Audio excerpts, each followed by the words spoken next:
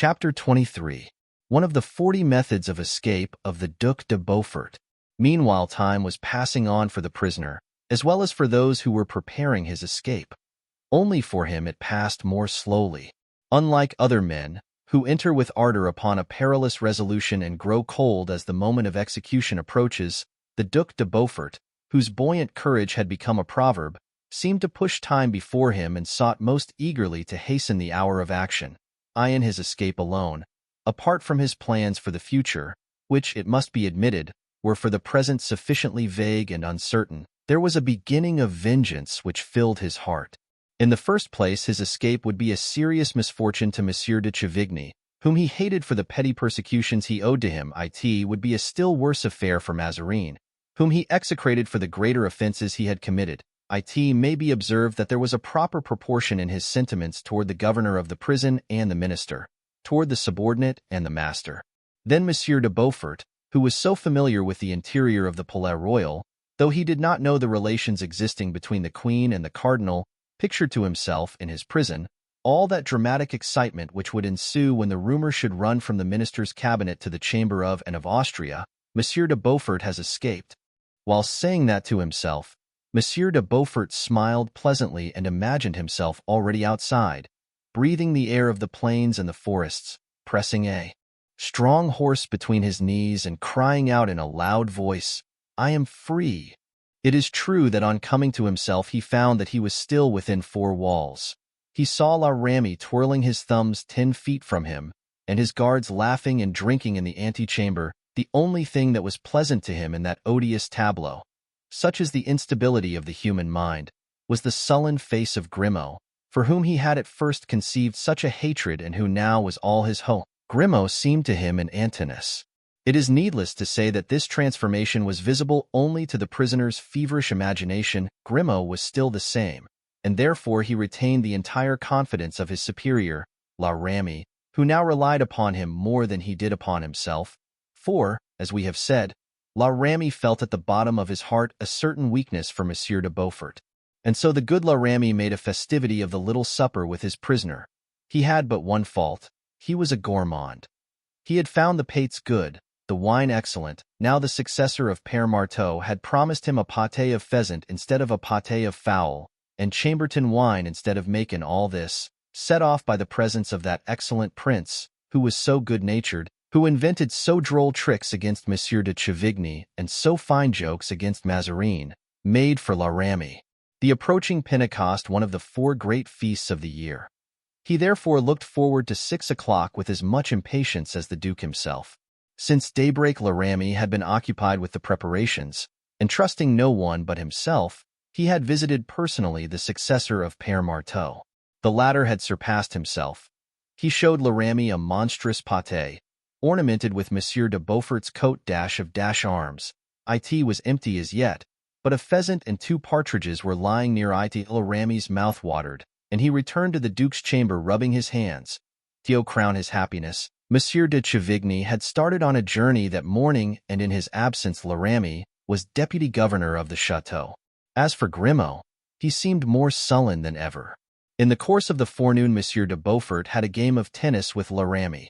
A sign from Grimaud put him on the alert. Grimaud, going in advance, followed the course which they were to take in the evening. The game was played in an enclosure called the Little Court of the Chateau, a place quite deserted except when Monsieur de Beaufort was playing, and even then the precaution seemed superfluous, the wall was so high.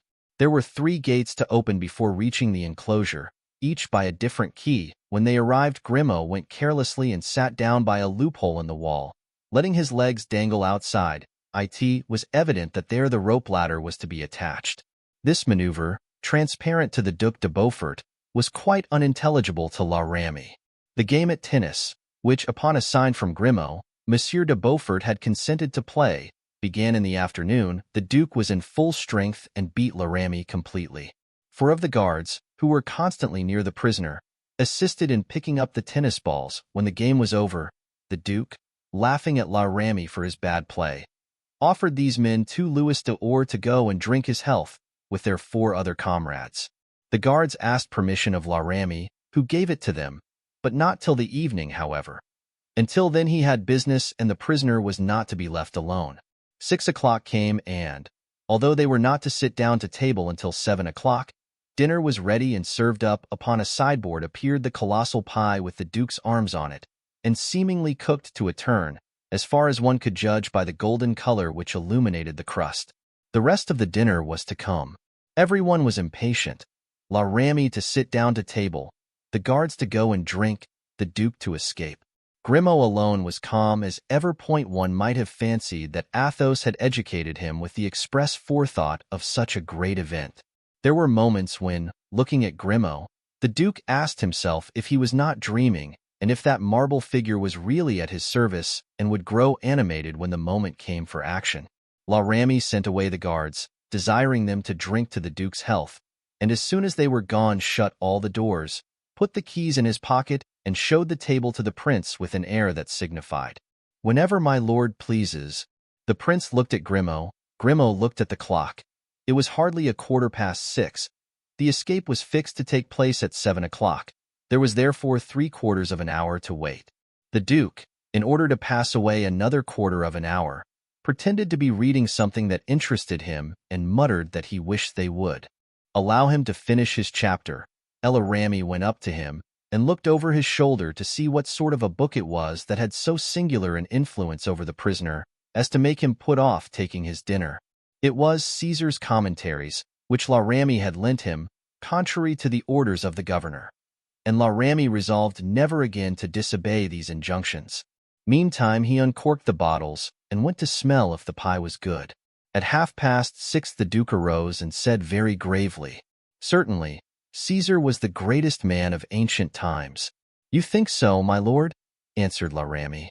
"Yes." "Well, as for me, I prefer Hannibal." "And why, pray, Master La Ramee?" asked the Duke. "Because he left no commentaries," replied La Ramee, with his coarse laugh. The Duke vouchsafed no reply, but sitting down at the table made a sign that La Ramee should seat himself opposite. There is nothing so expressive as the face of an epicure who finds himself before a well-spread table.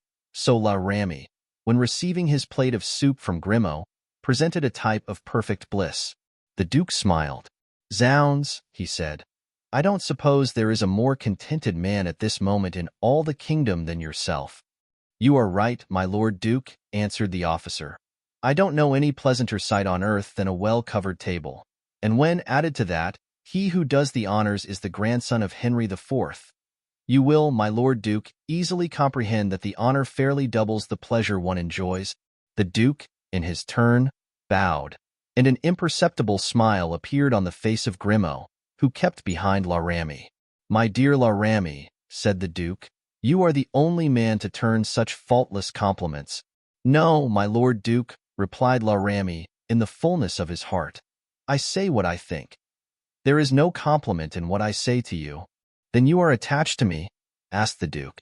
"To own the truth, I should be inconsolable if you were to leave Vincennes." "A droll way of showing your affliction." The Duke meant to say affection.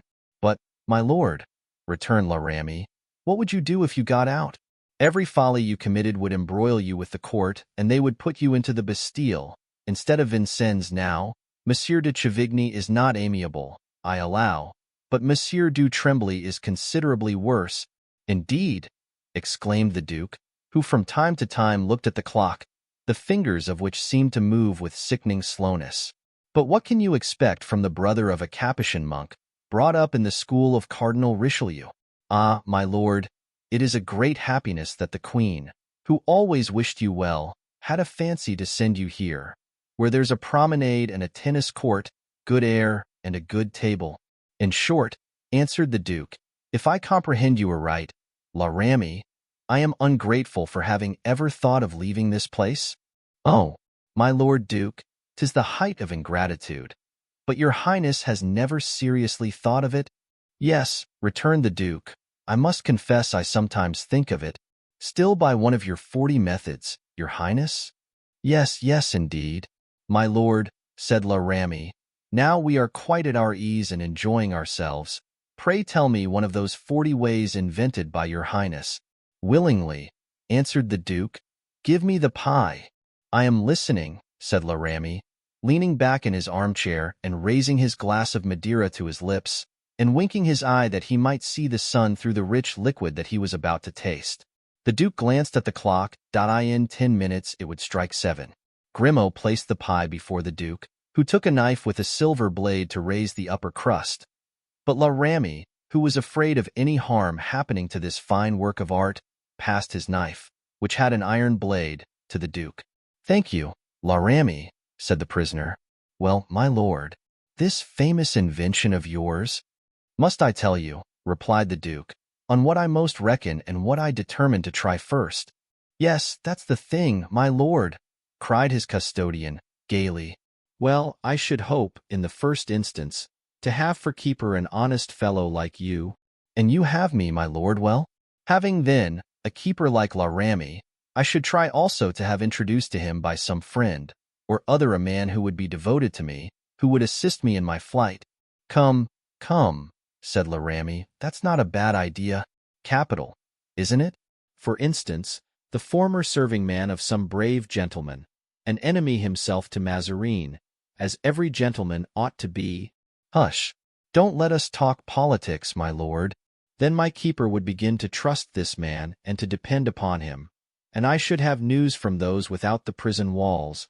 "Ah, yes. But how can the news be brought to you?" "Nothing easier. In a game of tennis, for example." "In a game of tennis?" asked La Ramee, giving more serious attention to the Duke's words. "Yes, see, I send a ball into the moat. A man is there who picks it up. The ball contains a letter. Instead of returning the ball to me when I call for it from the top of the wall, he throws me another. That other ball contains a letter. Thus we have exchanged ideas, and no one has seen us do it. The devil it does! The devil it does!" said La Ramee, scratching his head. "You are in the wrong to tell me that, my lord. I shall have to watch the men who pick up balls." The Duke smiled. "But," resumed La Ramee, "that is only a way of corresponding, and that is a great deal, it seems to me, but not enough. Pardon me. For instance, I say to my friends, 'Be on a certain day, on a certain hour, at the other side of the moat with 2 horses.' Well, what then?" La Ramee began to be uneasy. "Unless the horses have wings to mount the ramparts and come and fetch you." "That's not needed that I have," replied the Duke. "A way of descending from the ramparts." "What? A rope ladder?" "Yes, but," answered La Ramee, trying to laugh, "a ladder of ropes can't be sent around a ball, like a letter." "No, but it may be sent in something else." "In something else? In something else? In what?" "In a pâté, for example." "In a pâté?" said La Ramee. "Yes, let us suppose one thing," replied the Duke. "Let us suppose, for instance, that my maître d'hôtel, Noirmont, has purchased the shop of Père Marteau." "Well?" said La Ramee, shuddering. "Well, La Ramee, who is a gourmand, sees his pates, thinks them more attractive than those of Père Marteau, and proposes to me that I shall try them. I consent on condition that La Ramee tries them with me, that we may be more at our ease. La Ramee removes the guards, keeping only Grimaud to wait on us. Grimaud is the man whom a friend has sent to second me in everything. The moment for my escape is fixed.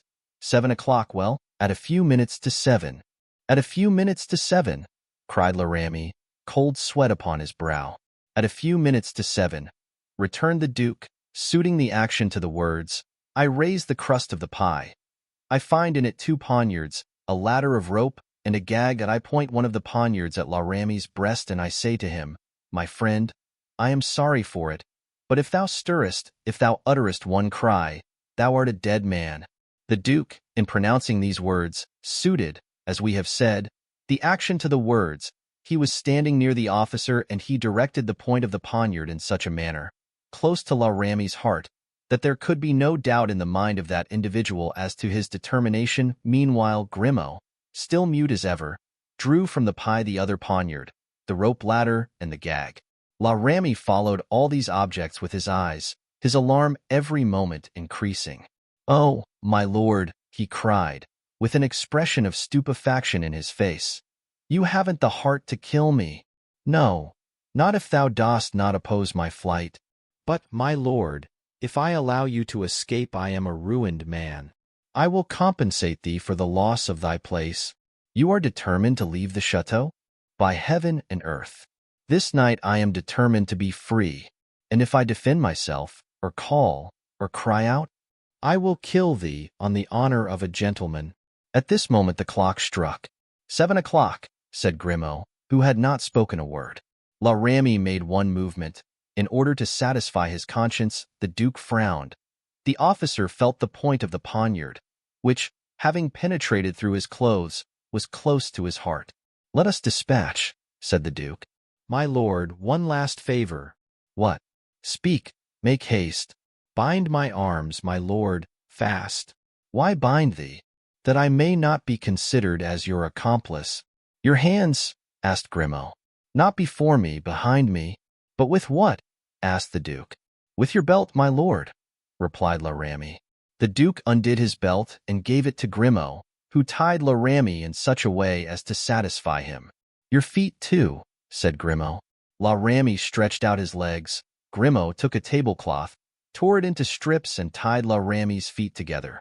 "Now, my lord," said the poor man, "let me have the poor dingoist. I ask for it. Without it I should be tried in a court of justice because I did not raise the alarm. Thrust it into my mouth, my lord. Thrust it in." Grimaud prepared to comply with this request, when the officer made a sign as if he had something to say. "Speak," said the Duke. "Now, my lord, do not forget, if any harm happens to me on your account, that I have a wife and 4 children. Rest assured. Put the gag in, Grimaud." In a second La Ramee was gagged and laid prostrate. 2 or 3 chairs were thrown down as if there had been a struggle. Grimaud then took from the pocket of the officer all the keys it contained and first opened the door of the room in which they were, then shut it and double-locked it, and both he and the Duke proceeded rapidly down the gallery which led to the little enclosure. At last they reached the tennis court. It was completely deserted. No sentinels. No one at any of the windows. The Duke ran to the rampart and perceived on the other side of the ditch 3 cavaliers with 2 riding horses. The Duke exchanged a signal with them. It was indeed for him that they were there. Grimaud, meantime, undid the means of escape. This was not, however, a rope ladder, but a ball of silk cord, with a narrow board which was to pass between the legs, the ball to unwind itself by the weight of the person who sat astride upon the board. "Go," said the Duke. "First, my lord?" inquired Grimaud. "Certainly, that if I am caught, I risk nothing but being taken back again to prison. If they catch thee, thou wilt be hung." "True," replied Grimaud, and instantly Grimaud, sitting upon the board as if on horseback, commenced his perilous descent. The Duke followed him with his eyes, with involuntary terror. He had gone down about 3/4 of the length of the wall when the cord broke. Grimaud fell, precipitated into the moat. The Duke uttered a cry, but Grimaud did not give a single moan. He must have been dreadfully hurt, for he did not stir from the place where he fell. Immediately one of the men who were waiting slipped down into the moat, tied under Grimaud's shoulders the end of a cord, and the remaining 2, who held the other end, drew Grimaud to them. "Descend, my lord," said the man in the moat.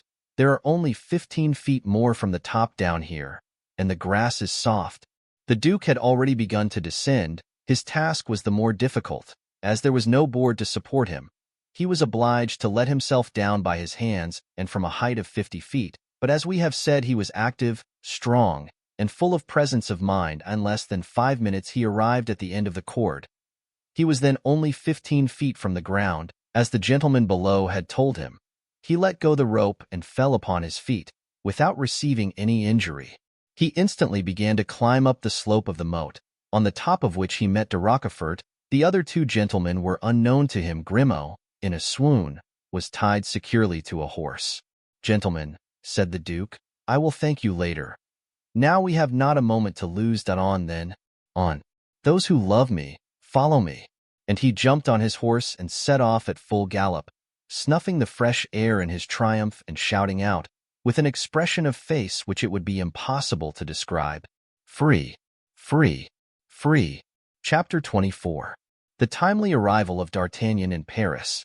At Blois, D'Artagnan received the money paid to him by Mazarin for any future service he might render the cardinal. From Blois to Paris was a journey of 4 days for ordinary travelers. But D'Artagnan arrived on the third day at the Barrier Saint-Denis and, turning the corner of the Rue Montmartre, in order to reach the Rue Tiquetonne and the Hôtel de la Chevrette, where he had appointed Porthos to meet him, he saw at one of the windows of the hotel that friend himself dressed in a sky-blue waistcoat, embroidered with silver and gaping, till he showed every one of his white teeth, whilst the people passing by admiringly gazed at this gentleman, so handsome and so rich, who seemed to weary of his riches and his greatness. D'Artagnan and Planchet had hardly turned the corner when Porthos recognized them. D'Artagnan," he cried, "thank God you have come." "Good day, dear friend," replied D'Artagnan. Porthos came down at once to the threshold of the hotel. "Ah, my dear friend," he cried, "what bad stabling for my horses here." "Indeed," said D'Artagnan, "I am most unhappy to hear it, on account of those fine animals. And I also. I was also wretchedly off," he answered, moving backward and forward as he spoke.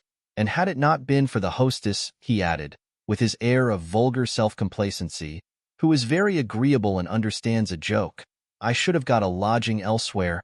The pretty Madeleine, who had approached during this colloquy, stepped back and turned pale as death on hearing Porthos's words, for she thought the scene with the Swiss was about to be repeated.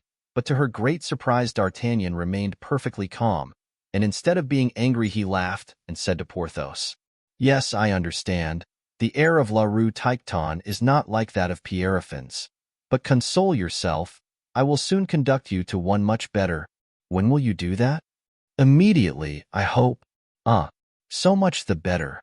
To that exclamation of Porthos's succeeded a groaning, low and profound, which seemed to come from behind a door. D'Artagnan, who had just dismounted, then saw, outlined against the wall, the enormous stomach of Mousqueton, whose down-drawn mouth emitted sounds of distress.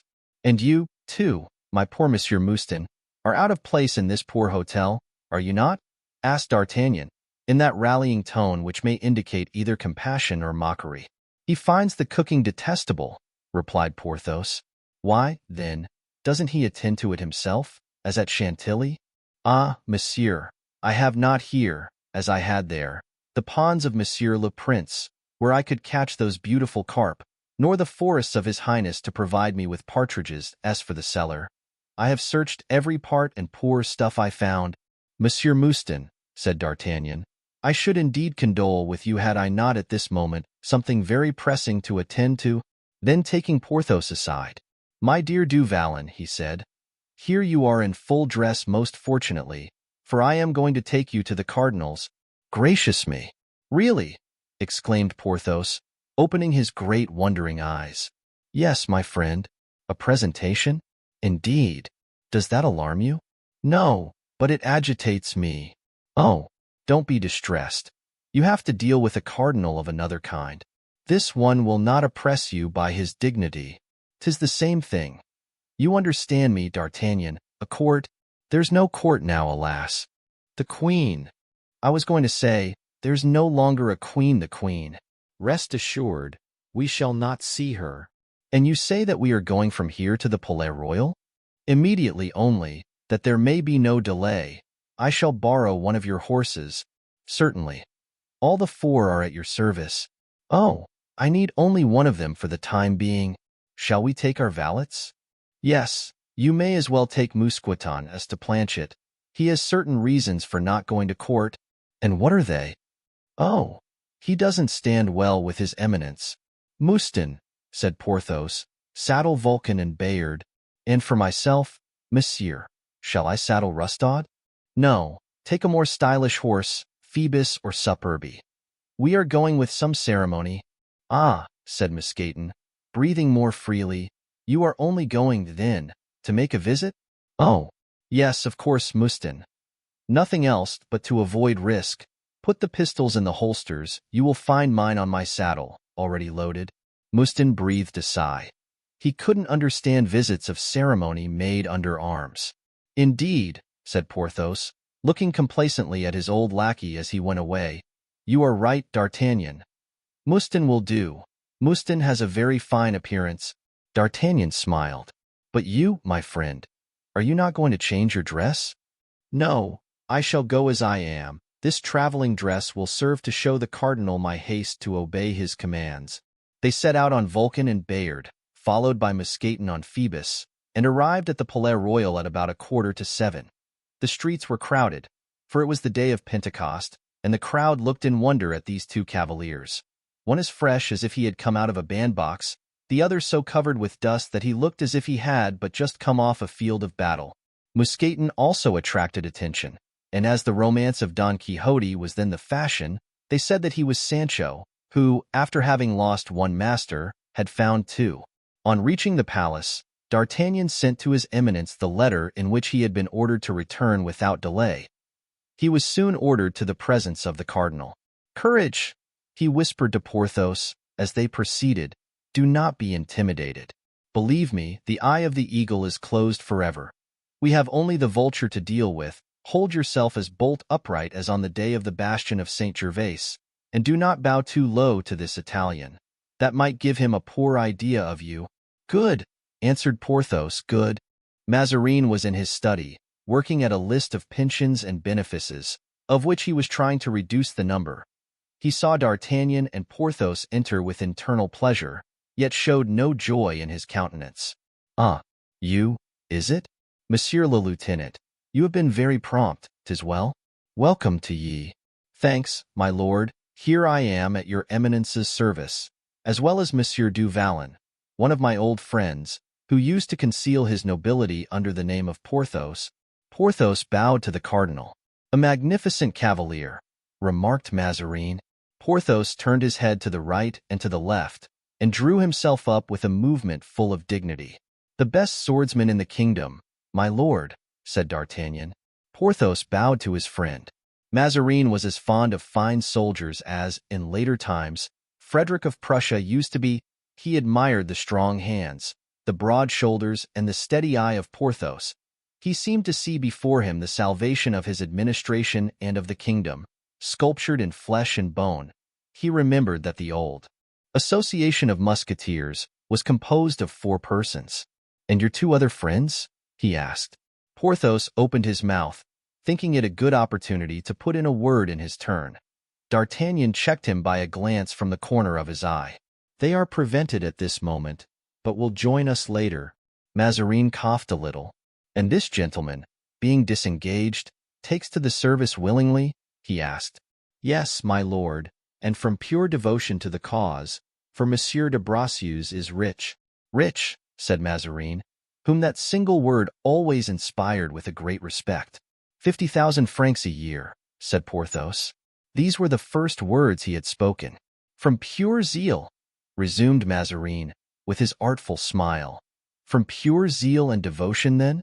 My lord has, perhaps, no faith in those words," said D'Artagnan. "Have you, Monsieur le Gascon?" asked Mazarin, supporting his elbows on his desk and his chin on his hands. "I," replied the Gascon, "I believe in devotion as a word at one's baptism, for instance, which naturally comes before one's proper name. Everyone is naturally more or less devout, certainly, but there should be at the end of one's devotion something to gain. And your friend, for instance, what does he expect to have at the end of his devotion?" "Well, my lord, my friend has 3 magnificent estates, that of Vallon at Corbeil, that of Bracieux in the Soissonnais, and that of Pierrefonds in the Valois. Now, my lord, he would like to have one of his 3 estates erected into a barony." "Only that," said Mazarin, his eyes twinkling with joy on seeing that he could pay for Porthos's devotion without opening his purse. "Only that? That can be managed." "I shall be baron," explained Porthos, stepping forward. "I told you so," said D'Artagnan, checking him with his hand. "And now his eminence confirms it. And you, Monsieur d'Artagnan, what do you want?" "My lord," said D'Artagnan, "it is 20 years since Cardinal de Richelieu made me lieutenant." "Yes, and you would be gratified if Cardinal Mazarin should make you captain." D'Artagnan bowed. "Well, that is not impossible. We will see, gentlemen. We will see now, Monsieur de Vallon," said Mazarin. "What service do you prefer, in the town or in the country?" Porthos opened his mouth to reply. "My lord," said D'Artagnan, "Monsieur de Vallon is like me. He prefers service extraordinary, that is to say, enterprises that are considered mad and impossible. That boastfulness was not displeasing to Mazarin. He fell into meditation. And yet, he said, I must admit that I sent for you to appoint you to quiet service. I have certain apprehensions. Well, what is the meaning of that? In fact, a great noise was heard in the antechamber. At the same time, the door of the study was burst open and a man, covered with dust, rushed into it, exclaiming, My lord the Cardinal! My lord the Cardinal! Mazarin thought that someone was going to assassinate him, and he drew back, pushing his chair on the casters. D'Artagnan and Porthos moved so as to plant themselves between the person entering and the cardinal. Well, sir, exclaimed Mazarin, what's the matter? And why do you rush in here, as if you were about to penetrate a crowded marketplace? My lord, replied the messenger, I wish to speak to your eminence in secret. I am Monsieur Dupuytren, an officer in the guards, on duty at the dungeon of Vincennes. Mazarin, perceiving by the paleness and agitation of the messenger that he had something of importance to say, made a sign that D'Artagnan and Porthos should give place. D'Artagnan and Porthos withdrew to a corner of the cabinet. Speak, monsieur. Speak at once, said Mazarin. What is the matter? The matter is, my lord, that the Duc de Beaufort has contrived to escape from the chateau of Vincennes. Mazarin uttered a cry, and became paler than the man who had brought the news. He fell back, almost fainting, in his chair. Escaped? Monsieur de Beaufort escaped? My lord, I saw him run off from the top of the terrace. And you did not fire on him? He was out of range. Monsieur de Chavigny, where was he? Absent. And La Ramee? Was found locked up in the prisoner's room, a gag in his mouth and a poniard near him. But the man who was under him was an accomplice of the Duke's and escaped along with him. Mazarin groaned. My lord, said D'Artagnan, advancing toward the cardinal, it seems to me that your eminence is losing precious time. May still be possible to overtake the prisoner. France is large. The nearest frontier is 60 leagues distant. And who is to pursue him? Cried Mazarin. I, pardieu. And you would arrest him? Why not? You would arrest the Duc de Beaufort, armed, in the field? If your eminence should order me to arrest the devil, I would seize him by the horns and would bring him in. So would I, said Porthos. So would you, said Mazarin, looking with astonishment at those two men.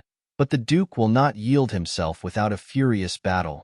Very well, said D'Artagnan, his eyes aflame. Battle.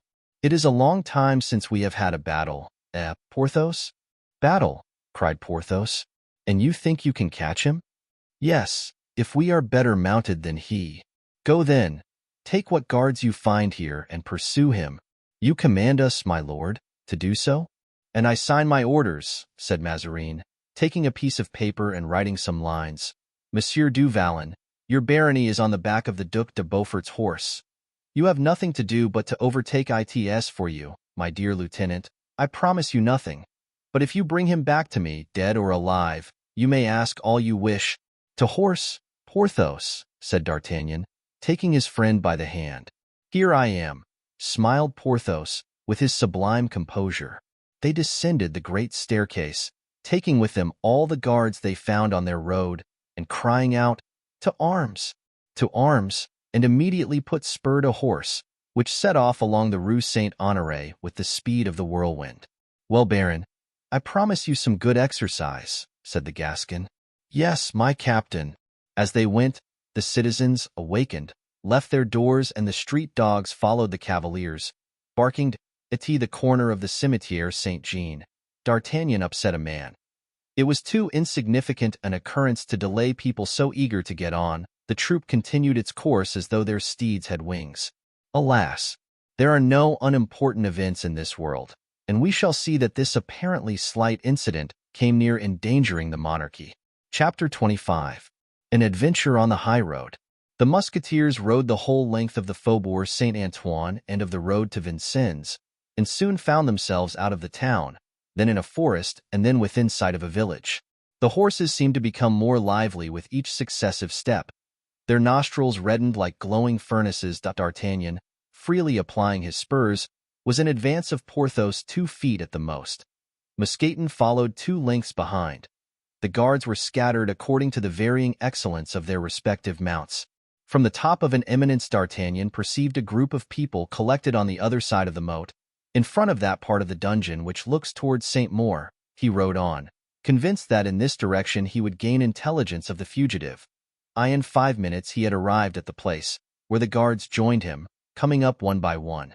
The several members of that group were much excited. They looked at the cord, still hanging from the loophole and broken at about 20 feet from the ground.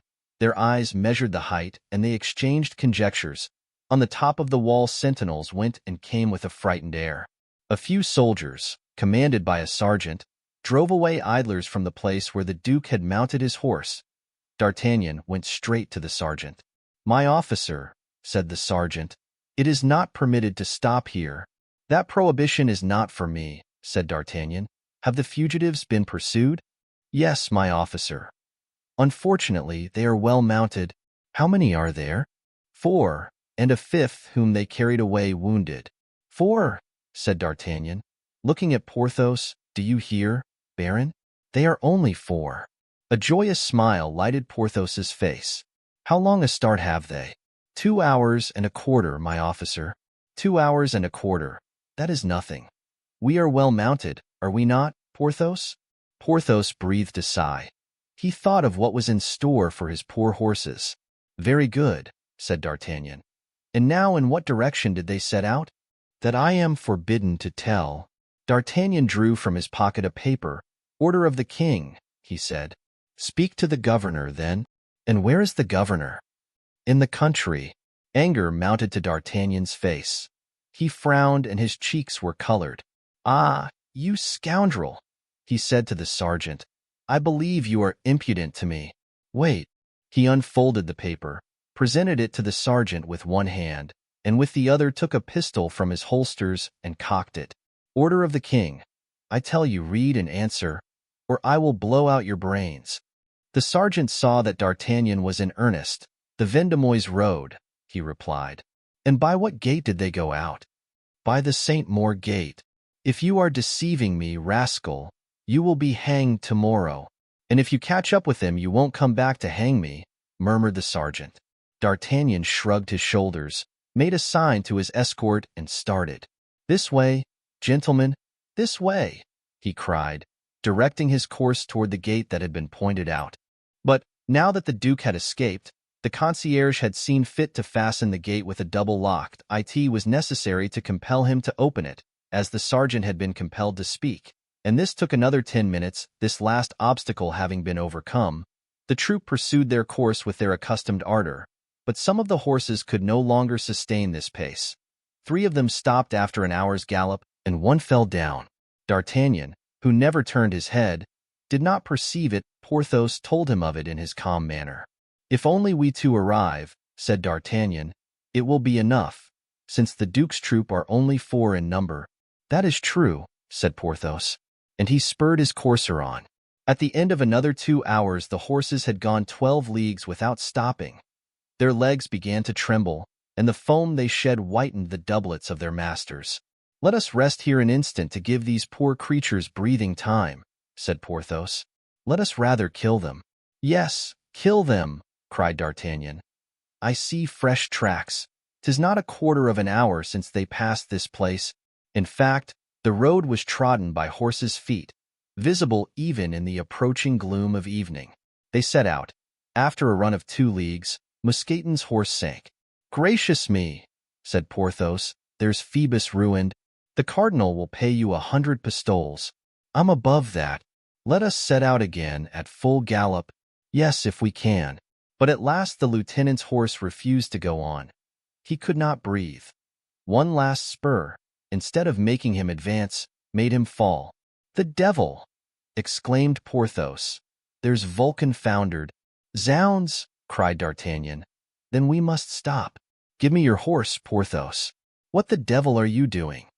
"By Jove, I am falling, or rather, Bayard is falling," answered Porthos.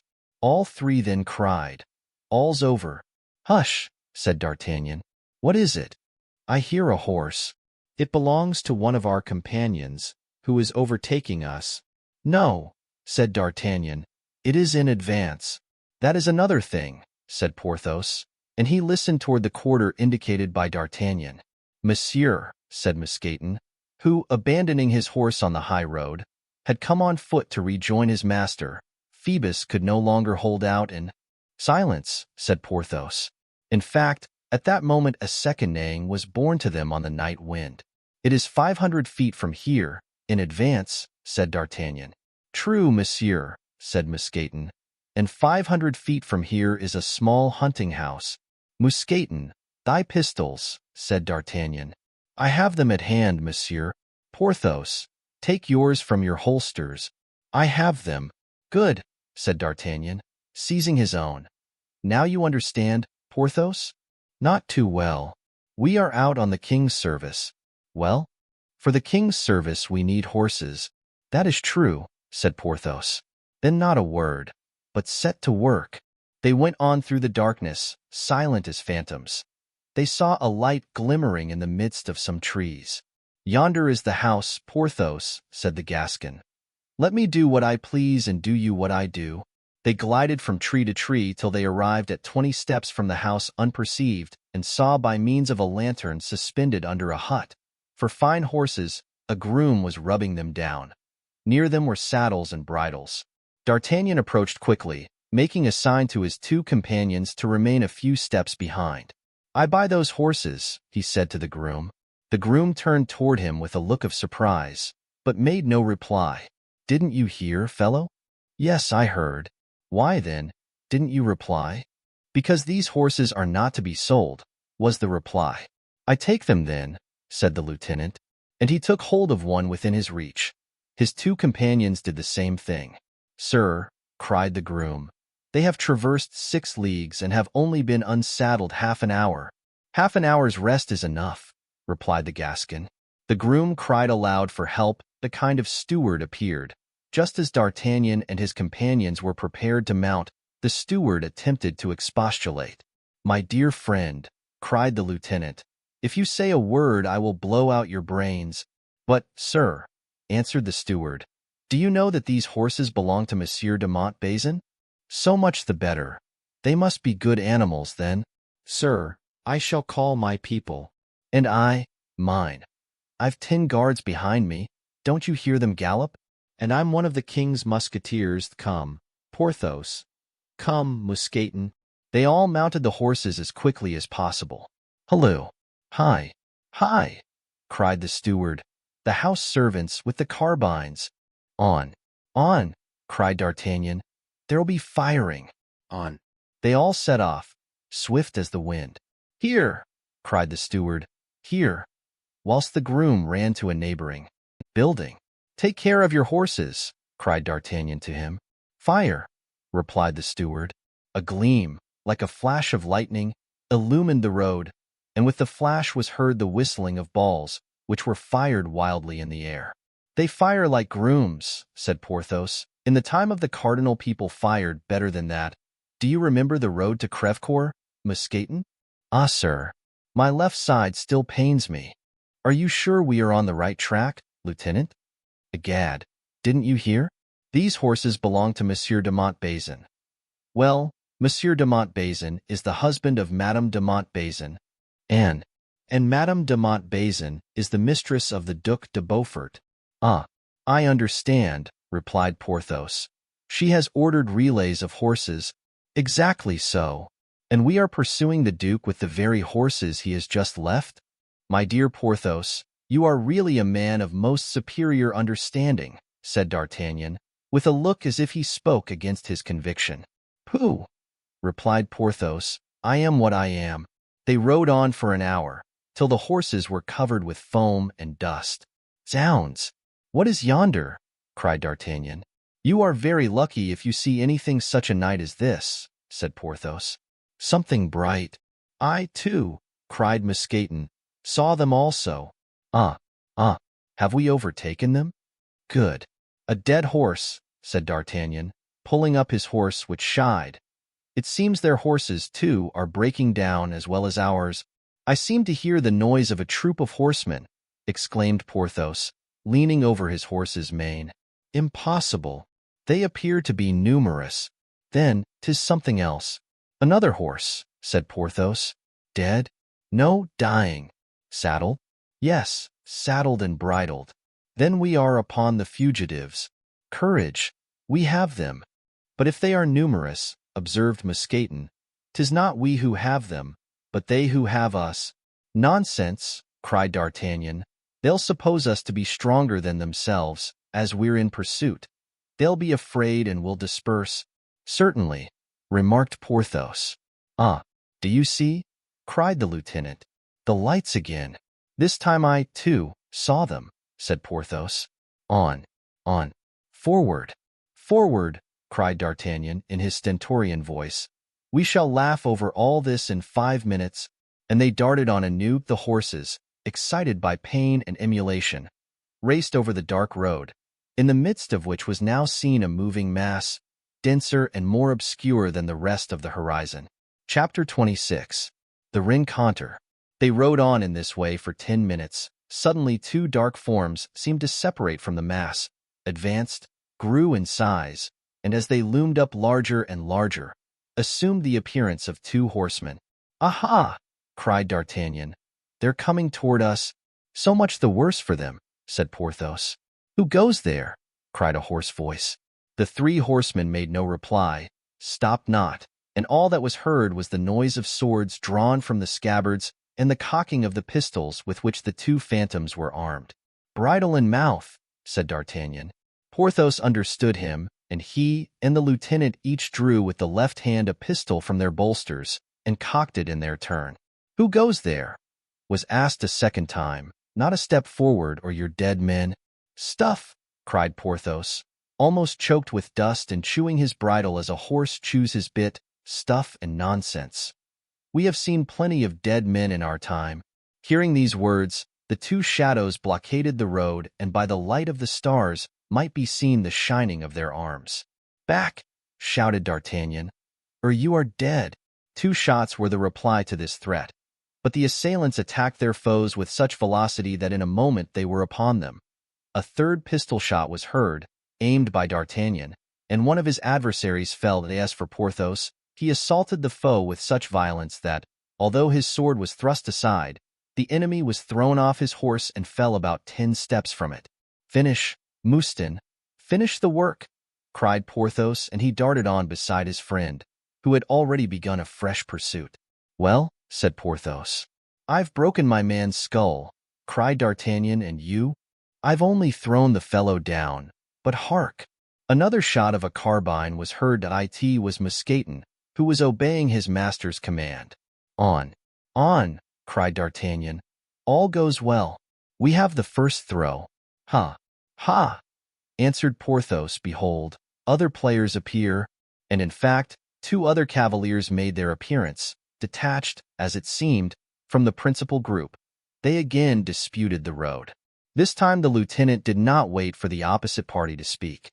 Stand aside, he cried. Stand off the road. What do you want? Asked a voice. The Duke. Porthos and D'Artagnan roared out both at once.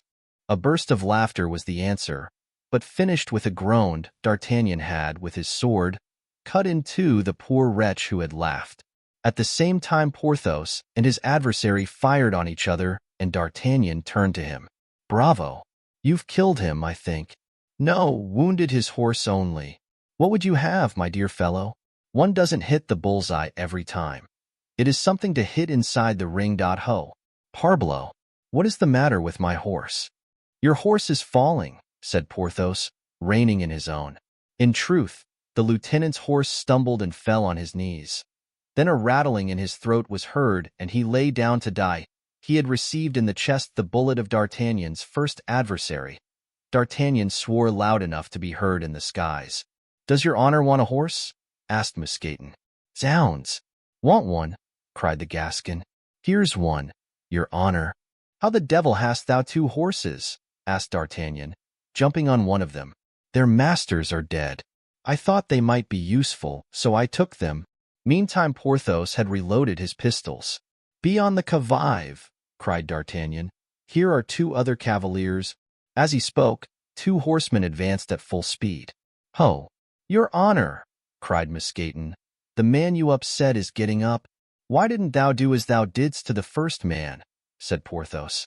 "I held the horses. My hands were full, your honor." A shot was fired that moment. Mousqueton shrieked with pain. "Ah, sir, I'm hit in the other side, exactly opposite the other. This hurt is just the fellow of the one I had on the road to Amiens." Porthos turned around like a lion, plunged on the dismounted cavalier, who tried to draw his sword. But before it was out of the scabbard, Porthos, with the hilt of his, had struck him such a terrible blow on the head that he fell like an ox beneath the butcher's knife. Mousqueton, groaning, slipped from his horse, his wound not allowing him to keep the saddle. On perceiving the cavaliers, D'Artagnan had stopped and charged his pistol afresh. Besides, his horse, he found, had a carbine on the bow of the saddle. "Here I am," exclaimed Porthos. "Shall we wait, or shall we charge?" "Let us charge them," answered the Gascon. "Charge!" cried Porthos. They spurred on their horses. The other cavaliers were only 20 steps from them. "For the king!" cried D'Artagnan. "The king has no authority here," answered a deep voice, which seemed to proceed from a cloud. So enveloped was the cavalier in a whirlwind of dust. "'Tis well, we will see if the king's name is not a passport everywhere," replied the Gascon. "See," answered the voice. 2 shots were fired at once, one by D'Artagnan, the other by the adversary of Porthos. D'Artagnan's ball took off his enemy's hat. The ball fired by Porthos's foe went through the throat of his horse, which fell, groaning. "For the last time. Where are you going?" "To the devil," answered D'Artagnan. "Good. You may be easy, then. You'll get there." D'Artagnan then saw a musket barrel leveled at him. He had no time to draw from his holsters. He recalled a bit of advice which Athos had once given him and made his horse rear. The ball struck the animal full in front. D'Artagnan felt his horse giving way under him, and with his wonderful agility threw himself to one side. "Ah, this," cried the voice, the tone of which was at once polished and jeering, "this is nothing but a butchery of horses and not a combat between me and— To the sword, sir, the sword." And he jumped off his horse. "To the swords." "Be it so," replied D'Artagnan. "That is exactly what I want." D'Artagnan, in 2 steps, was engaged with the foe, whom, according to custom, he attacked impetuously, but he met this time with a skill and a strength of arm that gave him pause. Twice he was obliged to step back. His opponent stirred not 1 inch. D'Artagnan returned and again attacked him. Twice or thrice thrusts were attempted on both sides, without effect. Sparks were emitted from the swords like water spouting forth. At last D'Artagnan thought it was time to try one of his favorite feints in fencing. He brought it to bear, skillfully executed it with the rapidity of lightning, and struck the blow with a force which he fancied would prove irresistible. The blow was parried. "'Sdeath!" he cried, with his Gascon accent. At this exclamation his adversary bounded back and, bending his bare head, tried to distinguish in the gloom the features of the lieutenant. As to D'Artagnan, afraid of some feint, he still stood on the defensive. "Have a care," cried Porthos to his opponent. "I've still 2 pistols charged." "The more reason you should fire the first," cried his foe. Porthos fired. The flash threw a gleam of light over the field of battle. As the light shone on them, a cry was heard from the other 2 combatants. "Athos!" exclaimed D'Artagnan. "D'Artagnan!" ejaculated Athos. Athos raised his sword. D'Artagnan lowered his. "Aramis!" cried Athos. "Don't fire." "Ah, ha! Is it you, Aramis?" said Porthos. And he threw away his pistol. Aramis pushed his back into his saddlebags and sheathed his sword. "My son!" exclaimed Athos, extending his hand to D'Artagnan. This was the name which he gave him in former days, in their moments of tender intimacy. "Athos!" cried D'Artagnan, wringing his hands, "so you defend him, and I, who have sworn to take him dead or alive, I am dishonored, and by you." "Kill me," replied Athos, uncovering his breast, "if your honor requires my death." "Oh, woe is me! Woe is me!" cried the lieutenant. "There's only one man in the world who could stay my hand. By a fatality that very man bars my way. What shall I say to the cardinal?" "You can tell him, sir," answered a voice which was the voice of high command in the battlefield, "that he sent against me the only 2 men capable of getting the better of 4 men, of fighting man to man, without discomfiture, against the Comte de la Fere and the Chevalier de Herblay, and of surrendering only to 50 men. "The prince!" exclaimed at the same moment Athos and Aramis, unmasking as they addressed the Duc de Beaufort, whilst D'Artagnan and Porthos stepped backward. 50 cavaliers!" cried the Gascon and Porthos. "Look around you, gentlemen, if you doubt the fact," said the Duke. The 2 friends looked to the right, to the left. They were encompassed by a troop of horsemen. "Hearing the noise of the fight," resumed the Duke, "I fancied you had about 20 men with you. So I came back with those around me, tired of always running away, and wishing to draw my sword in my own cause. But you are only 2? "Yes, my lord." "But, as you have said, 2 that are a match for 20, said Athos. "Come, gentlemen, your swords," said the Duke. "Our swords!" cried D'Artagnan, raising his head and regaining his self-possession. "Never, never," added Porthos. Some of the men moved toward them. "One moment, my lord," whispered Athos, and he said something in a low voice. "As you will," replied the Duke. "I am too much indebted to you to refuse your first request, gentlemen." He said to his escort, "Withdraw, Monsieur d'Artagnan. Monsieur du Vallon, you are free." The order was obeyed. D'Artagnan and Porthos then found themselves in the center of a large circle. "Now, D'Herblay," said Athos, "dismount and come here." Aramis dismounted and went to Porthos, whilst Athos approached D'Artagnan. All 4 once more together. "Friends," said Athos, "do you regret you have not shed our blood?" "No," replied D'Artagnan. "I regret to see that we, hitherto united, are opposed to each other. Nothing will ever go well with us hereafter." "Oh, heaven! No, all is over," said Porthos. "Well, be on our side now," resumed Aramis. "Silence, D'Herblay," cried Athos. "Such proposals are not to be made to gentlemen such as these. 'Tis a matter of conscience with them, as with us. Meantime, here we are, enemies," said Porthos. "Gramercy! Who would ever have thought it?" D'Artagnan only sighed. Athos looked at them both and took their hands in his. "Gentlemen," he said, "this is a serious business, and my heart bleeds, as if you had pierced it through and through. Yes, we are severed. There is the great, the distressing truth. But we have not as yet declared war. Perhaps we shall have to make certain conditions, therefore a solemn conference is indispensable. For my own part, I demand it," said Aramis. "I accept it," interposed D'Artagnan, proudly. Porthos bowed, as if in assent. "Let us choose a place of rendezvous," continued Athos, "and in a last interview arrange our mutual position and the conduct we are to maintain toward each other." "Good!" the other 3 exclaimed. "Well then, the place?" "Will the place Royale suit you?" asked D'Artagnan. "In Paris?" "Yes." Athos and Aramis looked at each other. "The place Royale? Be it so," replied Athos. "When?" "Tomorrow evening, if you like." "At what hour?" "At 10 in the evening, if that suits you. By that time we shall have returned." "Good. There," continued Athos, "either peace or war will be decided. Honor, at all events, will be maintained." "Alas," murmured D'Artagnan, "our honor as soldiers is lost to us forever." "D'Artagnan," said Athos gravely, "I assure you that you do me wrong in dwelling so upon that. What I think of is, that we have crossed swords as enemies. Yes," he continued, sadly shaking his head. "Yes, it is as you said. Misfortune, indeed, has overtaken us. Come, Aramis."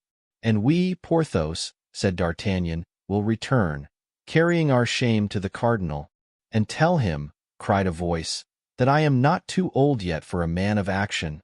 D'Artagnan recognized the voice of de Rochefort. "Can I do anything for you, gentlemen?" asked the Duke. "Bear witness that we have done all that we could." "That shall be testified to, rest assured, Adieu. We shall meet soon, I trust, in Paris, where you shall have your revenge." The Duke, as he spoke, kissed his hand, spurred his horse into a gallop and disappeared, followed by his troop, who were soon lost in distance and darkness. D'Artagnan and Porthos were now alone with a man who held by the bridles 2 horses. They thought it was Mousqueton and went up to him. "What do I see?" cried the lieutenant. "Grimaud, is it thou?" Grimaud signified that he was not mistaken. "And whose horses are these?" cried D'Artagnan. "Who has given them to us?" said Porthos. "The Comte de la Fere." "Athos." "Athos," muttered D'Artagnan. "You think of everyone. You are indeed a nobleman. Whither art thou going, Grimaud?" "To join the Vicomte de Bragelonne in Flanders, your honor." They were taking the road toward Paris, when groans, which seemed to proceed from a ditch, attracted their attention. "What is that?" asked D'Artagnan. "It is I, Mousqueton," said a mournful voice, whilst a sort of shadow arose out of the side of the road.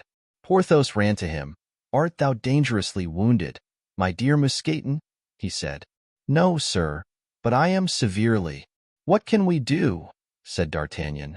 "We must return to Paris." "I will take care of Mousqueton," said Grimaud. And he gave his arm to his old comrade, whose eyes were full of tears, nor could Grimaud tell whether the tears were caused by wounds or by the pleasure of seeing him again. D'Artagnan and Porthos went on, meantime. To Paris they were passed by a sort of courier, covered with dust, the bearer of a letter from the Duke to the Cardinal, giving testimony to the valor of D'Artagnan and Porthos. Mazarin had passed a very bad night when this letter was brought to him, announcing that the Duke was free and that he would henceforth raise up mortal strife against him. "What consoles me," said the cardinal after reading the letter, "is that, at least in this chase, D'Artagnan has done me one good turn. He has destroyed Broussel. This Gascon is a precious fellow. Even his misadventures are of use." The cardinal referred to that man whom D'Artagnan upset at the corner of the Cimetière Saint-Jean in Paris, and who was no other than the Councillor Broussel. Chapter 27. The 4 old friends prepare to meet again. "Well," said Porthos, seated in the courtyard of the Hôtel de la Chevrette, to D'Artagnan, who, with a long and melancholy face, had returned from the Palais Royal, "did he receive you ungraciously, my dear friend?" "I' faith, yes." "A brute, that cardinal. What are you eating there?" "Porthos, I am dipping a biscuit in a glass of Spanish wine. Do the same." "You are right, Gimblou, a glass of wine. Well, how has all gone off?" "Zounds! You know there's only one way of saying things. So I went in and said, 'My lord, we were not the strongest party.'" "Yes, I know that," he said, "but give me the particulars." "You know, Porthos, I could not give him the particulars without naming our friends. To name them would be to commit them to ruin. So I merely said they were 50 and we were 2. There was firing, nevertheless, I heard," he said. "And your swords? They saw the light of day, I presume?" "That is the night, my lord," I answered. "Ah," cried the cardinal, "I thought you were a Gascon, my friend?" "I am a Gascon," said I, "only when I succeed." The answer pleased him, and he laughed. "That will teach me," he said, "to have my guards provided with better horses. For if they had been able to keep up with you, and if each one of them had done as much as you and your friend, you would have kept your word and would have brought him back to me dead or alive." "Well, there's nothing bad in that, it seems to me," said Porthos. "Oh, mon Dieu! No, nothing at all." That it was the way in which he spoke. "It is incredible how these biscuits soak up wine. They are veritable sponges. Gimblou, another bottle." The bottle was brought with a promptness which showed the degree of consideration D'Artagnan enjoyed in the establishment. He continued, "So I was going away, but he called me back. 'You have had 3 horses foundered or killed?' he asked me. 'Yes, my lord.' 'How much were they worth?' 'Why,' said Porthos, 'that was very good of him. It seems to me—' 1,000 pistoles, I said. 1,000 pistoles. Porthos exclaimed, "Oh, that is a large sum. If he knew anything about horses he would dispute the price." Faith, he was very much inclined to do so. The contemptible fellow. He made a great start and looked at me. I also looked at him. Then he understood, and putting his hand into a drawer, he took from it a quantity of notes on a bank in Lyons. "For 1,000 pistoles?" "For 1,000 pistoles. Just that amount, the beggar. Not one too many. And you have them?" "They are here." "Upon my word, I think he acted very generously." "Generously?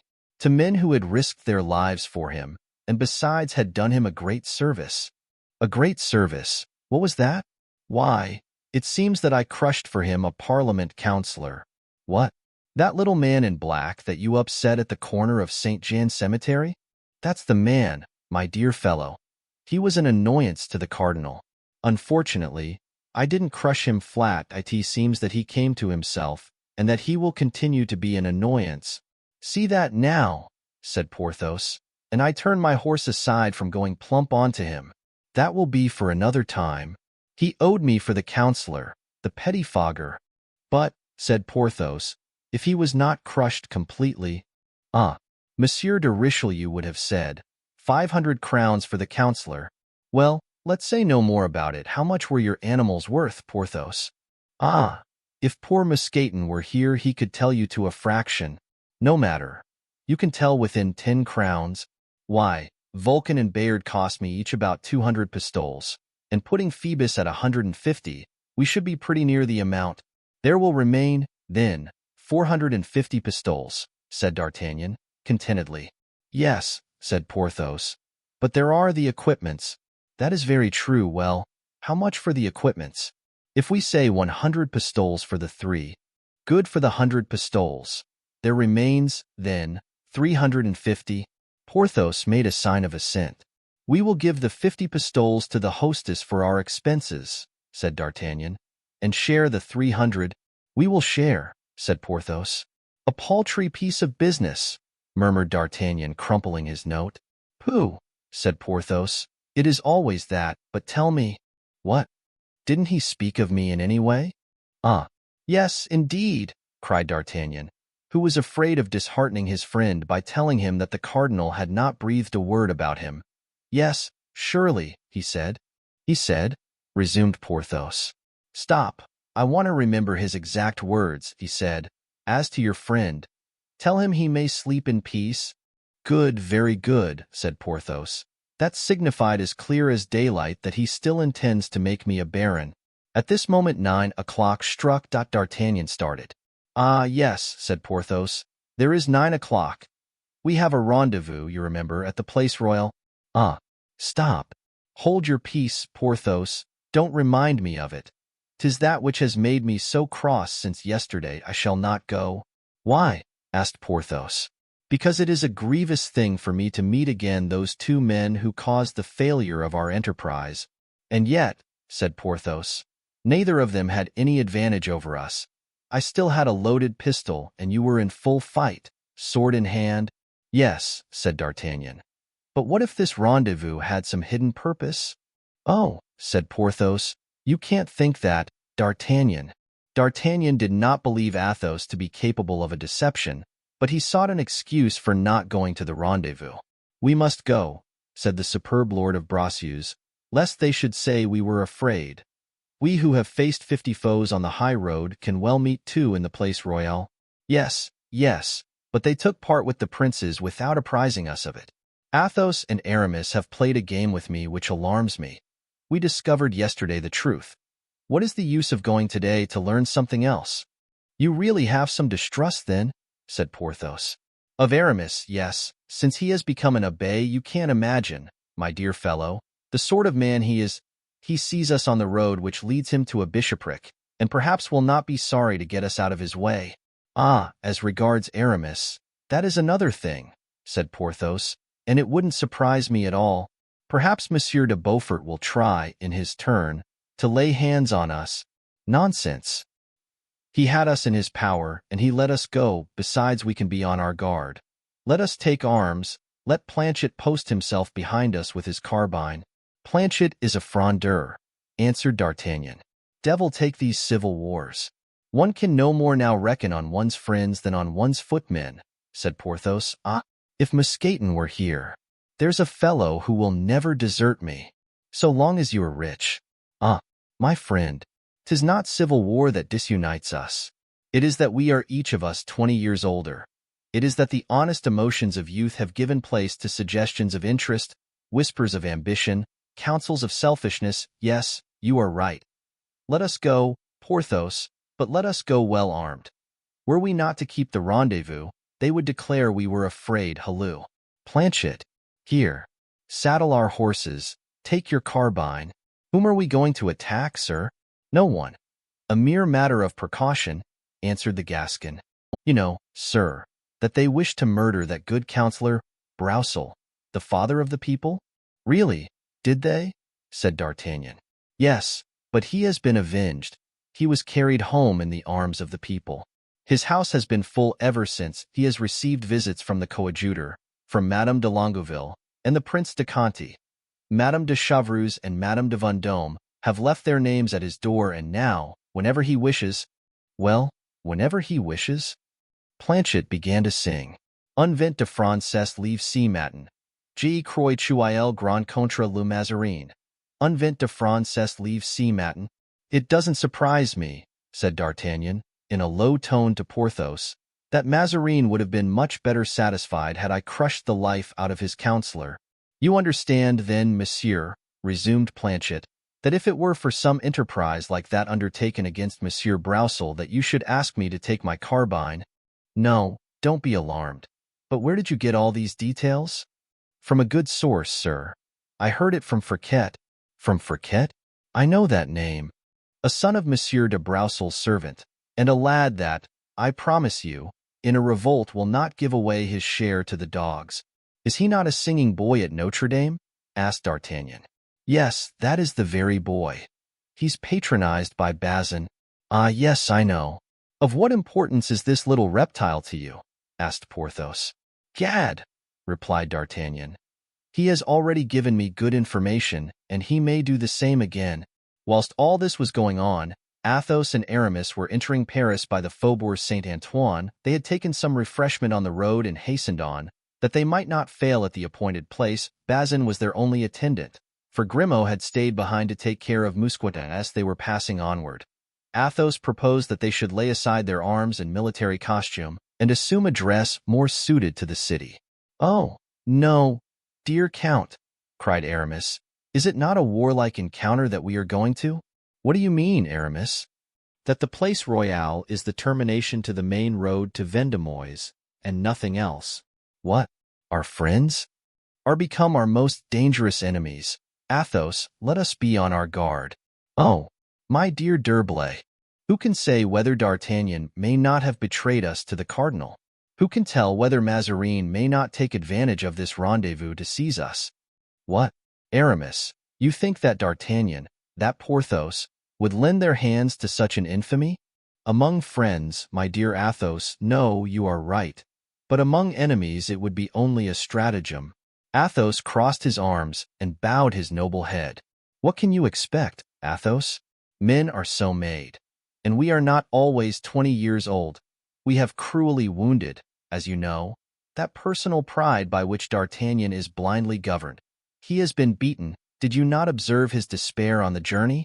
As to Porthos, his barony was perhaps dependent on that affair. Well, he found us on his road and will not be barren this time. Perhaps that famous barony will have something to do with our interview this evening. Let us take our precautions, Athos. But suppose they come unarmed? What a disgrace to us! Oh, never fear. Besides, if they do, we can easily make an excuse. We came straight off a journey and are insurgents, too. An excuse for us. To meet D'Artagnan with a false excuse. To have to make a false excuse to Porthos. Oh, Aramis, continued Athos, shaking his head mournfully, upon my soul, you make me the most miserable of men. You disenchant a heart not wholly dead to friendship to go in whatever guise you choose. For my part, I shall go unarmed. No, for I will not allow you to do so. 'Tis not one man, not Athos only, not the Comte de la Fere whom you will ruin by this amiable weakness, but a whole party to whom you belong and who depend upon you. Be it so then, replied Athos, sorrowfully, and they pursued their road in mournful silence. Scarcely had they reached by the Rue de la Mule the iron gate of the Place Royale, when they perceived 3 cavaliers, D'Artagnan, Porthos, and Planchet, the 2 former wrapped up in their military cloaks under which their swords were hidden, and Planchet, his musket by his side. They were waiting at the entrance of the Rue Saint-Catherine, and their horses were fastened to the rings of the arcade. Athos, therefore, commanded Bazin to fasten up his horse, and that of Aramis in the same manner. They then advanced 2 and 2, and saluted each other politely. "Now where will it be agreeable to you that we hold our conference?" inquired Aramis, perceiving that people were stopping to look at them, supposing that they were going to engage in one of those far-famed duels still extant in the memory of the Parisians, and especially the inhabitants of the Place Royale. "The gate is shut," said Aramis, "but if these gentlemen like a cool retreat under the trees and perfect seclusion, I will get the key from the Hôtel de Rohan, and we shall be well suited." D'Artagnan darted a look into the obscurity of the place. Porthos ventured to put his head between the railings, to try if his glance could penetrate the gloom. "If you prefer any other place," said Athos in his persuasive voice, "choose for yourselves. This place, if Monsieur d'Herblay can procure the key, is the best that we can have," was the answer. Aramis went off at once, begging Athos not to remain alone within reach of D'Artagnan and Porthos, a piece of advice which was received with a contemptuous smile. Aramis returned soon with a man from the Hôtel de Rohan, who was saying to him, "You swear, sir, that it is not so?" "Stop," and Aramis gave him a louis d'or. "Ah, you will not swear, my master," said the concierge, shaking his head. "Well, one can never say what may happen. At present we and these gentlemen are excellent friends." "Yes, certainly," added Athos and the other two. D'Artagnan had heard the conversation and had understood it. "You see," he said to Porthos. "What do I see?" "That he wouldn't swear." "Swear what?" "That man wanted Aramis to swear that we are not going to the Place Royale to fight." "And Aramis wouldn't swear?" "No." "Attention, then." Athos did not lose sight of the two speakers. Aramis opened the gate and faced around in order that D'Artagnan and Porthos might enter. In passing through the gate, the hilt of the lieutenant's sword was caught in the grating, and he was obliged to pull off his cloak. In doing so, he showed the butt end of his pistols, and a ray of the moon was reflected on the shining metal. "Do you see?" whispered Aramis to Athos, touching his shoulder with one hand, and pointing with the other to the arms which the Gascon wore under his belt. "Alas, I do," replied Athos with a deep sigh. He entered third, and Aramis, who shut the gate after him. Last, the two serving men waited without, but as if they likewise mistrusted each other, they kept their respective distances. Chapter 28. The Place Royale. They proceeded silently to the center of the place, but as at this very moment the moon had just emerged from behind a cloud, they thought they might be observed if they remained on that spot and therefore regained the shade of the lime trees. There were benches here and there. The four gentlemen stopped near them. At a sign from Athos, Porthos and D'Artagnan sat down. The two others stood in front of them. After a few minutes of silent embarrassment, Athos spoke. "Gentlemen," he said, "our presence here is the best proof of former friendship. Not one of us has failed the others at this rendezvous. Not one has, therefore, to reproach himself." "Hear me, Count," replied D'Artagnan. "Instead of making compliments to each other, let us explain our conduct to each other. Like men of right and honest hearts, I wish for nothing more. Have you any cause of complaint against me or Monsieur d'Herblay? If so, speak out," answered Athos. "I have," replied D'Artagnan. "When I saw you at your chateau at Bragelonne, I made certain proposals to you which you perfectly understood. Instead of answering me as a friend, you played with me as a child. The friendship, therefore, that you boast of was not broken yesterday by the shock of swords, but by your dissimulation at your castle." "D'Artagnan," said Athos, reproachfully, "you asked for candor, and you have it. You ask what I have against you. I tell you, and I have the same sincerity to show you, if you wish, Monsieur d'Herblay. I acted in a similar way to you, and you also deceived me." "Really, monsieur, you say strange things," said Aramis. "You came seeking me to make to me certain proposals, but did you make them?" "No. You sounded me. Nothing more. Very well, what did I say to you?" "That Mazarin was contemptible, and that I wouldn't serve Mazarin, but that is all. Did I tell you that I wouldn't serve any other? On the contrary, I gave you to understand, I think, that I adhered to the princes. We even joked very pleasantly, if I remember rightly, on the very probable contingency of your being charged by the cardinal with my arrest. Were you a party man?" "There is no doubt of that." "Well, why should not we, too, belong to a party? You had your secret and we had ours. We didn't exchange them, so much the better. It proves that we know how to keep our secrets. I do not reproach you, monsieur, said D'Artagnan. 'Tis only because Monsieur de la Fère has spoken of friendship that I question your conduct. And what do you find in it that is worthy of blame? Asked Aramis, haughtily. The blood mounted instantly to the temples of D'Artagnan, who arose and replied, I consider it worthy conduct of a pupil of Jesuits. On seeing D'Artagnan rise, Porthos rose also. These 4 men were therefore all standing at the same time, with a menacing aspect, opposite to each other. Upon hearing D'Artagnan's reply, Aramis seemed about to draw his sword, when Athos prevented him. D'Artagnan, he said, you are here tonight, still infuriated by yesterday's adventure. I believed your heart noble enough to enable a friendship of 20 years to overcome an affront of a quarter of an hour come. Do you really think you have anything to say against me? Say it then. If I am in fault, I will avow the error. The grave and harmonious tones of that beloved voice seemed to have still its ancient influence, whilst that of Aramis, which had become harsh and tuneless in his moments of ill humor, irritated him. He answered therefore, I think, Monsieur le Comte, that you had something to communicate to me at your chateau of Bragelonne, and that gentleman, he pointed to Aramis, had also something to tell me when I was in his convent at that time I was not concerned in the adventure, in the course of which you have so successfully estopped me. However, because I was prudent, you must not take me for a fool. If I had wished to widen the breach between those whom Monsieur d'Herblay chooses to receive with a rope ladder and those whom he receives with a wooden ladder, I could have spoken out. What are you meddling with? Cried Aramis, pale with anger, suspecting that D'Artagnan had acted as a spy on him and had seen him with Madame de Longueville. I never meddle save with what concerns me, and I know how to make believe that I haven't seen what does not concern me. But I hate hypocrites, and among that number I place musketeers who are abbés and abbés who are musketeers. And, he added, turning to Porthos, here's a gentleman who's of the same opinion as myself. Porthos, who had not spoken one word, answered merely by a word and a gesture. He said yes, and he put his hand on his sword. Aramis started back and drew his. D'Artagnan bent forward, ready either to attack or to stand on his defense. Athos at that moment extended his hand with the air of supreme command which characterized him alone, drew out his sword and the scabbard at the same time, broke the blade in the sheath on his knee, and threw the pieces to his right.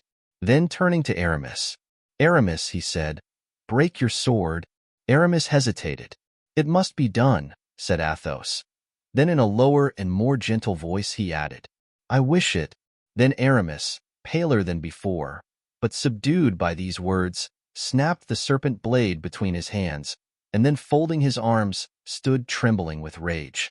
These proceedings made D'Artagnan and Porthos draw back. D'Artagnan did not draw his sword. Porthos put his back into the sheath. Never! Exclaimed Athos, raising his right hand to heaven. Never! I swear before God, who seeth us, and who, in the darkness of this night heareth us, never shall my sword cross yours, never my eye express a glance of anger, nor my heart a throb of hatred. At you, we lived together, we loved, we hated together. We shed, we mingled our blood together, and too probably, I may still add, that there may be yet a bond between us closer even than that of friendship. Perhaps there may be the bond of crime. For we 4, we once did condemn, judge, and slay a human being whom we had not any right to cut off from this world, although apparently fitter for hell than for this life. D'Artagnan, I have always loved you as my son. Porthos, we slept 6 years side by side. Aramis is your brother as well as mine, and Aramis has once loved you. As I love you now and as I have ever loved you, what can Cardinal Mazarin be to us, to 4 men who compelled such a man as Richelieu to act as we pleased? What is such or such a prince to us, who fixed the diadem upon a great queen's head? D'Artagnan, I ask your pardon for having yesterday crossed swords with you. Aramis does the same to Porthos. Now hate me if you can, but for my own part, I shall ever, even if you do hate me, retain esteem and friendship for you. I repeat my words, Aramis, and then, if you desire it, and if they desire it, let us separate forever from our old friends. There was a solemn, though momentary silence, which was broken by Aramis. I swear, he said, with a calm brow and kindly glance, but in a voice still trembling with recent emotion. "I swear that I no longer bear animosity to those who were once my friends. I regret that I ever crossed swords with you, Porthos. I swear not only that it shall never again be pointed at your breast, but that in the bottom of my heart there will never in future be the slightest hostile sentiment. Now, Athos, come." Athos was about to retire. "Oh, no, no, do not go away," exclaimed D'Artagnan, impelled by one of those irresistible impulses which showed the nobility of his nature, the native brightness of his character. "I swear that I would give the last drop of my blood and the last fragment of my limbs to preserve the friendship of such a friend as you, Athos, of such a man as you, Aramis." And he threw himself into the arms of Athos. "My son!" exclaimed Athos, pressing him in his arms. "And as for me," said Porthos, "I swear nothing, but I'm choked forsooth. If I were obliged to fight against you, I think I should allow myself to be pierced through and through, for I never loved anyone but you in the wide world." And honest Porthos burst into tears as he embraced Athos. "My friends," said Athos, "this is what I expected from such hearts as yours. Yes, I have said it and I now repeat it. Our destinies are irrevocably united.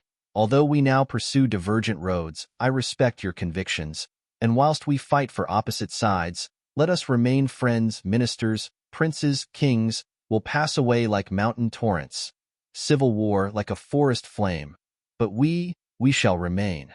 I have a presentiment that we shall." "Yes," replied D'Artagnan, "let us still be musketeers, and let us retain as our battle standard that famous napkin of the Bastion Saint-Gervais, on which the great cardinal had 3 fleurs de lis embroidered." "Be it so," cried Aramis. "Cardinalists or Frondeurs, what matters it? Let us meet again as capital seconds in a duel, devoted friends in business, merry companions in our ancient pleasures, and whenever," added Athos, "we meet in battle at this word, place Royale, let us put our swords into our left hands and shake hands with the right, even in the very lust and music of the hottest carnage." "You speak charmingly," said Porthos. "And are the first of men," added D'Artagnan. "You excel us all." Athos smiled with ineffable pleasure. "'Tis then all settled, gentlemen, your hands. Are we not pretty good Christians?" "Egad," said D'Artagnan, "by heaven, yes. We should be so on this occasion, if only to be faithful to our oath," said Aramis. "Ah, I'm ready to do what you will," cried Porthos, "even to swear by Mahomet. Devil take me if I've ever been so happy as at this moment." And he wiped his eyes, still moist. "Has not one of you a cross?" asked Athos. Aramis smiled and drew from his vest a cross of diamonds, which was hung around his neck by a chain of pearls. "Here is one," he said. "Well," resumed Athos, "swear on this cross, which, in spite of its magnificent material, is still a cross. Swear to be united in spite of everything and forever. And may this oath bind us to each other, and even, also, our descendants. Does this oath satisfy you?" "Yes," said they all, with one accord. "Ah, traitor!" muttered D'Artagnan, leaning toward Aramis and whispering in his ear, "You have made us swear on the crucifix of a Frondeuse." Chapter 29. The Ferry across the Oise. We hope that the reader has not quite forgotten the young traveler whom we left on the road to Flanders. In losing sight of his guardian, whom he had quitted, gazing after him in front of the royal basilican, Raoul spurred on his horse, in order not only to escape from his own melancholy reflections, but also to hide from Olivain the emotion his face might betray. 1 hour's rapid progress, however, sufficed to disperse the gloomy fancies that had clouded the young man's bright anticipations, and the hitherto unfelt pleasure of freedom, a pleasure which is sweet even to those who have never known dependence, seemed to Raoul to gild not only heaven and earth, but especially that blue but dim horizon of life we call the future. Nevertheless, after several attempts at conversation with Olivain, he foresaw that many days passed thus would prove exceedingly dull, and the Count's agreeable voice, his gentle and persuasive eloquence, recurred to his mind at the various towns through which they journeyed and about which he had no longer anyone to give him those interesting details which he would have drawn from Athos, the most amusing and the best informed of guide, Another recollection contributed also to sadden Raoul. On their arrival at Sonori's he had perceived, hidden behind a screen of poplars, a little chateau which so vividly recalled that of La Valliere to his mind that he halted for nearly 10 minutes to gaze at it, and resumed his journey with a sigh too abstracted even to reply to Olivain's respectful inquiry about the cause of so much fixed attention. The aspect of external objects is often a mysterious guide communicating with the fibers of memory, which in spite of us will arouse them at times. This thread, like that of Ariadne, when once unraveled will conduct one through a labyrinth of thought, in which one loses one's self in endeavoring to follow that phantom of the past which is called recollection. Now the sight of this chateau had taken Raoul back 50 leagues westward, and had caused him to review his life from the moment when he had taken leave of little Louise to that in which he had seen her for the first time. And every branch of oak, every gilded weathercock on roof of slates, reminded him that, instead of returning to the friends of his childhood, every instant estranged him further, and that perhaps he had even left them forever. With a full heart and burning head, he desired Olivain to lead on the horses to a wayside inn, which he observed within gunshot range, a little in advance of the place they had reached. As for himself, he dismounted and remained under a beautiful group of chestnuts in flower, amidst which were murmuring a multitude of happy bees, and bade Olivain send the host to him with writing paper and ink, to be placed on a table which he found there. Conveniently ready, Olivain obeyed and continued on his way, whilst Raoul remained sitting, with his elbow leaning on the table, from time to time gently shaking the flowers from his head, which fell upon him like snow, and gazing vaguely on. The charming landscape spread out before him, dotted over with green fields and groups of trees. Raoul had been there about 10 minutes, during 5 of which he was lost in reverie, when there appeared within the circle comprised in his rolling gaze a man with a rubicund face, who, with a napkin around his body, another under his arm, and a white cap upon his head, approached him, holding paper, pen, and ink in hand. "Ha! Ha!" laughed the apparition. "Every gentleman seems to have the same fancy, for not a quarter of an hour ago a young lad, well mounted like you, as tall as you and of about your age, halted before this clump of trees and had this table and this chair brought here, and dined here, with an old gentleman who seemed to be his tutor, upon a pie, of which they haven't left a mouthful, and 2 bottles of Macon wine, of which they haven't left a drop, but fortunately we have still some of the same wine, and some of the same pies left, and if your worship will but give your orders—" "No, friend," replied Raoul, smiling, "I am obliged to you, but at this moment I want nothing but the things for which I have asked. Only I shall be very glad if the ink prove black and the pen good.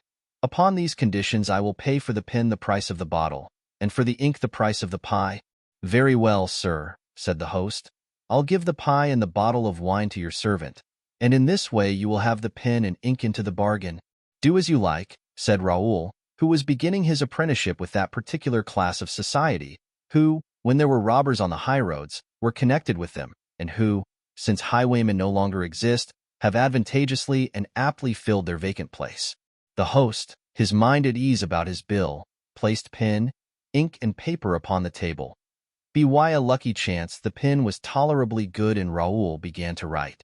The host remained standing in front of him, looking with a kind of involuntary admiration at his handsome face, combining both gravity and sweetness of expression. Beauty has always been and always will be all-powerful. "He's not a guest like the other one here just now," observed mine host to Olivain, who had rejoined his master to see if he wanted anything. "And your young master has no appetite?" "My master had appetite enough 3 days ago, but what can one do? He lost it the day before yesterday." And Olivain and the host took their way together toward the inn. Olivain, according to the custom of serving men well pleased with their place, relating to the tavern-keeper all that he could say in favor of the young gentleman, whilst Raoul wrote on thus: "Sir, after a 4 hours' march I stop to write to you, for I miss you every moment, and I am always on the point of turning my head as if to reply when you speak to me. I was so bewildered by your departure and so overcome with grief at our separation, that I am sure I was able to but very feebly express all the affection and gratitude I feel toward you. You will forgive me, sir, for your heart is of such a generous nature that you can well understand all that has passed in mind. I entreat you to Write to me, for you form a part of my existence, and if I may venture to tell you so, I also feel anxious. It seemed to me as if you were yourself preparing for some dangerous undertaking, about which I did not dare to question you, since you told me nothing that I have, therefore, as you see, great need of hearing from you. Now that you are no longer beside me, I am afraid every moment of erring. You sustained me powerfully, sir, and I protest to you that today I feel very lonely. Will you have the goodness, sir, should you receive news from Blois, to send me a few lines about my little friend Mademoiselle de la Valliere, about whose health, when we left, so much anxiety was felt? You can understand, honored and dear guardian, how precious and indispensable to me is the remembrance of the years that I have passed with you. I hope that you will sometimes, too, think of me, and if at certain hours you should miss me, if you should feel any slight regret at my absence, I shall be overwhelmed with joy at the thought that you appreciate my affection for and my devotion to yourself, and that I have been able to prove them to you whilst I had the happiness of living with you. After finishing this letter, Raoul felt more composed. He looked well around him to see if Olivain and the host might not be watching him, whilst he impressed a kiss upon the paper, a mute and touching caress, which the heart of Athos might well divine on opening the letter. During this time, Olivain had finished his bottle and eaten his pie. The horses were also refreshed. Raoul motioned to the host to approach, threw a crown upon the table, mounted his horse, and posted his letter at Senlis. The rest that had been thus afforded to men and horses enabled them to continue their journey at a good round pace. At Verberie, Raoul desired Olivain to make some inquiry about the young man who was preceding them. He had been observed to pass only 3/4 of an hour previously, but he was well mounted, as the tavern-keeper had already said, and rode at a rapid pace. "Let us try and overtake this gentleman," said Raoul to Olivain. "Like ourselves, he is on his way to join the army and may prove agreeable company." It was about 4 o'clock in the afternoon when Raoul arrived at Compiègne. There he dined heartily and again inquired about the young gentleman who was in advance of them. He had stopped, like Raoul, at the Hotel of the Bell and Bottle, the best at Compiègne, and had started again on his journey, saying that he should sleep at Noyon. "Well, let us sleep at Noyon," said Raoul. "Sir," replied Olivain respectfully, "allow me to remark that we have already much fatigued the horses this morning. I think it would be well to sleep here, and to start again very early tomorrow. 18 leagues is enough for the first stage." "The Comte de la Fere wished me to hasten on," replied Raoul, "that I might rejoin the prince on the morning of the 4th day." "Let us push on, then, to Noyon. It will be a stage similar to those we traveled from Blois to Paris. We shall arrive at 8 o'clock, the horses will have a long night's rest, and at 5 o'clock tomorrow morning we can be again on the road." Olivain dared offer no opposition to this determination, but he followed his master, grumbling. Go on," said he, between his teeth. "Expend your ardor the first day. Tomorrow, instead of journeying 20 leagues, you will travel 10, the day after tomorrow, 5, and in 3 days you will be in bed. There you must rest. Young people are such braggarts." It was easy to see that Olivain had not been taught in the school of the Planchets and the Grimauds. Raoul really felt tired, but he was desirous of testing his strength, and, brought up in the principles of Athos and certain of having heard him speak 1,000 times of stages of 25 leagues, he did not wish to fall far short of his model. D'Artagnan, that man of iron, who seemed to be made of nerve and muscle only, had struck him with admiration. Therefore, in spite of Olivain's remarks, he continued to urge his steed more and more, and following a pleasant little path, leading to a ferry, and which he had been assured shortened the journey by the distance of 1 league, he arrived at the summit of a hill and perceived the river flowing before him. A little troop of men on horseback were waiting on the edge of the stream, ready to embark. Raoul did not doubt this was the gentleman and his escort. He called out to him, but they were too distant to be heard. Then, in spite of the weariness of his beast, he made it gallop, but the rising ground soon deprived him of all sight of the travelers, and when he had again attained a new height, the ferryboat had left the shore and was making for the opposite bank. Raoul, seeing that he could not arrive in time to cross the ferry with the travelers, halted to wait for Olivain. This moment a shriek was heard that seemed to come from the river. Raoul turned toward the side whence the cry had sounded, and shaded his eyes from the glare of the setting sun with his hand. "Olivain!" he exclaimed. "What do I see below there?" A second scream, more piercing than the first, now sounded. "Oh, sir," cried Olivain. "The rope which holds the ferry boat has broken and the boat is drifting, but what do I see in the water? Something struggling?" "Oh, yes," exclaimed Raoul, fixing his glance on one point in the stream, splendidly illumined by the setting sun. "A horse, a rider. They are sinking," cried Olivain in his turn. It was true, and Raoul was convinced that some accident had happened and that a man was drowning. He gave his horse its head, struck his spurs into its sides, and the animal, urged by pain and feeling that he had space open before him, bounded over a kind of paling which enclosed the landing place and fell into the river, scattering to a distance waves of white froth. "Ah, sir," cried Olivain, "what are you doing?" "Good God!" Raoul was directing his horse toward the unhappy man in danger. This was, in fact, a custom familiar to him, having been brought up on the banks of the Loire. He might have been said to have been cradled on its waves.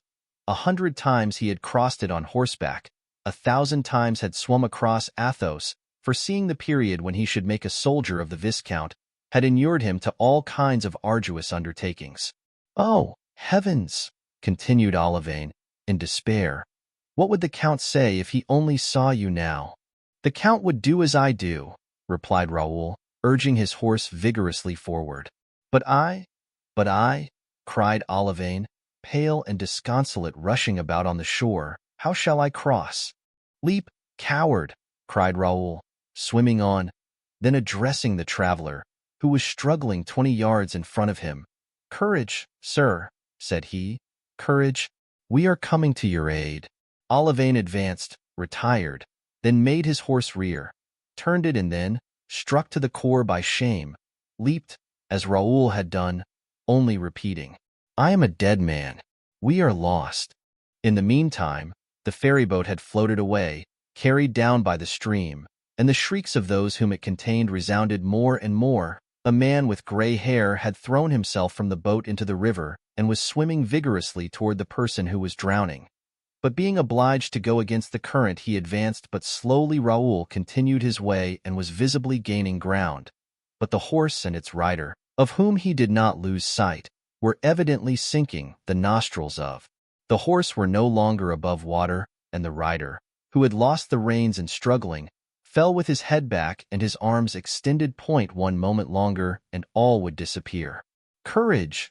cried Raoul. "Courage!" "Too late!" murmured the young man. "Too late!" The water closed above his head and stifled his voice. Raoul sprang from his horse, to which he left the charge of its own preservation, and in 3 or 4 strokes was at the gentleman's side. He seized the horse at once by the curb and raised its head above water. The animal began to breathe again and, as if he comprehended that they had come to his aid, redoubled his efforts. Raoul at the same time seized one of the young man's hands and placed it on the mane, which it grasped with the tenacity of a drowning man, thus, sure that the rider would not release his hold. Raoul now only directed his attention to the horse, which he guided to the opposite bank, helping it to cut through the water and encouraging it with words. All at once the horse stumbled against a ridge, and then placed its foot on the sand. "Saved!" exclaimed the man with gray hair, who also touched bottom. "Saved!" mechanically repeated the young gentleman, releasing the mane and sliding from the saddle into Raoul's arms. Raoul was but 10 yards from the shore. There he bore the fainting man, and laying him down upon the grass, unfastened the buttons of his collar and unhooked his doublet. A moment later the gray-headed man was beside him. Olivain managed in his turn to land, after crossing himself repeatedly, and the people in the ferryboat guided themselves as well as they were able toward the bank, with the aid of a pole which chanced to be in the boat. Thanks to the attentions of Raoul and the man who accompanied the young gentleman, the color gradually returned to the pale cheeks of the dying man, who opened his eyes, at first entirely bewildered, but who soon fixed his gaze upon the person who had saved him. "Ah, sir," he exclaimed, "it was you. Without you I was a dead man, thrice dead. But one recovers, sir, as you perceive," replied Raoul, "and we have but had a little bath." "Oh, sir, what gratitude I feel!" exclaimed the man with gray hair. "Ah, there you are, my good Darmanges. I have given you a great fright, have I not?" But it is your own fault, you were my tutor. Why did you not teach me to swim?" "Oh, Monsieur le Comte," replied the old man, "had any misfortune happened to you, I should never have dared to show myself to the marshal again." "But how did the accident happen?" asked Raoul. "Oh, sir, in the most natural way possible," replied he to whom they had given the title of Count. "We were about a third of the way across the river when the cord of the ferry boat broke, alarmed by the cries and gestures of the boatmen. My horse sprang into the water, I cannot swim, and dared not throw myself into the river. Instead of aiding the movements of my horse, I paralyzed them, and I was just going to drown myself with the best grace in the world, when you arrived just in time to pull me out of the water. Therefore, sir, if you will agree, henceforward we are friends until death." "Sir," replied Raoul, bowing, "I am entirely at your service, I assure you." "I am called the Count de Guiche," continued the young man. "My father is the Marechal de Grimaud. And now that you know who I am, do me the honor to inform me who you are." "I am the Viscount de Bragelonne," answered Raoul, blushing at being unable to name his father, as the Count de Guiche had done. "Viscount, your countenance, your goodness and your courage incline me toward you. My gratitude is already due. Shake hands. I crave your friendship." "Sir," said Raoul, returning the Count's pressure of the hand, "I like you already, from my heart. Pray regard me as a devoted friend, I beseech you." "And now, where are you going, Viscount?" inquired de Guiche. "To join the army, under the Prince, Count." "And I, too," exclaimed the young man, in a transport of joy. "Oh, so much the better. We will fire the first shot together." "It is well. Be friends," said the tutor. "Young as you both are, you were perhaps born under the same star and were destined to meet, and now," continued he, "you must change your clothes. Your servants, to whom I gave directions the moment they had left the ferry boat, ought to be already at the inn. Linen and wine are both being warmed. Come." The young men had no objection to this proposition. On the contrary, they thought it very timely. They mounted again at once, whilst looks of admiration passed between them. They were indeed two elegant horsemen, with figures slight and upright, noble faces, bright and proud looks, loyal and intelligent smiles. De Guiche might have been about 18 years of age, but he was scarcely taller than Raoul, who was only 15. Chapter 30. Skirmishing. The halt at Noyon was but brief, everyone there being wrapped in profound sleep. Raoul had desired to be awakened should Grimaud arrive. But Grimaud did not arrive. Doubtless, too, the horses on their part appreciated the 8 hours of repose and the abundant stabling which was granted them. The Count de Guiche was awakened at 5 o'clock in the morning by Raoul, who came to wish him good day. They breakfasted in haste, and at 6 o'clock had already gone 10 miles. The young Count's conversation was most interesting to Raoul, therefore he listened much, whilst the Count talked well and long. Brought up in Paris, where Raoul had been but once, at the court, which Raoul had never seen, his follies as page, 2 duels, which he had already found the means of fighting, in spite of the edicts against them and, more especially, in spite of his tutor's vigilance. These things excited the greatest curiosity in Raoul. Raoul had only been at M. Scarrat's house.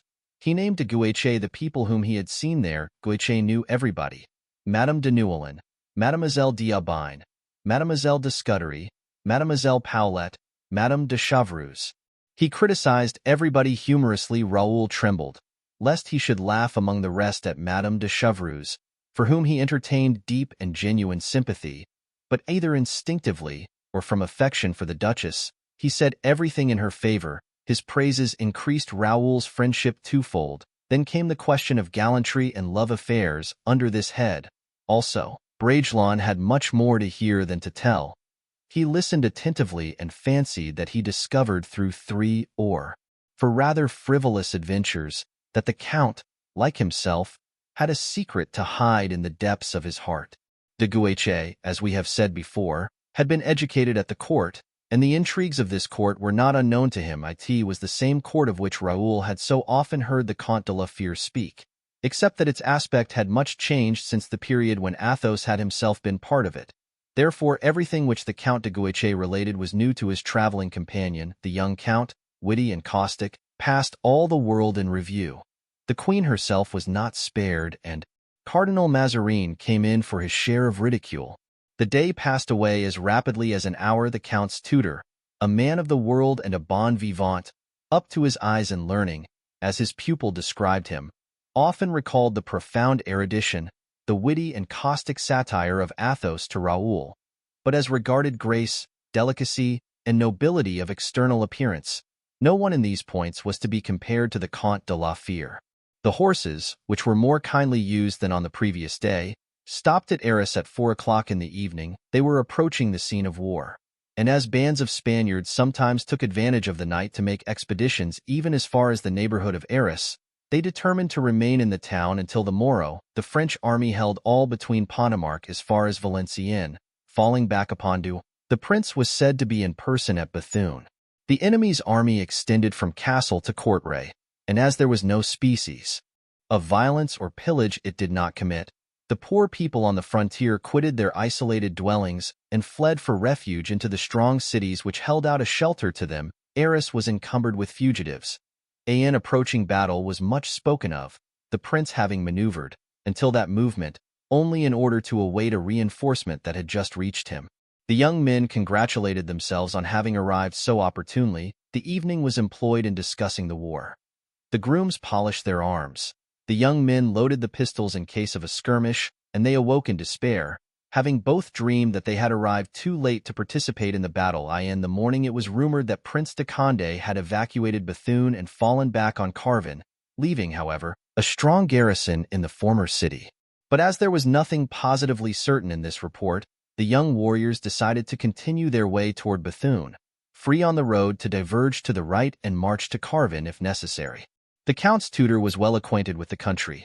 He consequently proposed to take a crossroad, which lay between that of Lens and that of Bethune. They obtained information at Ablain, and a statement of their route was left for Grimaud. About 7 o'clock in the morning they set out. Oise, who was young and impulsive, said to Raoul, "Here we are, 3 masters and 3 servants. Our valets are well armed, and yours seems to be tough enough." "I have never seen him put to the test," replied Raoul, "but he is a Breton, which promises something." "Yes, yes," resumed de Guiche. "I am sure he can fire a musket when required. On my side I have 2 sure men, who have been in action with my father. We therefore represent 6 fighting men. If we should meet a little troop of enemies, equal or even superior in number to our own, shall we charge them, Raoul?" "Certainly, sir," replied the Viscount.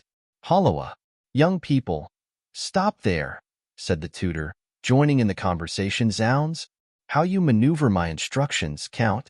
You seem to forget the orders I received to conduct you safe and sound to His Highness the Prince. Once with the army you may be killed at your good pleasure, but until that time, I warn you that in my capacity of general of the army, I shall order a retreat and turn my back on the first redcoat we come across." De Guiche and Raoul glanced at each other, smiling. They arrived at Ablain without accident. There they inquired and learned that the prince had in reality quitted Bethune and stationed himself between Cambria and La Vinthie. Therefore, leaving directions at every place for Grimaud, they took a crossroad which conducted the little troop by the bank of a small stream flowing into the Lys. The country was beautiful, intersected by valleys as green as the emerald. Here and there they passed little copses crossing the path which they were following. In anticipation of some ambuscade in each of these little woods, the tutor placed his 2 servants at the head of the band. Thus, forming the advance guard, himself and the 2 young men represented the body of the army, whilst Olivain, with his rifle upon his knee and his eyes upon the watch, protected the rear. They had observed for some time before them, on the horizon, a rather thick wood, and when they had arrived at a distance of 100 steps from it, Monsieur d'Armings took his usual precautions and sent on in advance the Count's 2 grooms. The servants had just disappeared under the trees, followed by the tutor, and the young men were laughing and talking about 100 yards off. Olivain was at the same distance in the rear, when suddenly there resounded 5 or 6 musket shots. The tutor cried, "Halt!" The young men obeyed, pulling up their steeds, and at the same moment the 2 valets were seen returning at a gallop. The young men, impatient to learn the cause of the firing, spurred on toward the servants. The tutor followed them. "Were you stopped?" eagerly inquired the 2 youths. "No," replied the servants. "It is even probable that we have not been seen. The shots were fired about 100 paces in advance of us, in the thickest part of the wood, and we return to ask your advice. My advice is this, said Monsieur d'Armings, and if needs be, my will, that we beat a retreat. There may be an ambuscade concealed in this wood. Did you see nothing there? Asked the Count. I thought I saw, said one of the servants, horsemen dressed in yellow, creeping along the bed of the stream. That's it, said the tutor. We have fallen in with a party of Spaniards. Come back, sirs, back. The two youths looked at each other, and at this moment a pistol shot and cries for help were heard. Another glance between the young men convinced them both that neither had any wish to go back, and as the tutor had already turned his horse's head, they both spurred forward, Raoul crying, Follow me, Olivain, and the Count de Guiche, Follow, Urban and Planchet. And before the tutor could recover from his surprise, they had both disappeared into the forest. Whilst they spurred their steeds, they held their pistols ready also. In 5 minutes they arrived at the spot whence the noise had proceeded, and then restraining their horses, they advanced cautiously. Hush, whispered de Guiche. These are cavaliers. Yes, 3 on horseback and 3 who have dismounted. Can you see what they are doing? Yes, they appear to be searching a wounded or dead man. It is some cowardly assassination, said de Guiche. They are soldiers, though, resumed de Bragelonne. Yes, skirmishers. That is to say, highway robbers. At them, cried Raoul. At them, echoed de Guiche. Oh, gentlemen, gentlemen, in the name of heaven, cried the poor tutor.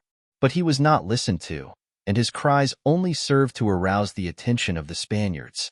The men on horseback at once rushed at the 2 youths, leaving the 3 others to complete the plunder of the dead or wounded travelers. For on approaching nearer, instead of one extended figure, the young men discovered 2. De Guiche fired the first shot at 10 paces and missed his man. And the Spaniard, who had advanced to meet Raoul, aimed in his turn, and Raoul felt a pain in the left arm, similar to that of a blow from a whip. He let off his fire at but 4 paces, struck in the breast, and, extending his arms, the Spaniard fell back on the crupper, and the terrified horse, turning around, carried him off. Raoul at this moment perceived the muzzle of a gun pointed at him, and remembering the recommendation of Athos, he, with the rapidity of lightning, made his horse rear as the shot was fired. His horse bounded to one side, losing its footing and fell. Entangling Raoul's leg under its body, the Spaniard sprang forward and seized the gun by its muzzle, in order to strike Raoul on the head with the butt. In the position in which Raoul lay, unfortunately, he could neither draw his sword from the scabbard, nor his pistols from their holsters. The butt end of the musket hovered over his head, and he could scarcely restrain himself from closing his eyes, when with one bound Guiche reached the Spaniard and placed a pistol at his throat. Yield, he cried, or you are a dead man. The musket fell from the soldier's hands, who yielded on the instant. Guiche summoned one of his grooms, and delivering the prisoner into his charge, with orders to shoot him through the head if he attempted to escape, he leaped from his horse and approached Raoul. Faith, sir, said Raoul, smiling, although his pallor betrayed the excitement consequent on a first affair, you are in a great hurry to pay your debts and have not been long under any obligation to me without your aid. Continued he, repeating the Count's words, I should have been a dead man. Thrice dead? My antagonist took flight, replied de Guiche, and left me at liberty to come to your assistance. But are you seriously wounded? I see you are covered with blood. I believe, said Raoul, that I have got something like a scratch on the arm. If you will help me to drag myself from under my horse, I hope nothing need prevent us continuing our journey. Monsieur d'Armings and Olivain had already dismounted, and were attempting to raise the struggling horse. At last Raoul succeeded in drawing his foot from the stirrup and his leg from under the animal, and in a second he was on his feet again. Nothing broken? Asked de Guiche. Faith, no, thank heaven, replied Raoul. But what has become of the poor wretches whom these scoundrels were murdering? I fear we arrived too late. They have killed them, I think, and taken flight, carrying off their booty. Why, servants are examining the bodies. Let us go and see whether they are quite dead, or if they can still be helped, suggested Raoul Olivain. We have come into possession of 2 horses, but I have lost my own. Take for yourself the better of the 2 and give me yours. They approached the spot where the unfortunate victims lay. Chapter 31. The Monk. 2 men lay prone upon the ground, one bathed in blood and motionless, with his face toward the earth. This one was dead, the other leaned against a tree, supported there by the 2 valets, and was praying fervently, with clasped hands and eyes raised to heaven. He had received a ball in his thigh, which had broken the bone. The young men first approached the dead man. "He is a priest," said Bragelonne. "He has worn the tonsure. Oh, the scoundrels! To lift their hands against a minister of God." "Come here, sir," said Urban, an old soldier who had served under the Cardinal Duke in all his campaigns. "Come here, there is nothing to be done with him, whilst we may perhaps be able to save the other." The wounded man smiled sadly. "Save me? Oh, no," said he, "but help me to die if you can." "Are you a priest?" asked Raoul. "No, sir. I ask, as your unfortunate companion appeared to me to belong to the church." "He is the curate of Bethune, sir, and was carrying the holy vessels belonging to his church and the treasure of the chapter to a safe place, the prince having abandoned our town yesterday. And as it was known that bands of the enemy were prowling about the country, no one dared to accompany the good man, so I offered to do so. And, sir," continued the wounded man, "I suffer much and would like, if possible, to be carried to some house." "Where you can be relieved?" asked de Guiche. "No, where I can confess." "But perhaps you are not so dangerously wounded as you think," said Raoul. "Sir," replied the wounded man, "believe me, there is no time to lose. The ball has broken the thigh bone and entered the intestines." "Are you a surgeon?" asked de Guiche. "No, but I know a little about wounds, and mine, I know, is mortal. Try, therefore, either to carry me to some place where I may see a priest, or take the trouble to send one to me here. It is my soul that must be saved. As for my body, it is lost. To die whilst doing a good deed, it is impossible. God will help you." "Gentlemen, in the name of heaven," said the wounded man, collecting all his forces, as if to get up, "let us not lose time in useless words. Either help me to gain the nearest village, or swear to me on your salvation that you will send me the first monk, the first cure, the first priest you may meet. But," he added in a despairing tone, "perhaps no one will dare to come, for it is known that the Spaniards are ranging through the country, and I shall die without absolution. My God, my God, good God, good God," added the wounded man, in an accent of terror which made the young men shudder. "You will not allow that? That would be too terrible." "Calm yourself, sir," replied de Guiche. "I swear to you, you shall receive the consolation that you ask. Only tell us where we shall find a house at which we can demand aid, and a village from which we can fetch a priest." "Thank you, and God reward you. About half a mile from this, on the same road, there is an inn, and about a mile further on, after leaving the inn, you will reach the village of Greeny. There you must find the curate, or if he is not at home, go to the convent of the Augustines, which is the last house on the right, and bring me one of the brothers, monk or priest, it matters not, provided only that he has received from Holy Church the power of absolving in articulo mortis." "Monsieur d'Armings," said de Guiche, "remain beside this unfortunate man and see that he is removed as gently as possible. The Vicomte and myself will go and find a priest." "Go, sir," replied the tutor, "but in heaven's name do not expose yourself to danger. Do not fear. Besides, we are safe for today. You know the axiom, non bis in idem." "Courage, sir," said Raoul to the wounded man. "We are going to execute your wishes." "May heaven prosper you," replied the dying man, with an accent of gratitude impossible to describe. The 2 young men galloped off in the direction mentioned, and in 10 minutes reached the inn. Raoul, without dismounting, called to the host and announced that a wounded man was about to be brought to his house, and begged him in the meantime to prepare everything needful.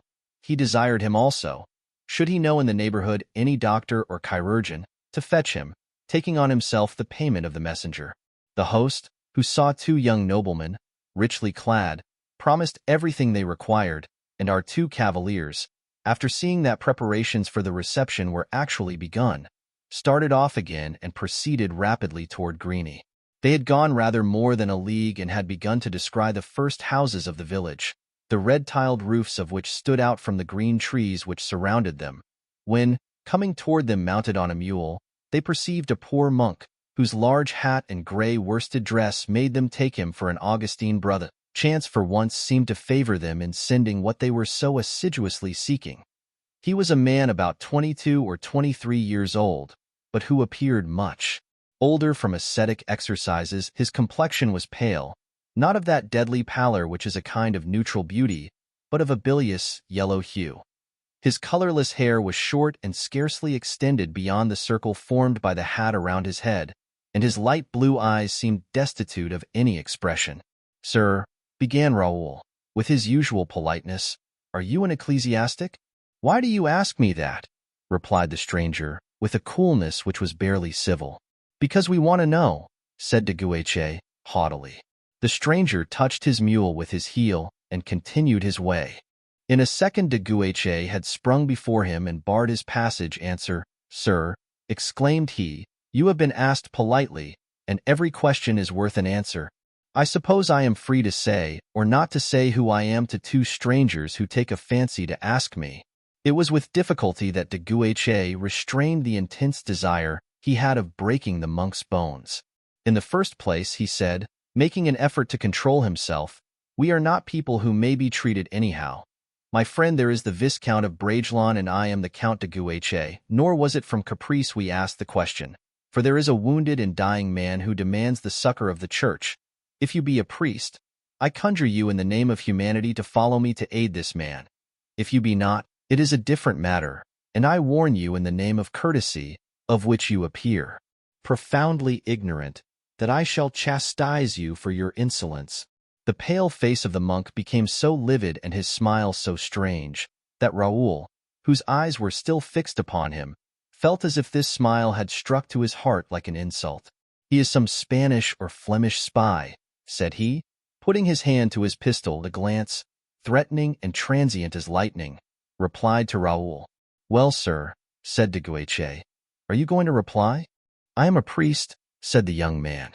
"Then, father," said Raoul, forcing himself to convey a respect by speech that did not come from his heart, "if you are a priest you have an opportunity, as my friend has told you, of exercising your vocation. The next and you will find a wounded man, now being attended by our servants, who has asked the assistance of a minister of God." "I will go," said the monk, and he touched his mule. "If you do not go, sir," said de Guiche, "remember that we have 2 steeds able to catch your mule and the power of having you seized wherever you may be, and then I swear your trial will be summary. One can always find a tree and a cord." The monk's eye again flashed, but that was all. He merely repeated his phrase, "I will go," and he went. "Let us follow him," said de Guiche. "It will be the surest plan." "I was about to propose so doing," answered de Bragelonne. In the space of 5 minutes, the monk turned around to ascertain whether he was followed or not. "You see," said Raoul, "we have done wisely." "What a horrible face that monk has," said de Guiche. "Horrible," replied Raoul, "especially in expression." "Yes, yes," said de Guiche, "a strange face. But these monks are subject to such degrading practices. Their fasts make them pale, the blows of the discipline make them hypocrites, and their eyes become inflamed through weeping for the good things of this life we common folk enjoy, but they have lost." "Well," said Raoul, "the poor man will get his priest, but, by heaven, the penitent appears to me to have a better conscience than the confessor. I confess I am accustomed to priests of a very different appearance." "Ah!" exclaimed de Guiche, "you must understand that this is one of those wandering brothers, who go begging on the high road until some day a benefice falls down from heaven on them. They are mostly foreigners, Scotch, Irish, or Danish. I have seen them before." "As ugly?" "No, but reasonably hideous. What a misfortune for the wounded man to die under the hands of such a friar." "Pshaw," said de Guiche, "absolution comes not from him who administers it, but from God. However, for my part, I would rather die unshriven than have anything to say to such a confessor. You are of my opinion, are you not, Viscount? And I see you playing with the pommel of your sword, as if you had a great inclination to break the Holy Father's head." "Yes, Count, it is a strange thing and one which might astonish you. But I feel an indescribable horror at the sight of yonder man. Have you ever seen a snake rise up on your path?" "Never." answered de Guiche. Well, it has happened to me to do so in our Blaisois forests, and I remember that the first time I encountered one with its eyes fixed upon me, curled up, swinging its head and pointing its tongue, I remained fixed, pale and as though fascinated, until the moment when the Comte de la Fere— "Your father?" asked de Guiche. "No, my guardian," replied Raoul, blushing. "Very well." "Until the moment when the Comte de la Fere," resumed Raoul, "said, 'Come, Bragelonne, draw your sword.' Then only I rushed upon the reptile and cut it in two, just at the moment when it was rising on its tail and hissing. Ere it sprang upon me, well, I vow I felt exactly the same sensation at sight of that man when he said, 'Why do you ask me that?' and looked so strangely at me. 'Then you regret that you did not cut your serpent in two morsels?' 'Faith, yes, almost,' said Raoul. They had now arrived within sight of the little inn, and could see on the opposite side the procession bearing the wounded man, and guided by Monsieur d'Armings, the youths spurred on. "There is the wounded man," said de Guiche, passing close to the Augustine brother. "Be good enough to hurry yourself a little, Monsieur Monk." As for Raoul, he avoided the monk by the whole width of the road and passed him, turning his head away in repulsion. The young men rode up to the wounded man to announce that they were followed by the priest. He raised himself to glance in the direction which they pointed out, saw the monk, and fell back upon the litter, his face illumined by joy. "And now," said the youths, "we have done all we can for you. And as we are in haste to rejoin the prince's army, we must continue our journey. You will excuse us, sir, but we are told that a battle is expected, and we do not wish to arrive the day after it." "Go, my young sirs," said the sick man, "and may you both be blessed for your piety. You have done for me, as you promised. All that you could do to us for me I can only repeat. May God protect you and all dear to you." "Sir," said de Guiche to his tutor, "we will precede you, and you can rejoin us on the road to Cambrin." The host was at his door, and everything was prepared— bed, bandages, and lint. And a groom had gone to Lens, the nearest village, for a doctor. "Everything," said he to Raoul, "shall be done as you desire. But you will not stop to have your wound dressed?" "Oh, my wound, mine. 'Tis nothing," replied the Viscount. "It will be time to think about it when we next halt.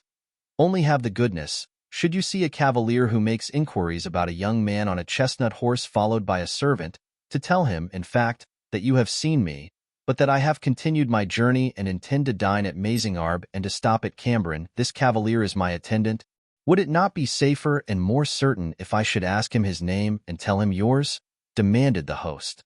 "There is no harm in over-precaution. I am the Viscount de Bragelonne, and he is called Grimaud." At this moment, the wounded man arrived from one direction and the monk from the other, the latter dismounting from his mule and desiring that it should be taken to the stables without being unharnessed. "Sir Monk," said de Guiche, "confess well that brave man, and be not concerned for your expenses or for those of your mule. All is paid." "Thanks, monsieur," said the monk, with one of those smiles that made Bragelonne shudder. "Come, Count," said Raoul, who seemed instinctively to dislike the vicinity of the Augustine. "Come, I feel ill here," and the two young men spurred on. The litter, borne by two servants, now entered the house. The host and his wife were standing on the steps, whilst the unhappy man seemed to suffer dreadful pain, and yet to be concerned only to know if he was followed by the monk. At the sight of this pale, bleeding man, the wife grasped her husband's arm. "Well, what's the matter?" asked the latter. "Are you going to be ill just now?" "No, but look," replied the hostess, pointing to the wounded man. "I ask you if you recognize him? That man. Wait a bit. Ah, I see you know him," exclaimed the wife, "for you have become pale in your turn." "Truly," cried the host, "misfortune is coming on our house. It is the former executioner of Bethune." "The former executioner of Bethune," murmured the young monk, shrinking back and showing on his countenance the feeling of repugnance which his penitent inspired. Monsieur d'Armings, who was at the door, perceived his hesitation. "Sir Monk," said he, "whether he is now or has been an executioner, this unfortunate being is none the less a man. Render to him, then, the last service he can by any possibility ask of you, and your work will be all the more meritorious." The monk made no reply, but silently wended his way to the room where the two valets had deposited the dying man on a bed. D'Arminges and Olivain and the two grooms then mounted their horses, and all four started off at a quick trot to rejoin Raoul and his companion. Just as the tutor and his escort disappeared in their turn, a new traveler stopped on the threshold of the inn. "What does your worship want?" demanded the host, pale and trembling from the discovery he had just made. The traveler made a sign as if he wished to drink, and then pointed to his horse and gesticulated like a man who is brushing something. "Ah, diable," said the host to himself. "This man seems dumb, and where will your worship drink?" "There," answered the traveler, pointing to the table. "I was mistaken," said the host. "He's not quite dumb, and what else does your worship wish for?" "To know if you have seen a young man pass, 15 years of age, mounted on a chestnut horse and followed by a groom? The Viscount de Bragelonne?" "Just so. Then you are called Monsieur Grimaud?" The traveler made a sign of assent. "Well then," said the host, "your young master was here a quarter of an hour ago. He will dine at Mazingarbe and sleep at Cambrin." "How far is Mazingarbe?" 2 miles and a half. "Thank you." Grimaud was drinking his wine silently and had just placed his glass on the table to be filled a second time, when a terrific scream resounded from the room occupied by the monk, and the dying man Grimaud sprang up. "What is that?" said he. "Whence comes that cry?" "From the wounded man's room," replied the host. "What wounded man?" "The former executioner of Bethune, who has just been brought in here, assassinated by Spaniards, and who is now being confessed by an Augustine friar." "The old executioner of Bethune," muttered Grimaud. "A man between 55 and 60, tall, strong, swarthy, black hair and beard?" "That is he, except that his beard has turned gray and his hair is white." "Do you know him?" asked the host. "I have seen him once," replied Grimaud, a cloud darkening his countenance at the picture so suddenly summoned to the bar of recollection. At this instant a second cry, less piercing than the first, but followed by prolonged groaning, was heard. The three listeners looked at one another in alarm. "We must see what it is," said Grimaud. "It sounds like the cry of one who is being murdered," murmured the host. "Mon Dieu," said the woman, crossing herself. If Grimaud was slow in speaking, we know that he was quick to act. He sprang to the door and shook it violently, but it was bolted on the other side. "Open the door!" cried the host. "Open it instantly, Sir Monk." No reply. "Unfasten it, or I will break it in," said Grimaud. The same silence, and then, ere the host could oppose his design, Grimaud seized a pair of pincers he perceived in a corner and forced the bolt. The room was inundated with blood, dripping from the mattresses upon which lay the wounded man. Speechless, the monk had disappeared. "The monk!" cried the host. "Where is the monk?" Grimaud sprang toward an open window which looked into the courtyard. "He has escaped by this means," exclaimed he. "Do you think so?" said the host, bewildered. "Boy, see if the mule belonging to the monk is still in the stable." "There is no mule," cried he to whom this question was addressed. The host clasped his hands and looked around him suspiciously, whilst Grimaud knit his brows and approached the wounded man, whose worn, hard features awoke in his mind such awful recollections of the past. "There can be no longer any doubt but that it is himself," said he. "Does he still live?" inquired the innkeeper. Making no reply, Grimaud opened the poor man's jacket to feel if the heart beat, whilst the host approached in his turn. But in a moment they both fell back, the host uttering a cry of horror and Grimaud becoming pallid. The blade of a dagger was buried up to the hilt in the left side of the executioner. "Run! Run for help!" cried Grimaud, "and I will remain beside him here." The host quitted the room in agitation, and as for his wife, she had fled at the sound of her husband's cries. Chapter 32. The Absolution. This is what had taken place. We have seen that it was not of his own free will, but, on the contrary, very reluctantly, that the monk attended the wounded man who had been recommended to him in so strange a manner. Perhaps he would have sought to escape by flight had he seen any possibility of doing so. He was restrained by the threats of the two gentlemen and by the presence of their attendants, who doubtless had received their instructions, and besides, he considered it most expedient, without exhibiting too much ill will, to follow to the end his role as confessor. The monk entered the chamber and approached the bed of the wounded man. The executioner searched his face with the quick glance peculiar to those who are about to die and have no time to lose. He made a movement of surprise and said, "Father, you are very young." "Men who bear my robe have no age," replied the monk dryly. "Alas, speak to me more gently, father. In my last moments I need a friend." "Do you suffer much?" asked the monk.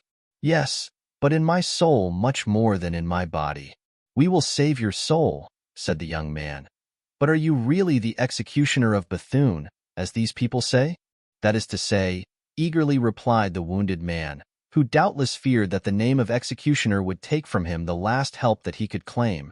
"That is to say, I was, but am no longer. It is 15 years since I gave up the office. I still assist at executions, but no longer strike the blow myself." "No, indeed.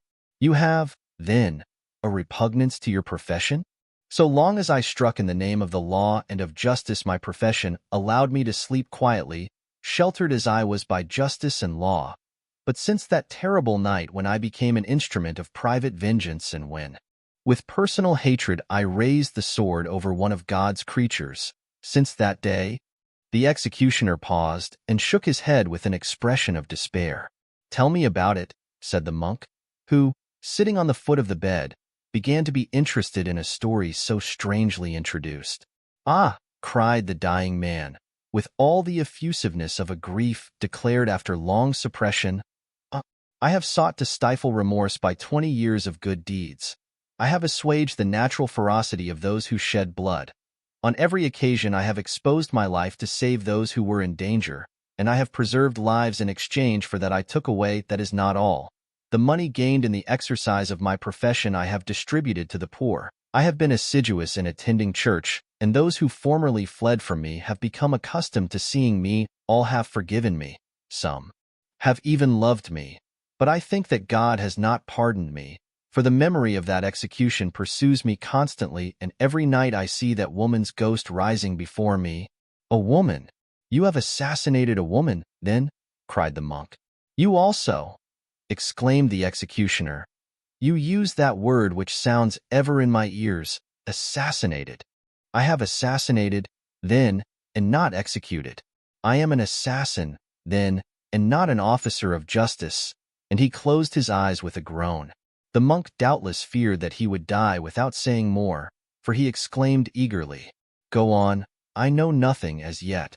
When you have finished your story, God and I will judge." "Oh, father," continued the executioner, without opening his eyes, as if he feared on opening them to see some frightful object, "it is especially when night comes on and when I have to cross a river, that this terror which I have been unable to conquer comes upon me. It then seems as if my hand grew heavy, as if the cutlass was still in its grasp, as if the water had the color of blood, and all the voices of nature, the whispering of the trees, the murmur of the wind, the lapping of the wave, united in a voice tearful, despairing, terrible, crying to me, 'Place for the justice of God.'" "Delirium," murmured the monk, shaking his head. The executioner opened his eyes, turned toward the young man and grasped his arm. "Delirium?" he repeated. "Delirium, do you say? Oh no. I remember too well that it was evening. I had thrown the body into the river, and those words which my remorse repeats to me are those which I in my pride pronounce. After being the instrument of human justice, I aspired to be that of the justice of God. But let me see, how is it done?" "Speak," said the monk. "It was at night that a man came to me, and showed me an order, and I followed him. For other noblemen awaited me, they led me away masked. I reserved the right of refusing if the office they required of me should seem unjust. We traveled 5 or 6 leagues, serious, silent, and almost without speaking, at length. Through the window of a little hut, they showed me a woman sitting, leaning on a table, and said, 'There is the person to be executed.'" "Horrible," said the monk, "and you obeyed?" "Father, that woman was a monster. It was said that she had poisoned her second husband. She had tried to assassinate her brother-in-law. She had just poisoned a young woman who was her rival, and before leaving England she had, it was believed, caused the favorite of the king to be murdered." "Buckingham?" cried the monk. "Yes, Buckingham. The woman was English, then? No, she was French, but she had married in England.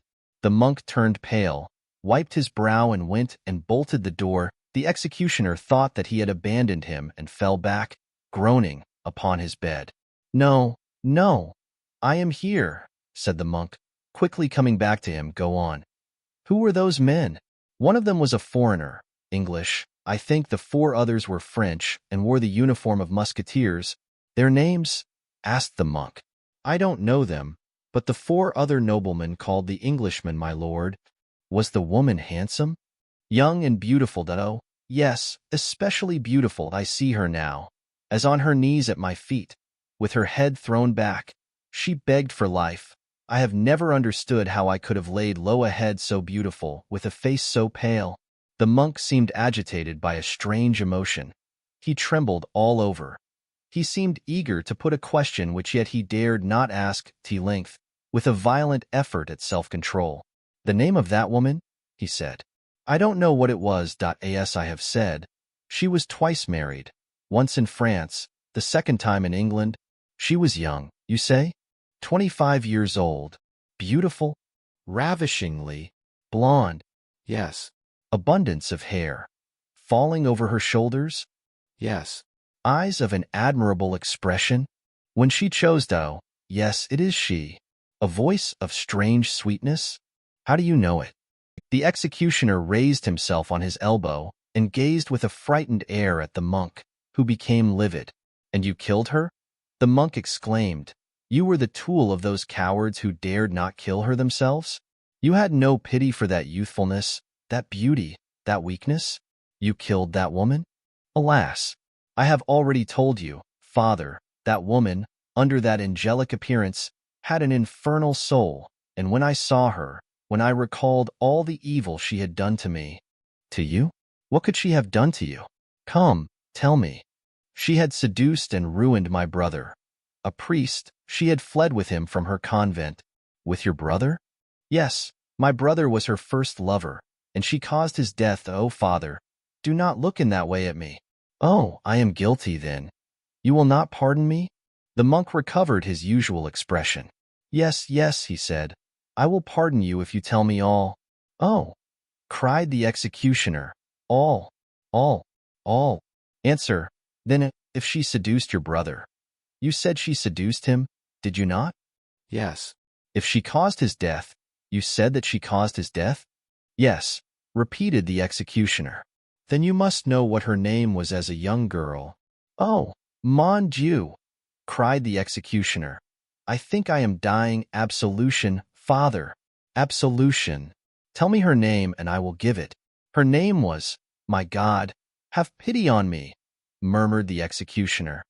And he fell back on the bed, pale, trembling, and apparently about to die. Her name, repeated the monk, bending over him as if to tear from him the name if he would not utter it. Her name. Speak, or no absolution. The dying man collected all his forces. The monk's eyes glittered. And Debile, murmured the wounded man. And Debile, cried the monk, standing up and lifting his hands to heaven. And Debile. You said in Debile, did you not? Yes, yes, that was her name. And now absolve me, for I am dying. I absolve you, cried the priest, with a laugh which made the dying man's hair stand on end.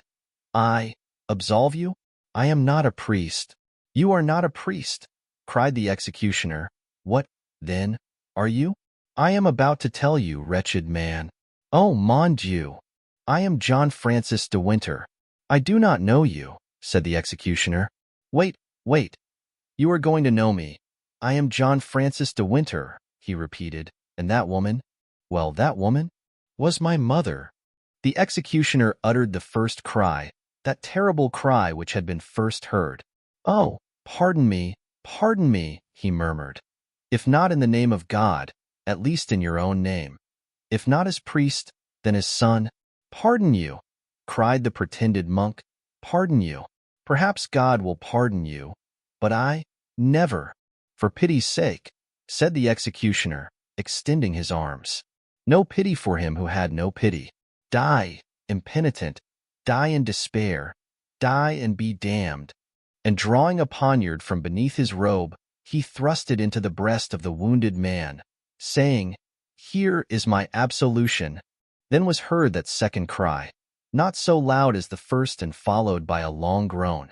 The executioner, who had lifted himself up, fell back upon his bead and asked to the monk, without withdrawing the poniard from the wound. He ran to the window, opened it, leaped out into the flowers of a small garden, glided onward to the stable, took out his mule, went out by a back gate, ran to a neighboring thicket, threw off his monkish garb, took from his valise the complete habiliment of a cavalier, clothed himself in it, went on foot to the first post, secured there a horse, and continued with a loose rein his journey to Paris. Chapter 33.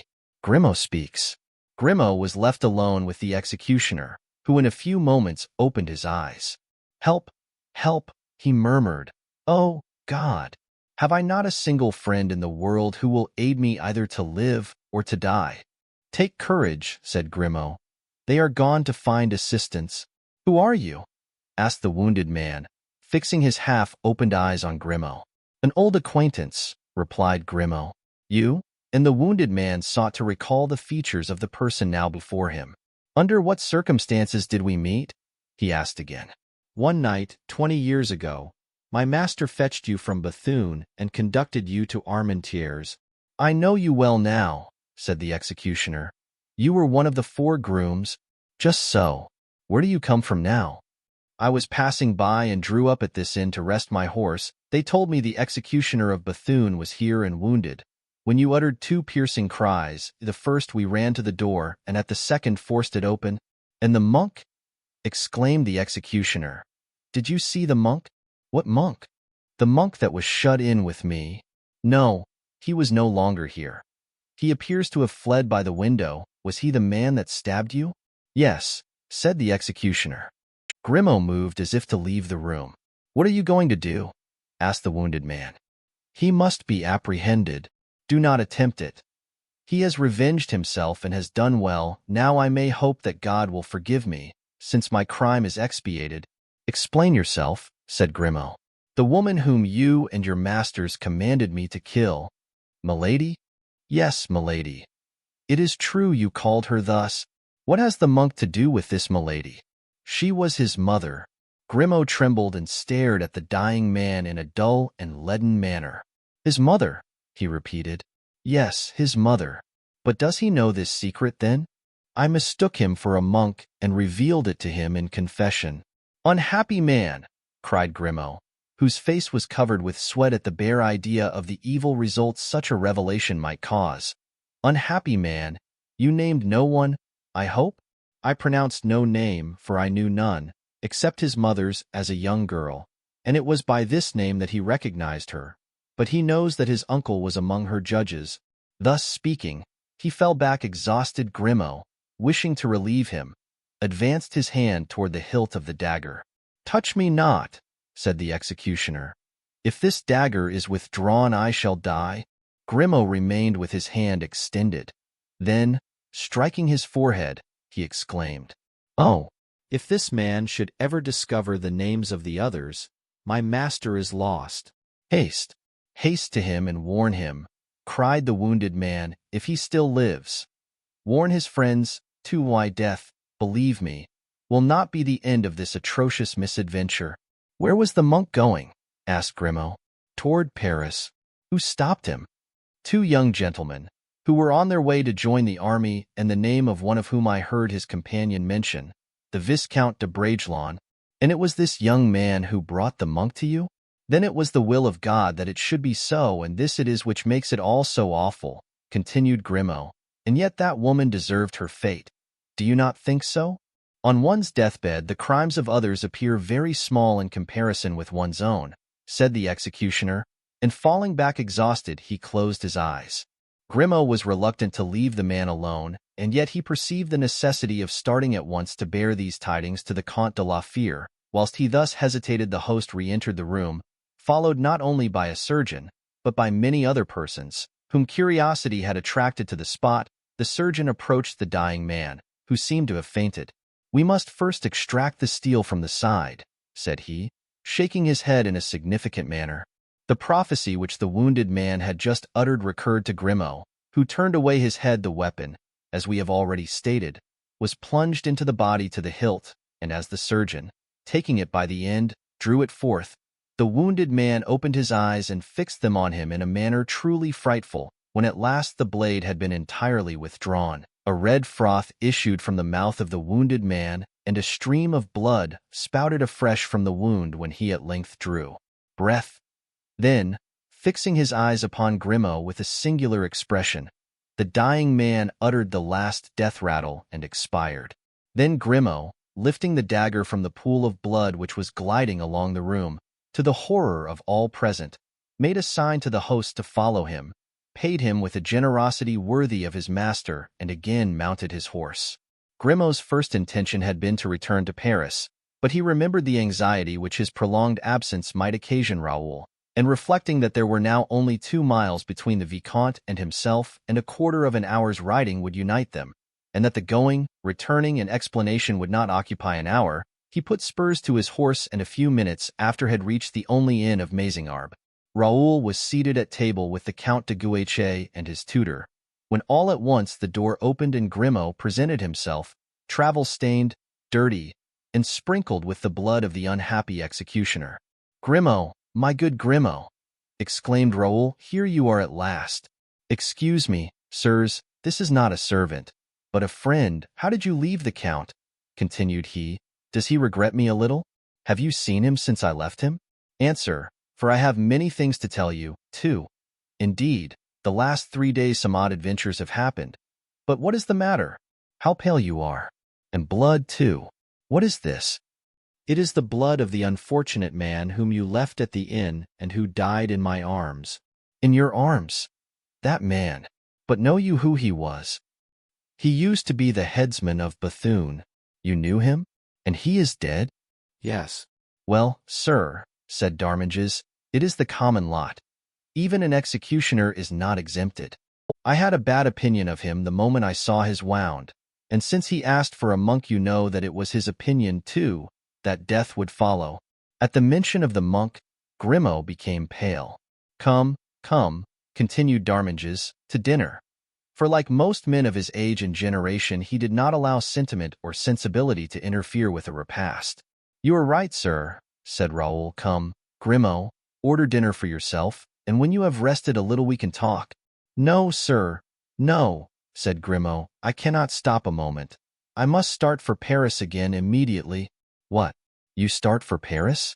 You are mistaken. It is Olivain who leaves me. You are to remain. On the contrary, Olivain is to stay and I am to go. I have come for nothing else but to tell you so." "But what is the meaning of this change?" "I cannot tell you." "Explain yourself." "I cannot explain myself." "Come, tell me, what is the joke?" "Monsieur le Vicomte knows that I never joke." "Yes, but I know also that Monsieur le Comte de la Fere arranged that you were to remain with me, and that Olivain should return to Paris. I shall follow the Count's directions." "Not under present circumstances, monsieur. Perhaps you mean to disobey me?" "Yes, monsieur, I must." "You persist, then?" "Yes, I am going. May you be happy, monsieur." And Grimaud saluted and turned toward the door to go out. Raoul, angry and at the same time uneasy, ran after him and seized him by the arm. "Grimaud," he cried, "remain. I wish it." "Then," replied Grimaud, "you wish me to allow Monsieur le Comte to be killed?" He saluted and made a movement to depart. "Grimaud, my friend," said the Viscount, "will you leave me thus in such anxiety? Speak, speak, in heaven's name." And Raoul fell back trembling upon his chair.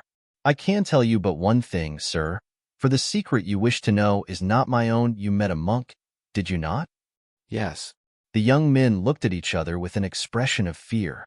"You conducted him to the wounded man, and you had time to observe him, and perhaps you would know him again were you to meet him." "Yes, yes," cried both young men. "Very well. If ever you meet him again, wherever it may be, whether on the high road or in the street or in a church, anywhere that he or you may be, put your foot on his neck and crush him without pity, without mercy, as you would crush a viper or a scorpion. Destroy him utterly and quit him not until he is dead. The lives of 5 men are not safe, in my opinion, as long as he is on the earth. And without adding another word, Grimaud, profiting by the astonishment and terror into which he had thrown his auditors, rushed from the room. 2 minutes later, the thunder of a horse's hoofs was heard upon the road. It was Grimaud, on his way to Paris. When once in the saddle, Grimaud reflected on 2 things. First, that at the pace he was going his horse would not carry him 10 miles, and secondly, that he had no money. But Grimaud's ingenuity was more prolific than his speech, and therefore at the first halt he sold his steed, and with the money obtained from the purchase took post horses. Chapter 34. On the eve of battle, Raoul was aroused from his somber reflections by his host, who rushed into the apartment crying out, "The Spaniards! The Spaniards!" That cry was of such importance as to overcome all preoccupation. The young men made inquiries and ascertained that the enemy was advancing by way of Houdin and Bethune. While Monsieur d'Armings gave orders for the horses to be made ready for departure, the 2 young men ascended to the upper windows of the house and saw in the direction of Marsin and of Lens a large body of infantry and cavalry. This time it was not a wandering troop of partisans. It was an entire army. There was therefore nothing for them to do but to follow the prudent advice of Monsieur d'Armings and beat a retreat. They quickly went downstairs. Monsieur d'Armings was already mounted. Olivain had ready the horses of the young men, and the lackeys of the Count de Guiche guarded carefully between them the Spanish prisoner, mounted on a pony which had been bought for his use. As a further precaution, they had bound his hands. The little company started off at a trot on the road to Cambrin, where they expected to find the prince, but he was no longer there, having withdrawn on the previous evening to La Bassée. Misled by false intelligence of the enemy's movements, deceived by this intelligence, he had concentrated his forces between Vieille-Chapelle and La Vinthie, and after a reconnaissance along the entire line, in company with Marshal de Gramont, he had returned and seated himself before a table with his officers. Around him, he questioned them as to the news they had each been charged to obtain, but nothing positive had been learned. The hostile army had disappeared 2 days before and seemed to have gone out of existence. Now an enemy is never so near and consequently so threatening as when he has completely disappeared. The prince was, therefore, contrary to his custom, gloomy and anxious, when an officer entered and announced to Marshal de Gramont that someone wished to see him. The Duc de Gramont received permission from the prince by a glance and went out. The prince followed him with his eyes and continued looking at the door. No one ventured to speak, for fear of disturbing him. Suddenly a dull and heavy noise was heard. The prince leaped to his feet, extending his hand in the direction whence came the sound. There was no mistaking it. It was the noise of cannon. Everyone stood up. At that moment the door opened. "Monseigneur," said Marshal de Gramont, with a radiant face, "will your highness permit my son, Count de Guiche, and his traveling companion, Viscount de Bragelonne, to come in and give news of the enemy, whom they have found while we were looking for him?" "What?" eagerly replied the prince. "Will I permit? I not only permit, I desire. Let them come in." The marshal introduced the 2 young men and placed them face to face with the prince. "Speak, gentlemen," said the prince, saluting them. "First speak. We shall have time afterward for the usual compliments. The most urgent thing now is to learn where the enemy is and what he is doing." It fell naturally to the Count de Guiche to make reply. Not only was he the elder, but he had been presented to the prince by his father. Besides, he had long known the prince, whilst Raoul now saw him for the first time. He therefore narrated to the prince what they had seen from the inn at Mazingarbe. Meanwhile Raoul closely observed the young general, already made so famous by the battles of Rocroi, Fribourg, and Nordlingen. Louis de Bourbon, Prince de Condé, who, since the death of his father, Henri de Bourbon, was called, in accordance with the custom of that period, Monsieur le Prince, was a young man, not more than 26 or 27 years old, with the eye of an eagle, agl occhi grafani, as Dante says, aquiline nose, long, waving hair, of medium height, well-formed, possessed of all the qualities essential to the successful soldier, that is to say, the rapid glance, quick decision, fabulous courage. At the same time he was a man of elegant manners and strong mind, so that in addition to the revolution he had made in war, by his new contributions to its methods, he had also made a revolution at Paris, among the young noblemen of the court, whose natural chief he was and who, in distinction from the social leaders of the ancient court, modeled after Bassompierre, Bellegarde, and the Duc d'Angoulême, were called the Petite Maîtresse. At the first words of the Count de Guiche, the prince, having in mind the direction whence came the sound of cannon, had understood everything. The enemy was marching upon Lens, with the intention, doubtless, of securing possession of that town and separating from France the army of France. But in what force was the enemy? Was it a corps sent out to make a diversion? Was it an entire army? To this question de Guiche could not respond. Now, as these questions involved matters of gravest consequence, it was these to which the prince had especially desired an answer, exact, precise, positive. Raoul conquered the very natural feeling of timidity he experienced in approaching the prince. "My lord," he said, "will you permit me to hazard a few words on that subject, which will perhaps relieve you of your uncertainty?" The prince turned and seemed to cover the young man with a single glance. He smiled on perceiving that he was a child hardly 15 years old. "Certainly, monsieur, speak," he said, softening his stern, accented tones, as if he were speaking to a woman. "My lord," said Raoul, blushing, "might examine the Spanish prisoner." "Have you a Spanish prisoner?" cried the prince. "Yes, my lord." "Ah, that is true," said de Guiche. "I had forgotten it. That is easily understood." "It was you who took him, Count," said Raoul, smiling. The old marshal turned toward the Viscount, grateful for that praise of his son, whilst the prince exclaimed, "The young man is right. Let the prisoner be brought in." Meanwhile, the prince took de Guiche aside and asked him how the prisoner had been taken and who this young man was. "Monsieur," said the prince, turning toward Raoul, "I know that you have a letter from my sister, Madame de Longueville, but I see that you have preferred commending yourself to me by giving me good counsel." "My lord," said Raoul, coloring up, "I did not wish to interrupt your highness in a conversation so important as that in which you were engaged with the count, but here is the letter." "Very well," said the prince. "Give it to me later. Here is the prisoner. Let us attend to what is most pressing." The prisoner was one of those military adventurers who sold their blood to whoever would buy, and grew old in stratagems and spoils. Since he had been taken, he had not uttered a word, so that it was not known to what country he belonged. The prince looked at him with unspeakable distrust. "Of what country are you?" asked the prince. The prisoner muttered a few words in a foreign tongue. Ah, it seems that he is a Spaniard. Do you speak Spanish, Grimaud?" "Faith, my lord, but indifferently." "And I not at all," said the prince, laughing. "Gentlemen," he said, turning to those who were near him, "can any one of you speak Spanish and serve me as interpreter?" "I can, my lord," said Raoul. "Ah, you speak Spanish? Enough, I think, to fulfill your highness's wishes on this occasion." Meanwhile, the prisoner had remained impassive, and as if he had no understanding of what was taking place.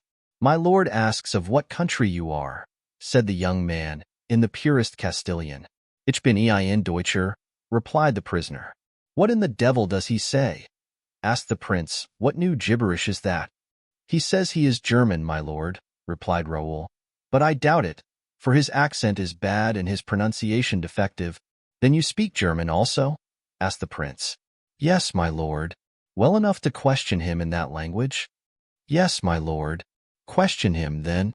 Raoul began the examination, but the result justified his opinion. The prisoner did not understand, or seemed not to understand, what Raoul said to him, and Raoul could hardly understand his replies, containing a mixture of Flemish and Alsatian. However, amidst all the prisoner's efforts to elude a systematic examination, Raoul had recognized his natural accent.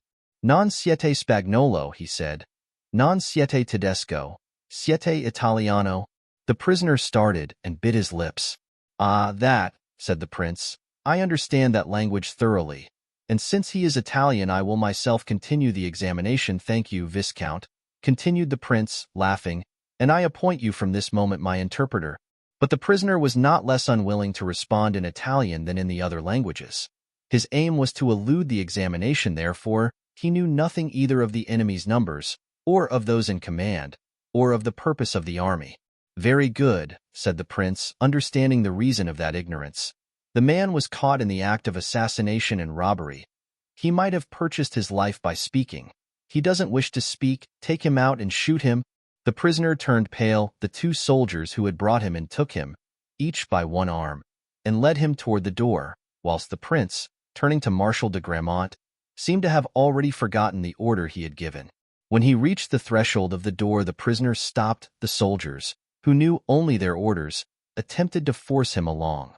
"One moment," said the prisoner in French. "I am ready to speak, my lord." Ah, said the prince, laughing. "I thought we should come to that. I have a sure method of limbering tongues, young men. Take advantage of it against the time when you may be in command. But on condition," continued the prisoner, "that your highness will swear that my life shall be safe." "Upon my honor," said the prince. "Question then, my lord, where did the army cross the Lys?" "Between Saint Venant and Aire." "By whom is it commanded?" "By Count de Funsildagna, General Beck, and the Archduke." "Of how many does it consist?" 18,000 men and 36 cannon. "And its aim is?" Lens. "You see, gentlemen," said the prince, turning with a triumphant air toward Marshal de Grammont and the other officers. "Yes, my lord," said the marshal, "you have divined all that was possible to human genius." "Recall Duplessis, Bellievre, Villequier, and Durlac," said the prince. "Recall all the troops that are on this side of the Lys. Let them hold themselves in readiness to march tonight to tomorrow. According to all probability, we shall attack the enemy." "But, my lord," said Marshal de Grammont, "consider that when we have collected all our forces we shall have hardly 13,000 men." "Monsieur le Maréchal," said the prince, with that wonderful glance that was peculiar to him, "it is with small armies that great battles are won." Then turning toward the prisoner, "Take away that man," he said, "and keep him carefully in sight. His life is dependent on the information he has given us. If it is true, he shall be free. If false, let him be shot." The prisoner was led away. "Count de Guiche," said the prince, "it is a long time since you saw your father. Remain here with him, monsieur," he continued, addressing Raoul. "If you are not too tired, follow me." "To the end of the world, my lord," cried Raoul, feeling an unknown enthusiasm for that young general, who seemed to him so worthy of his renown. The prince smiled. He despised flatterers, but he appreciated enthusiasts.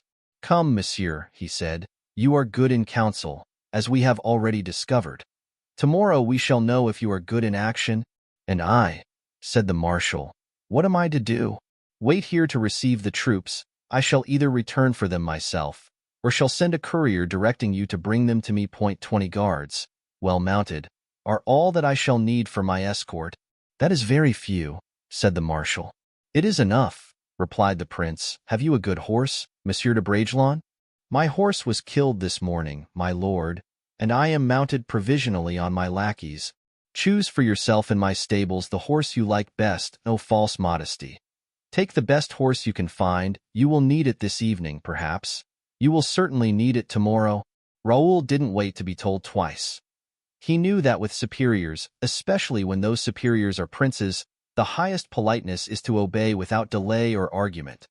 He went down to the stables, picked out a piebald Andalusian horse, saddled and bridled it himself, for Athos had advised him to trust no one with those important offices at a time of danger, and went to rejoin the prince, who at that moment mounted his horse. "Now, monsieur," he said to Raoul, "will you give me the letter you have brought?" Raoul handed the letter to the prince. "Keep near me," said the latter. The prince threw his bridle over the pommel of the saddle, as he was wont to do when he wished to have both hands free, unsealed the letter of Madame de Longueville, and started at a gallop on the road to Lens, attended by Raoul and his small escort, whilst messengers sent to recall the troops set out with a loose rein in other directions. The prince read as he hastened on. "Monsieur," he said after a moment, "they tell me great things of you. I have only to say, after the little that I have seen and heard, that I think even better of you than I have been told." Raoul bowed. Meanwhile, as the little troop drew nearer to Lens, the noise of the cannon sounded louder. The prince kept his gaze fixed in the direction of the sound with the steadfastness of a bird of prey. One would have said that his gaze could pierce the branches of trees which limited his horizon. From time to time his nostrils dilated as if eager for the smell of powder, and he panted like a horse. At length they heard the cannon so near that it was evident they were within a league of the field of battle, and at a turn of the road they perceived the little village of Oise. The peasants were in great commotion. The report of Spanish cruelty had gone out, and everyone was frightened. The women had already fled, taking refuge in Vitry. Only a few men remained. On seeing the prince, they hastened to meet him. One of them recognized him. "Ah, my lord," he said, "have you come to drive away those rascal Spaniards and those Lorraine robbers?" "Yes," said the prince, "if you will serve me as guide." "Willingly, my lord. Where does your highness wish to go?" "To some elevated spot whence I can look down on Lens and the surrounding country." "In that case, I'm your man. I can trust you." "You are a true Frenchman?" "I am an old soldier of Rocroi, my lord." "Here," said the prince, handing him a purse. "Here is for Rocroi now. Do you want a horse, or will you go afoot?" "Afoot, my lord. I have served always in the infantry besides. I expect to lead your highness into places where you will have to walk." "Come then," said the prince. "Let us lose no time." The peasant started off, running before the prince's horse. Then, 100 steps from the village, he took a narrow road hidden at the bottom of the valley. For a half-league they proceeded thus, the cannon shot sounding so near that they expected at each discharge to hear the hum of the balls. At length they entered a path which, going out from the road, skirted the mountainside. The prince dismounted, ordered one of his aides and Raoul to follow his example, and directed the others to await his orders, keeping themselves meanwhile on the alert. He then began to ascend the path. In about 10 minutes they reached the ruins of an old chateau. Those ruins crowned the summit of a hill which overlooked the surrounding country. At a distance of hardly a quarter of a league, they looked down on Lens, at bay, and before Lens the enemy's entire army. With a single glance the prince took in the extent of country that lay before him, from Lens as far as Vimy. In a moment the plan of the battle, which on the following day was to save France the second time from invasion, was unrolled in his mind. He took a pencil, tore a page from his tablets, and wrote, "My dear Marshal, in an hour Lens will be in the enemy's possession. Come and rejoin me. Bring with you the whole army. I shall be at Vendin to place it in position. Tomorrow we shall retake Lens and beat the enemy." Then, turning toward Raoul, "Go, monsieur," he said. "Ride fast and give this letter to Monsieur de Grimaud." Raoul bowed, took the letter, went hastily down the mountain, leaped on his horse, and set out at a gallop. A quarter of an hour later, he was with the marshal. A portion of the troops had already arrived, and the remainder was expected from moment to moment. Marshal de Grimaud put himself at the head of all the available cavalry and infantry, and took the road to Vendin, leaving the Duc de Chatillon to await and bring on the rest. All the artillery was ready to move, and started off at a moment's notice. It was 7 o'clock in the evening when the marshal arrived at the appointed place. The prince awaited him there, as he had foreseen. Lens had fallen into the hands of the enemy immediately after Raoul's departure. The event was announced by the cessation of the firing. As the shadows of night deepened, the troops summoned by the prince arrived in successive detachments. Orders were given that no drum should be beaten, no trumpet sounded. At 9 o'clock the night had fully come. Still a last ray of twilight lighted the plain. The army marched silently, the prince at the head of the column. Presently the army came in sight of Lens. 2 or 3 houses were in flames, and a dull noise was heard which indicated what suffering was endured by a town taken by assault. The prince assigned to everyone his post, Marshal de Grimaud, was to hold the extreme left. Resting on Maricourt, the Duc de Chatillon commanded the center. Finally, the prince led the right wing. Resting on Oise, the order of battle on the morrow was to be that of the positions taken in the evening. Each one, on awaking, would find himself on the field of battle. The movement was executed in silence and with precision. At 10 o'clock, everyone was in his appointed position. At 10:30, the prince visited the posts and gave his final orders for the following day. 3 things were especially urged upon the officers, who were to see that the soldiers observed them scrupulously. The first, that the different corps should so march that cavalry and infantry should be on the same line, and that each body should protect its gaps. The second, to go to the charge no faster than a walk. The third, to let the enemy fire first. The prince assigned the Count de Guiche to his father, and kept Bragelonne near his own person. But the 2 young men sought the privilege of passing the night together, and it was accorded them. a tent was erected for them near that of the marshal. Although the day had been fatiguing, neither of them was inclined to sleep, and besides, even for old soldiers the evening before a battle is a serious time. It was so with greater reason to two young men who were about to witness for the first time that terrible spectacle. On the evening before a battle, one thinks of 1,000 things forgotten till then. Those who are indifferent to one another become friends, and those who are friends become brothers. It need not be said that if in the depths of the heart there is a sentiment more tender, it reaches then, quite naturally, the highest exaltation of which it is capable. Some sentiment of this kind must have been cherished by each one of these two friends, for each of them almost immediately sat down by himself at an end of the tent and began to write. The letters were long. The 4 pages were covered with closely written words. The writers sometimes looked up at each other and smiled. They understood without speaking. Their organizations were so delicate and sympathetic. The letters being finished, each put his own into 2 envelopes, so that no one, without tearing the first envelope, could discover to whom the second was addressed. Then they drew near to each other and smilingly exchanged their letters. "In case any evil should happen to me," said Bragelonne. "In case I should be killed," said de Guiche. They then embraced each other like 2 brothers, and each wrapping himself in his cloak, they soon passed into that kindly sleep of youth which is the prerogative of birds, flowers, and infants. Chapter 35. A dinner in the old style. The second interview between the former musketeers was not so formal and threatening as the first. Athos, with his superior understanding, wisely deemed that the supper table would be the most complete and satisfactory point of reunion, and at the moment when his friends, in deference to his deportment and sobriety, dared scarcely speak of some of their former good dinners, he was the first to propose that they should all assemble around some well-spread table and abandon themselves unreservedly to their own natural character and manners, a freedom which had formerly contributed so much to that good understanding between them which gave them the name of the Inseparables. For different reasons this was an agreeable proposition to them all, and it was therefore agreed that each should leave a very exact address, and that upon the request of any of the associates a meeting should be convoked at a famous eating-house in the Rue de la Monnaie. Of the sign of the Hermitage, the first rendezvous was fixed for the following Wednesday, at 8 o'clock in the evening precisely. On that day, in fact, the 4 friends arrived punctually at the hour, each from his own abode or occupation. Porthos had been trying a new horse. D'Artagnan was on guard at the Louvre.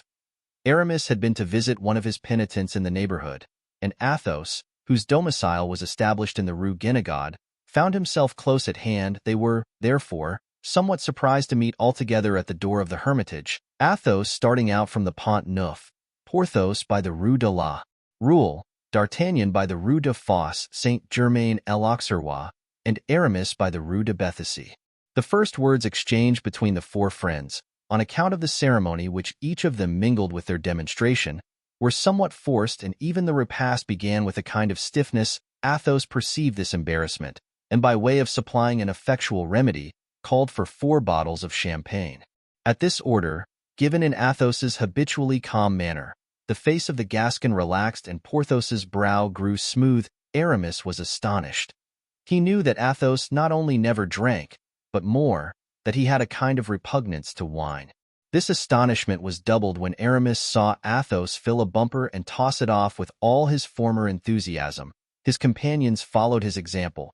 In a very few minutes the 4 bottles were empty, and this excellent specific succeeded in dissipating even the slightest cloud that might have rested on their spirits. Now the 4 friends began to speak loud, scarcely waiting till one had finished before another began, and each assumed his favorite attitude on or at the table soon. Strange fact. Aramis undid 2 buttons of his doublet, seeing which, Porthos unfastened his entirely. Battles, long journeys, blows given and received, sufficed for the first themes of conversation, which turned upon the silent struggles sustained against him who was now called the great cardinal. "Faith," said Aramis, laughing, "we have praised the dead enough. Let us revile the living a little. I should like to say something evil of Mazarin. Is it permissible?" Go on," replied D'Artagnan, laughing heartily. "Relate your story, and I will applaud it if it is a good one." "A great prince," said Aramis, "with whom Mazarin sought an alliance, was invited by him to send him a list of the conditions on which he would do him the honor to negotiate with him. The prince, who had a great repugnance to treat with such an ill-bred fellow, made out a list against the grain, and sent Etienne this list. There were 3 conditions which displeased Mazarin, and he offered the prince 10,000 crowns to renounce them. "Ah, ha, ha," laughed the 3 friends, "not a bad bargain." And there was no fear of being taken at his word. What did the prince do then? The prince immediately sent 50,000 francs to Mazarin, begging him never to write to him again, and offered 20,000 francs more, on condition that he would never speak to him. What did Mazarin do? "Stormed," suggested Athos. "Beat the messenger," cried Porthos. "Accepted the money," said D'Artagnan. "You have guessed it," answered Aramis. And they all laughed so heartily that the host appeared in order to inquire whether the gentlemen wanted anything. He thought they were fighting. At last their hilarity calmed down and, "Faith," exclaimed D'Artagnan to the 2 friends, "you may well wish ill to Mazarin. For I assure you, on his side he wishes you no good." "Pooh! Really?" asked Athos. "If I thought the fellow knew me by my name, I would be rebaptized, for fear it might be thought I knew him. He knows you better by your actions than your name. He is quite aware that there are 2 gentlemen who greatly aided the escape of Monsieur de Beaufort, and he has instigated an active search for them. I can answer for it." "By whom?" "By me. And this morning he sent for me to ask me if I had obtained any information." "And what did you reply?" "That I had none as yet, but that I was to dine today with 2 gentlemen, who would be able to give me some." "You told him that?" said Porthos, a broad smile spreading over his honest face. "Bravo! And you are not afraid of that, Athos?" "No," replied Athos. "It is not the search of Mazarin that I fear." "Now," said Aramis, "tell me a little what you do fear." "Nothing for the present. At least, nothing in good earnest." "And with regard to the past?" asked Porthos. "Oh, the past is another thing," said Athos, sighing. "The past and the future." "Are you afraid for your young Raoul?" asked Aramis. "Well," said D'Artagnan, "one is never killed in a first engagement." "Nor in the second," said Aramis. "Nor in the third," returned Porthos. "And even when one is killed, one rises again, the proof of which is that here we are." "No," said Athos, "it is not Raoul about whom I am anxious, for I trust he will conduct himself like a gentleman. And if he is killed, well, he will die bravely. But hold, should such a misfortune happen, well?" Athos passed his hand across his pale brow. "Well?" asked Aramis. "Well, I shall look upon it as an expiation." "Ah," said D'Artagnan, "I know what you mean." "And I, too," added Aramis. "But you must not think of that, Athos. What is past is past." "I don't understand," said Porthos. "The affair at Armentières," whispered D'Artagnan. "The affair at Armentières?" asked he again. "Milady." "Oh, yes," said Porthos. "True, I had forgotten it." Athos looked at him intently. "You have forgotten it, Porthos?" said he. "Faith, yes, it is so long ago," answered Porthos. "This affair does not, then, weigh upon your conscience?" "Faith, no. And you, D'Artagnan?" I own that when my mind returns to that terrible period I have no recollection of anything but the rigid corpse of poor Madame Bonancieux. "Yes, yes," murmured he, "I have often felt regret for the victim, but never the very slightest remorse for the assassin." Athos shook his head doubtfully. "Consider," said Aramis, "if you admit divine justice and its participation in the things of this world, that woman was punished by the will of heaven. We were but the instruments, that is all. But as to free will, Aramis, how acts the judge? He has a free will, yet he fearlessly condemns. What is the executioner? He is master of his arm, yet he strikes without remorse." "The executioner," muttered Athos, as if arrested by some recollection.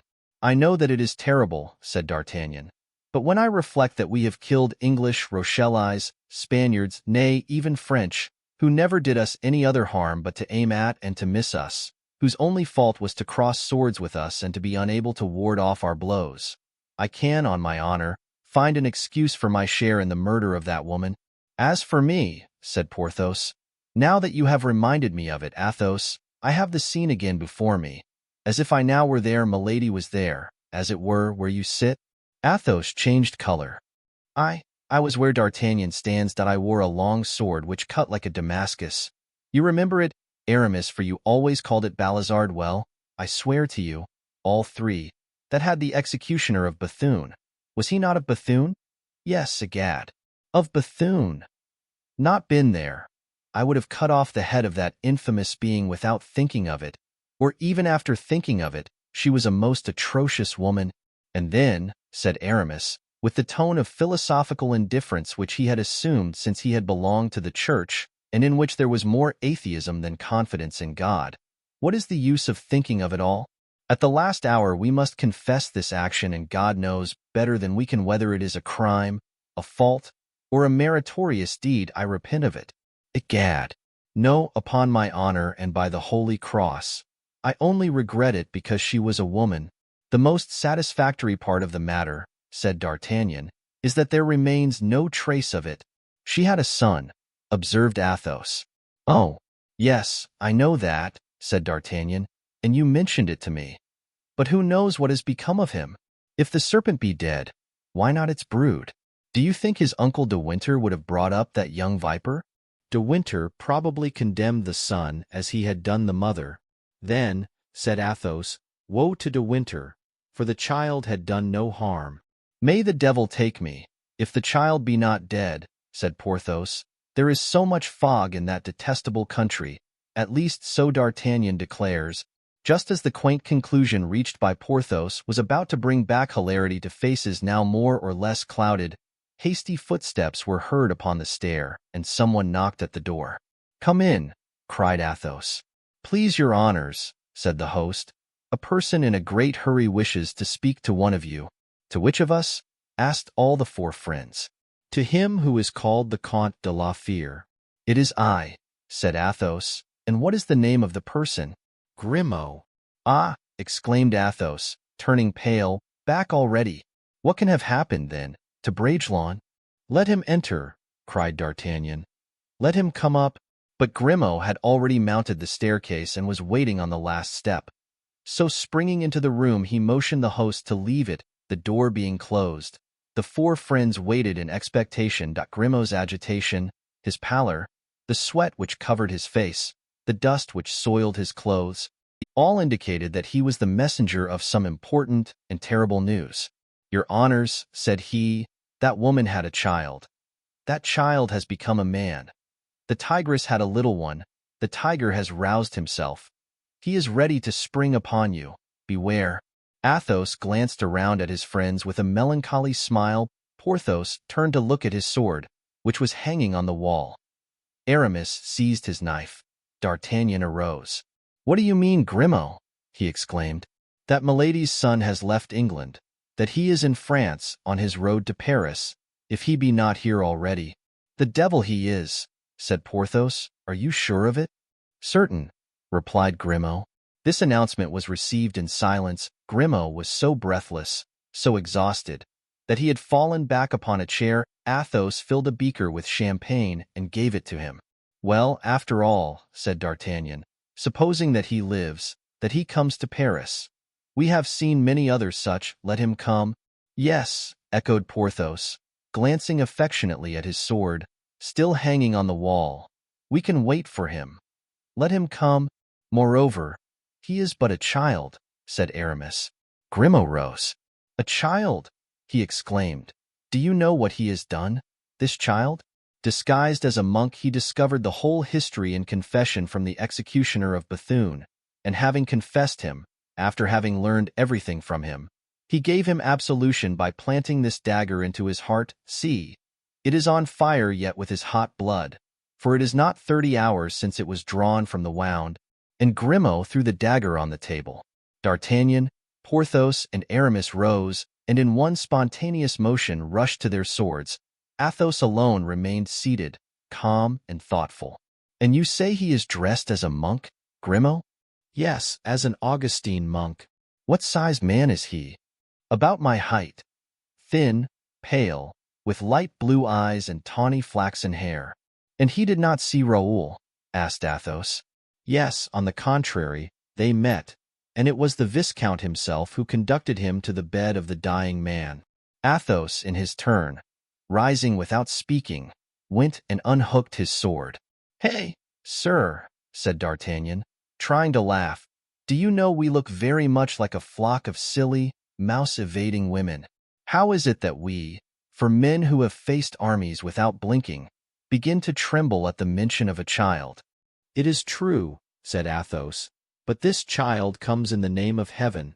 And very soon they left the inn. Chapter 36. A letter from Charles I.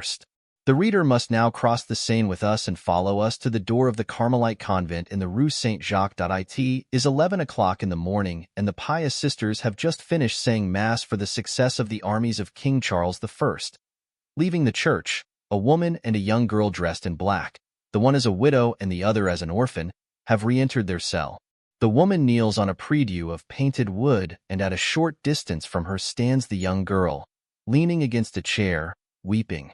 The woman must have once been handsome, but traces of sorrow have aged her. The young girl is lovely, and her tears only embellish her. The lady appears to be about 40 years of age, the girl about 14. "Oh, God," prayed the kneeling suppliant, "protect my husband, guard my son, and take my wretched life instead." "Oh, God," murmured the girl, "leave me my mother." "Your mother can be of no use to you in this world, Henrietta," said the lady, turning around. "Your mother has no longer either throne or husband. She has neither son, money, nor friends. The whole world, my poor child, has abandoned your mother." And she fell back, weeping, into her daughter's arms. "Courage, take courage, my dear mother," said the girl. "Ah, 'tis an unfortunate year for kings," said the mother, "and no one thinks of us in this country. For each must think about his own affairs. As long as your brother was with me he kept me up. But he is gone and can no longer send us news of himself, either to me or to your father. I have pledged my last jewels, sold your clothes and my own to pay his servants, who refused to accompany him unless I made this sacrifice. We are now reduced to live at the expense of these daughters of heaven. We are the poor, succored by God." "But why not address yourself to your sister, the Queen?" asked the girl. "Alas! The Queen, my sister, is no longer queen. My child, another reigns in her name. One day, you will be able to understand how all this is. Well then, to the king, your nephew, shall I speak to him? You know how much he loves me, my mother. Alas! My nephew is not yet king, and you know Laporte has told us 20 times that he himself is in need of almost everything." "Then let us pray to heaven," said the girl. The two women who thus knelt in united prayer were the daughter and granddaughter of Henry IV, the wife and daughter of Charles I. They had just finished their double prayer when a nun softly tapped at the door of the cell. "Enter, my sister," said the Queen. "I trust your Majesty will pardon this intrusion on her meditations, but a foreign lord has arrived from England and waits in the parlor, demanding the honor of presenting a letter to your Majesty." "Oh, a letter. A letter from the king, perhaps news from your father. Do you hear, Henrietta? And the name of this lord?" "Lord de Winter." "Lord de Winter!" exclaimed the Queen. "The friend of my husband. Oh, bid him enter."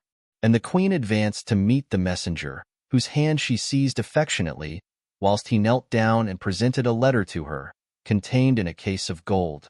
"Ah, my lord," said the Queen, "you bring us 3 things which we have not seen for a long time: gold, a devoted friend, and a letter from the king, our husband and master." De Winter bowed again, unable to reply from excess of emotion. On their side, the mother and daughter retired into the embrasure of a window to read eagerly the following letter. "Dear wife, we have now reached the moment of decision. I have concentrated here at Naseby camp all the resources heaven has left me, and I write to you in haste from thence. Here I await the army of my rebellious subjects. I am about to struggle for the last time with them. If victorious, I shall continue the struggle. If beaten, I am lost. I shall try. In the latter case, alas! In our position, one must provide for everything. I shall try to gain the coast of France, but can they? Will they receive an unhappy king, who will bring such a sad story into a country already agitated by civil discord? Your wisdom and your affection must serve me as guides. The bearer of this letter will tell you, madam, what I dare not trust to pen and paper and the risks of transit. He will explain to you the steps that I expect you to pursue. I charge him also with my blessing for my children and with the sentiments of my soul for yourself, my dearest sweetheart. The letter bore the signature, not of Charles, king, but of Charles, still king. And let him be no longer king, cried the queen. Let him be conquered, exiled, proscribed, provided he still lives, alas. In these days the throne is too dangerous a place for me to wish him to retain it. But my lord, tell me, she continued, hide nothing from me. What is, in truth, the king's position? Is it as hopeless as he thinks? Alas, madam, more hopeless than he thinks. His Majesty has so good a heart that he cannot understand hatred, is so loyal that he does not suspect treason. England is torn in twain by a spirit of disturbance which, I greatly fear, blood alone can exorcise. But Lord Montrose, replied the queen, I have heard of his great and rapid successes of battles gained. I heard it said that he was marching to the frontier to join the king. Yes, madam, but on the frontier he was met by Leslie.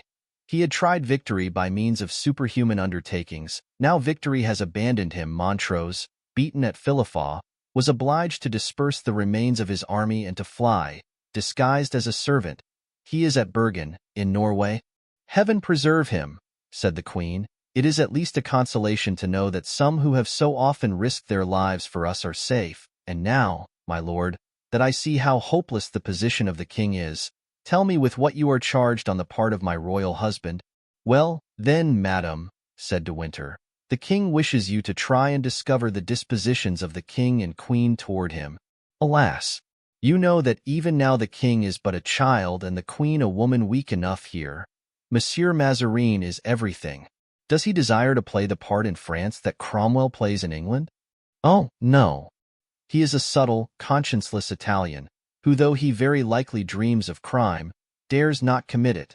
And unlike Cromwell, who disposes of both houses, Mazarin has had the queen to support him in his struggle with the Parliament. More reason, then, he should protect a king pursued by Parliament. The queen shook her head despairingly. If I judge for myself, my lord, she said, the cardinal will do nothing, and will even, perhaps, act against us. The presence of my daughter and myself in France is already irksome to him. Much more so would be that of the king. My lord, added Henrietta, with a melancholy smile, it is sad and almost shameful to be obliged to say that we have passed the winter in the Louvre without money, without linen, almost without bread, and often not rising from bed because we wanted fire. Horrible, cried De Winter. The daughter of Henry IV, and the wife of King Charles. Wherefore did you not apply, then, madam, to the first person you saw from us? Such is the hospitality shown to a queen by the minister from whom a king demands it. But I heard that a marriage between the Prince of Wales and Mademoiselle d'Orleans was spoken of, said De Winter. Yes, for an instant I hoped it was so. The young people felt a mutual esteem. But the queen, who at first sanctioned their affection, changed her mind, and Monsieur, the Duc d'Orleans, who had encouraged the familiarity between them, has forbidden his daughter to think any more about the union. Oh, my lord, continued the queen, without restraining her tears, it is better to fight as the king has done, and to die, as perhaps he will, than live in beggary like me. Courage, madam, courage. Do not despair. The interests of the French crown, endangered at this moment, are to discountenance rebellion in a neighboring nation. Mazarin, as a statesman, will understand the politic necessity. Are you sure, said the queen doubtfully, that you have not been forestalled? By whom? By the Joyces, the Prynnes, the Cromwells? By a tailor, a coachmaker, a brewer. I hope, madam, that the cardinal will not enter into negotiations with such men. What is he himself? Asked Madame Henrietta. But for the honor of the king, of the queen. Well, let us hope he will do something for the sake of their honor, said the queen. A true friend's eloquence is so powerful, my lord, that you have reassured me. Give me your hand and let us go to the minister. And yet, she added, suppose he should refuse and that the king loses the battle? His Majesty will then take refuge in Holland, where I hear His Highness the Prince of Wales now is. And can His Majesty count upon many such subjects as yourself for his flight? Alas! No, madam, answered De Winter, but the case is provided for, and I am come to France to seek allies. Allies, said the Queen, shaking her head. Madam, replied De Winter, provided I can find some of my good old friends of former times, I will answer for anything. Come then, my lord, said the Queen, with the painful doubt that is felt by those who have suffered much. Come, and may heaven hear you. Chapter 37. Cromwell's Letter. At the very moment when the Queen quitted the convent to go to the Palais Royal, a young man dismounted at the gate of this royal abode, and announced to the guards that he had something of importance to communicate to Cardinal Mazarin. Although the cardinal was often tormented by fear, he was more often in need of counsel and information, and he was therefore sufficiently accessible. The true difficulty of being admitted was not to be found at the first door, and even the second was passed easily enough. But at the third watched, besides the guard and the doorkeepers, the faithful Bernouin, a Cerberus whom no speech could soften, no wand, even of gold, could charm. It was therefore at the third door that those who solicited or were bidden to an audience underwent their formal interrogatory. The young man, having left his horse tied to the gate in the court, mounted the great staircase and addressed the guard in the first chamber. Cardinal Mazarin, said he. Pass on, replied the guard. The cavalier entered the second hall, which was guarded by the musketeers and doorkeepers. Have you a letter of audience? Asked a porter, advancing to the new arrival. I have one, but not one from Cardinal Mazarin. Enter and ask for Monsieur Bernouin, said the porter, opening the door of the third room. Whether he only held his usual post or whether it was by accident, Monsieur Bernouin was found standing behind the door and must have heard all that had passed. You seek me, sir, said he. From whom may the letter be you bear to his eminence? From General Oliver Cromwell, said the newcomer. Be so good as to mention this name to his eminence, and to bring me word whether he will receive me, yes or no. Saying which, he resumed the proud and somber bearing peculiar at that time to Puritans. Bernouin cast an inquisitorial glance at the person of the young man and entered the cabinet of the cardinal, to whom he transmitted the messenger's words. A man bringing a letter from Oliver Cromwell, said Mazarin. And what kind of a man? A genuine Englishman, your eminence, hair sandy red, more red than sandy, gray-blue eyes, more gray than blue, and for the rest, stiff and proud. Let him give in his letter. His eminence asks for the letter, said Bernouin, passing back into the antechamber. His eminence cannot see the letter without the bearer of it, replied the young man. But to convince you that I am really the bearer of a letter, see, here it is, and kindly add, continued he, that I am not a simple messenger, but an envoy extraordinary. Bernouin re-entered the cabinet. Returning in a few seconds, enter, sir, said he. The young man appeared on the threshold of the minister's closet, in one hand holding his hat, in the other the letter. Mazarin rose. Have you, sir, asked he, a letter accrediting you to me? There it is, my lord, said the young man. Mazarin took the letter and read it thus.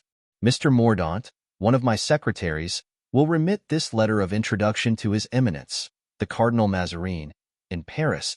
He is also the bearer of a second confidential epistle for his eminence, Oliver Cromwell. Very well, Monsieur Mordaunt, said Mazarin. Give me this second letter and sit down. The young man drew from his pocket a second letter, presented it to the cardinal, and took his seat. The cardinal, however, did not unseal the letter at once, but continued to turn it again and again in his hand.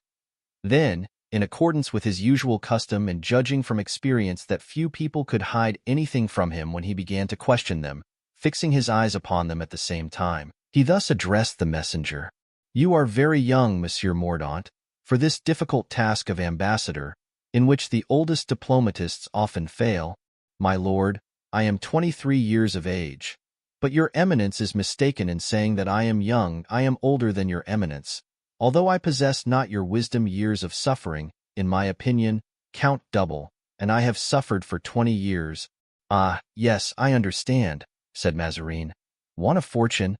Perhaps you are poor, are you not?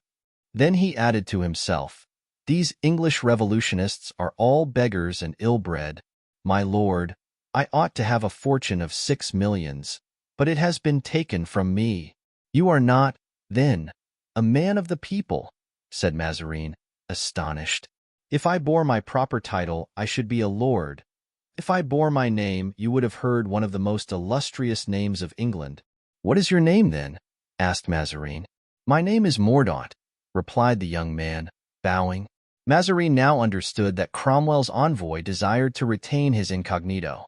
He was silent for an instant, and during that time he scanned the young man even more attentively than he had done at first. The messenger was unmoved. "Devil take these Puritans," said Mazarin aside. "They are carved from granite." Then he added aloud, "But you have relations left you?" "I have one remaining. 3 times I presented myself to ask his support, and 3 times he ordered his servants to turn me away." "Oh, mon Dieu, my dear Mr. Mordaunt," said Mazarin, hoping by a display of affected pity to catch the young man in a snare. "How extremely your history interests me. You know not, then, anything of your birth. You have never seen your mother?" "Yes, my lord. She came 3 times, whilst I was a child, to my nurse's house.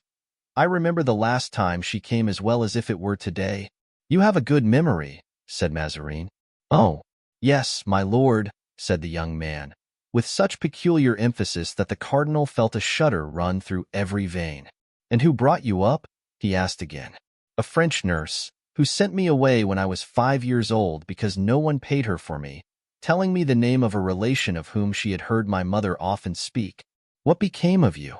"As I was weeping and begging on the high road, a minister from Kingston took me in, instructed me in the Calvinistic faith, taught me all he knew himself, and aided me in my researches after my family. And these researches were fruitless. Chance did everything. You discovered what had become of your mother?" "I learned that she had been assassinated by my relation, aided by 4 friends. But I was already aware that I had been robbed of my wealth and degraded from my nobility by King Charles I. "Oh, I now understand why you are in the service of Cromwell. You hate the king?" "Yes, my lord, I hate him," said the young man. Mazarin marked with surprise the diabolical expression with which the young man uttered these words, just as, ordinarily, faces are colored by blood. His face seemed dyed by hatred and became livid. "Your history is a terrible one, Mr. Mordaunt, and touches me keenly. But happily for you, you serve an all-powerful master. He ought to aid you in your search. We have so many means of gaining information. My lord, to a well-bred dog it is only necessary to show one end of a track. He is certain to reach the other. But this relation you mentioned, do you wish me to speak to him?" said Mazarin, who was anxious to make a friend about Cromwell's person. "Thanks, my lord. I will speak to him myself. He will treat me better the next time I see him." "You have the means, then, of touching him?" "I have the means of making myself feared." Mazarin looked at the young man, but at the fire which shot from his glance he bent his head. Then, embarrassed how to continue such a conversation, he opened Cromwell's letter. The young man's eyes gradually resumed their dull and glassy appearance, and he fell into a profound reverie after reading the first lines of the letter. Mazarin gave a side glance at him to see if he was watching the expression of his face as he read. Observing his indifference, he shrugged his shoulders, saying, "Send on your business those who do theirs at the same time. Let us see what this letter contains." We here present the letter verbatim. To His Eminence, Monseigneur le Cardinal Mazarini. I have wished, Monseigneur, to learn your intentions relating to the existing state of affairs in England. The 2 kingdoms are so near that France must be interested in our situation. As we are interested in that of France, the English are almost of one mind in contending against the tyranny of Charles and his adherents, placed by popular confidence at the head of that movement. I can appreciate better than any other its significance and its probable results. I am at present in the midst of war, and am about to deliver a decisive battle against King Charles. I shall gain it. For the hope of the nation and the Spirit of the Lord are with me. This battle won by me, the king will have no further resources in England or in Scotland, and if he is not captured or killed, he will endeavor to pass over into France to recruit soldiers and to refurnish himself with arms and money. France has already received Queen Henrietta, and, unintentionally doubtless, has maintained a center of inextinguishable civil war in my country, but Madame Henrietta is a daughter of France and was entitled to the hospitality of France, as to King Charles. The question must be viewed differently. In receiving and aiding him, France will censure the acts of the English nation, and thus so essentially harm England, and especially the well-being of the government, that such a proceeding will be equivalent to pronounced hostilities. At this moment Mazarin became very uneasy at the turn which the letter was taking and paused to glance under his eyes at the young man. The latter continued in thought. Mazarin resumed his reading. It is important, therefore, Monseigneur, that I should be informed as to the intentions of France, the interests of that kingdom, and those of England. Though taking now diverse directions, are very nearly the same. England needs tranquility at home, in order to consummate the expulsion of her king. France needs tranquility to establish on solid foundations the throne of her young monarch. You need, as much as we do, that interior condition of repose which, thanks to the energy of our government, we are about to attain. Your quarrels with the Parliament, your noisy dissensions with the princes, who fight for you today and tomorrow will fight against you. The popular following directed by the coadjutor, President Blancmesnil, and Councillor Broussel. All that disorder, in short, which pervades the several departments of the state, must lead you to view with uneasiness the possibility of a foreign war. For in that event England, exalted by the enthusiasm of new ideas, will ally herself with Spain. Already seeking that alliance, I have therefore believed, Monseigneur, knowing your prudence and your personal relation to the events of the present time, that you will choose to hold your forces concentrated in the interior of the French kingdom and leave to her own the new government of England, that neutrality consists simply in excluding King Charles from the territory of France and in refraining from helping him, a stranger to your country, with arms, with money, or with troops. My letter is private and confidential, and for that reason I send it to you by a man who shares my most intimate counsels. It anticipates, through a sentiment which your eminence will appreciate, measures to be taken after the events. Oliver Cromwell considered it more expedient to declare himself to a mind as intelligent as Mazarin's than to a queen admirable for firmness, without doubt, but too much guided by vain prejudices of birth and of divine right. Farewell, Monseigneur. Should I not receive a reply in the space of 15 days, I shall presume my letter will have miscarried. Oliver Cromwell. Mr. Mordaunt, said the cardinal, raising his voice, as if to arouse the dreamer, my reply to this letter will be more satisfactory to General Cromwell if I am convinced that all are ignorant of my having given one. Go, therefore, and await it at Boulogne-sur-Mer, and promise me to set out tomorrow morning. I promise, my lord, replied Mordaunt. But how many days does your eminence expect me to await your reply? If you do not receive it in 10 days, you can leave. Mordaunt bowed. That is not all, sir, continued Mazarin. Your private adventures have touched me to the quick. Besides, the letter from Mr. Cromwell makes you an important person as ambassador. Come, tell me, what can I do for you? Mordaunt reflected a moment and, after some hesitation, was about to speak, when Bernouin entered hastily and, bending down to the ear of the cardinal, whispered, My lord, the Queen Henrietta Maria, accompanied by an English noble, is entering the Palais Royal at this moment. Mazarin made a bound from his chair, which did not escape the attention of the young man, and suppressed the confidence he was about to make. Sir, said the cardinal, you have heard me? I fix on Boulogne because I presume that every town in France is indifferent to you. If you prefer another, name it. But you can easily conceive that, surrounded as I am by influences I can only muzzle by discretion, I desire your presence in Paris to be unknown. I go, sir, said Mordaunt, advancing a few steps to the door by which he had entered. No, not that way, I beg, sir, quickly exclaimed the cardinal. Be so good as to pass by yonder gallery, by which you can regain the hall. I do not wish you to be seen leaving. Our interview must be kept secret. Mordaunt followed Bernouin, who led him through the adjacent chamber and left him with a doorkeeper, showing him the way out.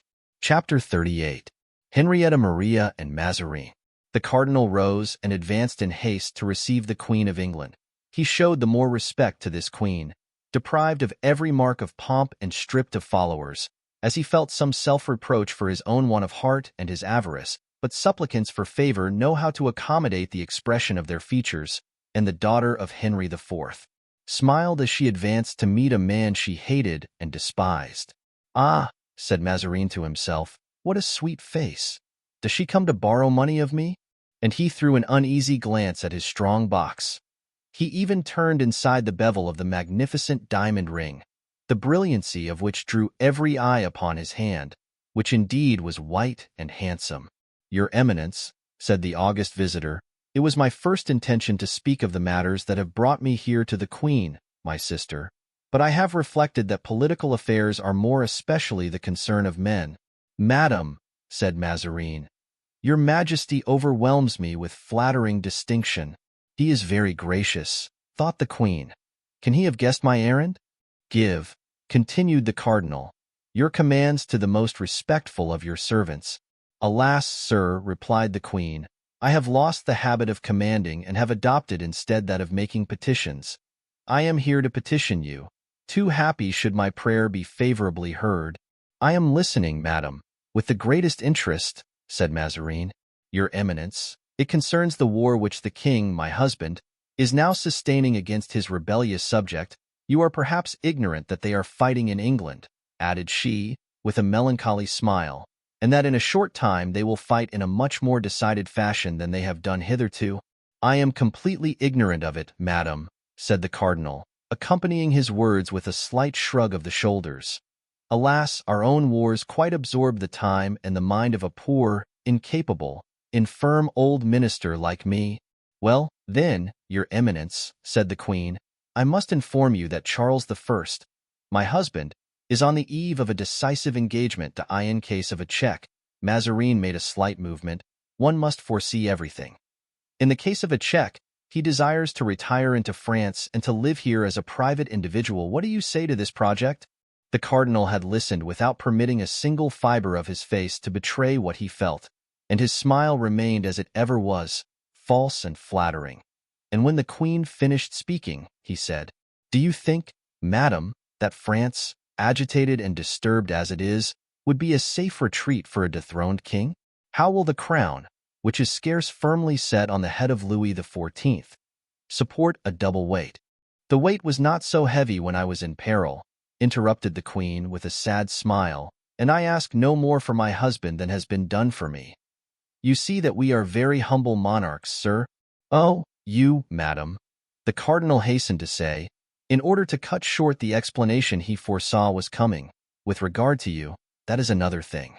A daughter of Henry IV, of that great, that sublime sovereign, all which does not prevent you refusing hospitality to his son-in-law, sir. Nevertheless, you ought to remember that that great, that sublime monarch, when proscribed at one time, as my husband may be, demanded aid from England, and England accorded it to him. And it is but just to say that Queen Elizabeth was not his niece." "Peccato," said Mazarin, writhing beneath this simple eloquence. "Your Majesty does not understand me. You judge my intentions wrongly, and that is partly because, doubtless, I explain myself in French. Speak Italian, sir." "Ere the cardinal, your predecessor, sent our mother, Marie de Medicis, to die in exile, she taught us that language, if anything yet remains of that great, that sublime king, Henry, of whom you have just spoken. He would be much surprised at so little pity for his family being united to such a profound admiration of himself." The perspiration stood in large drops on Mazarin's brow. "That admiration is, on the contrary, so great, so real, madam," returned Mazarin, without noticing the change of language offered to him by the Queen, "that if the king, Charles I, whom heaven protect from evil, came into France, I would offer him my house, my own house. But, alas, it would be but an unsafe retreat. Some day the people will burn that house, as they burned that of the Maréchal d'Ancre, poor Concino Concini. And yet he but desired the good of the people." "Yes, my lord, like yourself," said the Queen, ironically. Mazarin pretended not to understand the double meaning of his own sentence, but continued to compassionate the fate of Concino Concini. "Well then, your Eminence," said the Queen, becoming impatient, "what is your answer?" "Madam," cried Mazarin, more and more moved, "will your Majesty permit me to give you counsel?" "Speak, sir," replied the Queen. The counsels of so prudent a man as yourself ought certainly to be available. Madam, believe me, the king ought to defend himself to the last. He has done so, sir, and this last battle, which he encounters with resources much inferior to those of the enemy, proves that he will not yield without a struggle. But in case he is beaten, well, madam, in that case, my advice. I know that I am very bold to offer advice to your majesty. My advice is that the king should not leave his kingdom. Absent kings are very soon forgotten. If he passes over into France, his cause is lost. But, persisted the queen, if such be your advice and you have his interest at heart, send him help of men and money, for I can do nothing for him. I have sold even to my last diamond to aid him. If I had had a single ornament left, I should have bought wood this winter to make a fire for my daughter and myself. Oh, madam, said Mazarin, your majesty knows not what you ask. On the day when foreign succor follows in the train of a king to replace him on his throne, it is an avowal that he no longer possesses the help and love of his own subjects. To the point, sir, said the queen, to the point, and answer me, yes or no. If the king persists in remaining in England, will you send him succor? If he comes to France, will you accord him hospitality? What do you intend to do? Speak. Madam, said the cardinal, affecting an effusive frankness of speech, I shall convince your majesty, I trust, of my devotion to you and my desire to terminate an affair which you have so much at heart, after which your majesty will, I think, no longer doubt my zeal in your behalf. The queen bit her lips and moved impatiently on her chair. Well, what do you propose to do? She said at length. Come, speak. I will go this instant and consult the queen, and we will refer the affair at once to Parliament, with which you are at war, is it not so? You will charge Broussel to report it enough, sir. Enough, I understand you, or rather, I am wrong. Go to the Parliament. For it was from this Parliament, the enemy of monarchs, that the daughter of the great, the sublime Henry IV, whom you so much admire, received the only relief this winter which prevented her from dying of hunger and cold. And with these words Henrietta rose in majestic indignation, whilst the cardinal, raising his hands clasped toward her, exclaimed, Ah, madam, madam, how little you know me, mon Dieu! But Queen Henrietta, without even turning toward him who made these hypocritical pretensions, crossed the cabinet, opened the door for herself, and passing through the midst of the cardinal's numerous guards, courtiers eager to pay homage, the luxurious show of a competing royalty, she went and took the hand of De Winter, who stood apart in isolation, poor queen, already fallen. Though all bowed before her, as etiquette required, she had now but a single arm on which she could lean. It signifies little, said Mazarin, when he was alone. It gave me pain, and it was an ungracious part to play. But I have said nothing either to the one or to the other. Bernouin entered. See if the young man with the black doublet and the short hair, who was with me just now, is still in the palace. Bernouin went out and soon returned with Comminges, who was on guard. Your Eminence, said Comminges, as I was reconducting the young man for whom you have asked, he approached the glass door of the gallery, and gazed intently upon some object, doubtless the picture by Raphael, which is opposite the door. He reflected for a second and then descended the stairs. I believe I saw him mount a gray horse and leave the palace court. But is not your Eminence going to the Queen? For what purpose? Monsieur de Guitant, my uncle, has just told me that Her Majesty had received news of the army. It is well, I will go. Comminges had seen rightly, and Mordaunt had really acted as he had related. On crossing the gallery parallel to the large glass gallery, he perceived De Winter, who was waiting until the Queen had finished her negotiation. At this sight the young man stopped short, not in admiration of Raphael's picture, but as if fascinated at the sight of some terrible object. His eyes dilated and a shudder ran through his body. One would have said that he longed to break through the wall of glass which separated him from his enemy. For if Comminges had seen with what an expression of hatred the eyes of this young man were fixed upon De Winter, he would not have doubted for an instant that the Englishman was his eternal foe. But he stopped, doubtless to reflect. For instead of allowing his first impulse, which had been to go straight to Lord de Winter, to carry him away, he leisurely descended the staircase, left the palace with his head down, mounted his horse, which he reined in at the corner of the Rue Richelieu, and with his eyes fixed on the gate, waited until the Queen's carriage had left the court. He had not long to wait, for the Queen scarcely remained a quarter of an hour with Mazarin. But this quarter of an hour of expectation appeared a century to him. At last the heavy machine, which was called a chariot in those days, came out, rumbling against the gates, and De Winter, still on horseback, bent again to the door to converse with Her Majesty. The horses started on a trot and took the road to the Louvre, which they entered. Before leaving the convent of the Carmelites, Henrietta had desired her daughter to attend her at the palace, which she had inhabited for a long time, and which she had only left because their poverty seemed to them more difficult to bear in gilded chambers. Mordaunt followed the carriage, and when he had watched it drive beneath the sombre arches, he went and stationed himself under a wall over which the shadow was extended, and remained motionless, amidst the mouldings of Jean Goujon, like a bas-relief, representing an equestrian statue. Chapter 39. How, sometimes, the unhappy mistake chance for Providence. "Well, madam," said De Winter, when the Queen had dismissed her attendants. "Well, my lord, what I foresaw has come to pass." "What? Does the cardinal refuse to receive the king? France refuse hospitality to an unfortunate prince?" But it is for the first time, madam." "I did not say France, my lord. I said the cardinal, and the cardinal is not even a Frenchman. But did you see the Queen?" "It is useless," replied Henrietta. "The Queen will not say yes when the cardinal says no. Are you not aware that this Italian directs everything, both indoors and out? And moreover, I should not be surprised had we been forestalled by Cromwell. He was embarrassed while speaking to me, and yet quite firm in his determination to refuse. Then did you not observe the agitation in the Palais Royal, the passing to and fro of busy people? Can they have received any news, my lord?" "Not from England, madam. I made such haste that I am certain of not having been forestalled. I set out 3 days ago, passing miraculously through the Puritan army, and I took post-horses with my servant Tony. The horses upon which we were mounted were bought in Paris. Besides, the king, I am certain, awaits your majesty's reply before risking anything."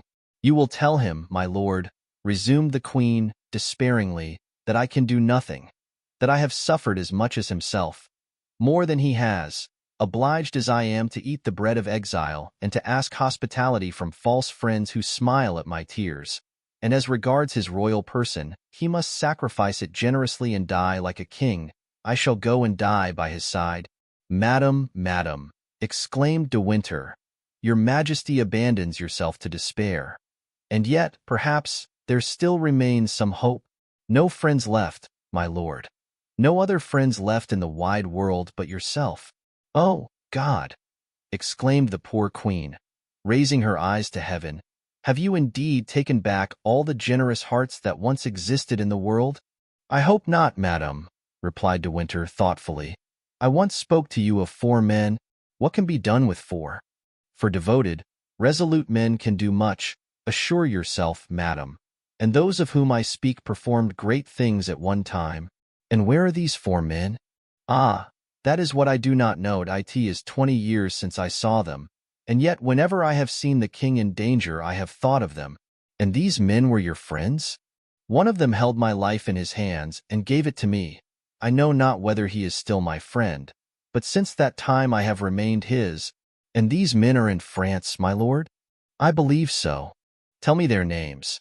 Perhaps I may have heard them mentioned and might be able to aid you in finding them." "One of them was called the Chevalier d'Artagnan." "Ah, my lord, if I mistake not, the Chevalier d'Artagnan is lieutenant of royal guards. But take care, for I fear that this man is entirely devoted to the cardinal." "That would be a misfortune," said De Winter, "and I shall begin to think that we are really doomed." "But the others," said the Queen, who clung to this last hope as a shipwrecked man clings to the hull of his vessel, "the others, my lord." "The second, I heard his name by chance, for before fighting us, these 4 gentlemen told us their names. The second was called the Comte de la Fere. As for the 2 others, I had so much the habit of calling them by nicknames that I have forgotten their real ones. Oh, mon Dieu! It is a matter of the greatest urgency to find them out," said the Queen, "since you think these worthy gentlemen might be so useful to the king." "Oh, yes," said De Winter, "for they are the same men. Listen, madam. and recall your remembrances. Have you never heard that Queen Anne of Austria was once saved from the greatest danger ever incurred by a queen? Yes, at the time of her relations with Monsieur de Buckingham. It had to do in some way with certain studs and diamonds. Well, it was that affair, madam.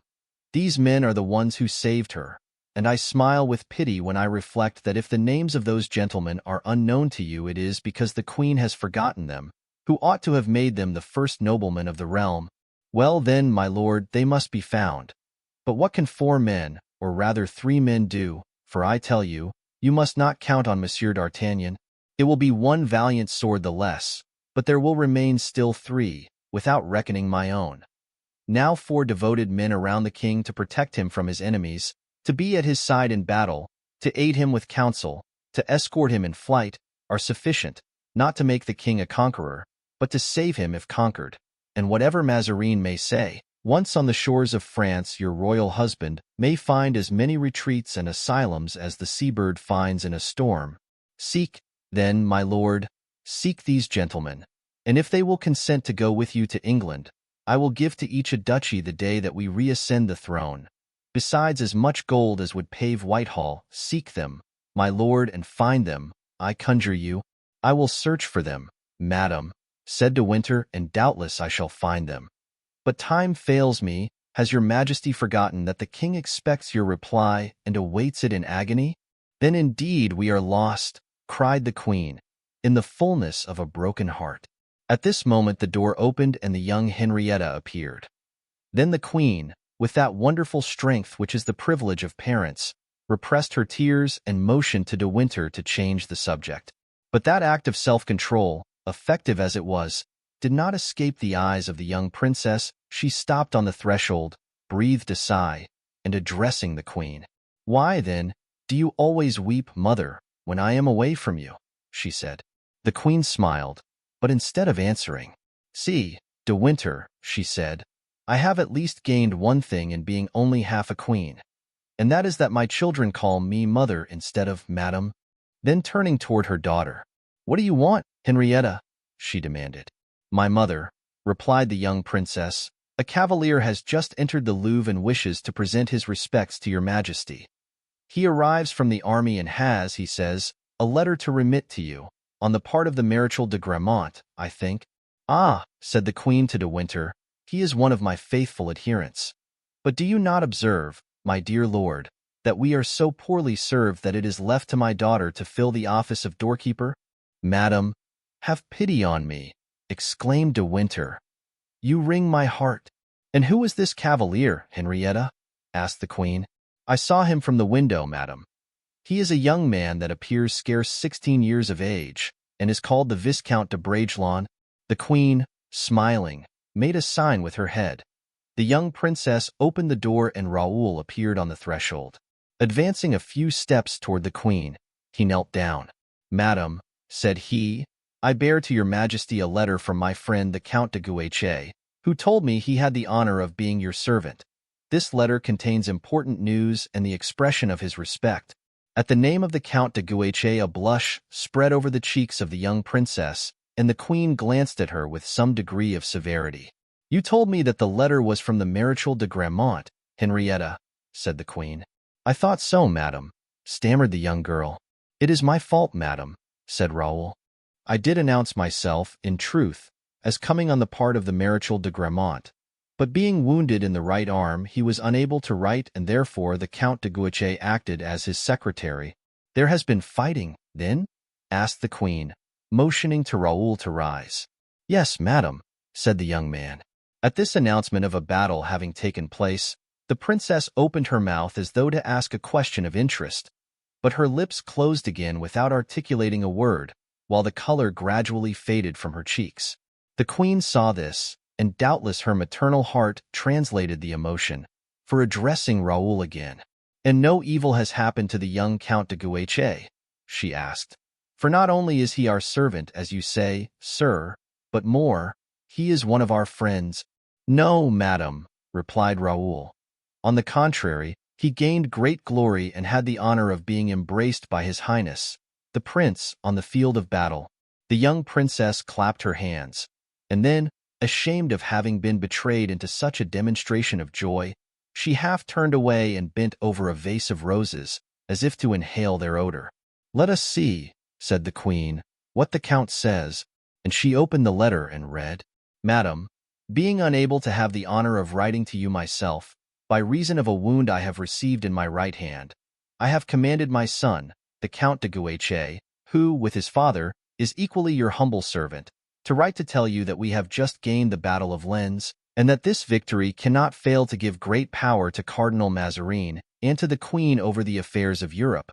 If Her Majesty will have faith in my counsels, she ought to profit by this event to address at this moment, in favor of her august husband, the court of France, the Vicomte de Bragelonne, who will have the honor of remitting this letter to your Majesty, is the friend of my son, who owes to him his life. He is a gentleman in whom your Majesty may confide entirely, in case your Majesty may have some verbal or written order to remit to me. I have the honor to be, with respect, etc., Marechal de Grimaud." At the moment mention occurred of his having rendered a service to the Count, Raoul could not help turning his glance toward the young princess, and then he saw in her eyes an expression of infinite gratitude to the young man. He no longer doubted that the daughter of King Charles I loved his friend. "The Battle of Lens gained," said the queen. "They are lucky here indeed. They can gain battles." "Yes, the Marechal de Grimaud is right. This will change the aspect of French affairs, but I much fear it will do nothing for English, even if it does not harm them. This is recent news, sir," continued she, "and I thank you for having made such haste to bring it to me. Without this letter I should not have heard till tomorrow, perhaps after tomorrow, the last of all Paris." "Madam," said Raoul, "the Louvre is but the second palace this news has reached.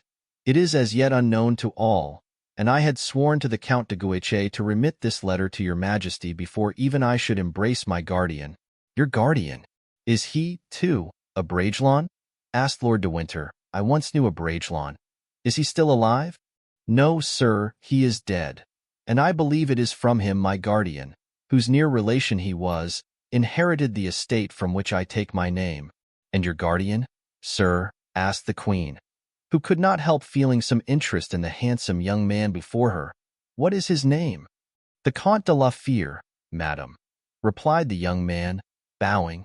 De Winter made a gesture of surprise, and the queen turned to him with a start of joy. "The Comte de la Fere," she cried. "Have you not mentioned that name to me?" As for De Winter, he could scarcely believe that he had heard aright. "The Comte de la Fere," he cried in his turn. "Oh, sir, reply, I entreat you. Is not the Comte de la Fere a noble whom I remember, handsome and brave, a musketeer under Louis XIII, who must be now about 47 or 48 years of age?" "Yes, sir, you are right in every particular." "And who served under an assumed name?" "Under the name of Athos. Latterly I heard his friend, Monsieur d'Artagnan, give him that name." "That is it, madam. That is the same, God be praised." "And he is in Paris?" continued he, addressing Raoul. Then turning to the queen, "We may still hope.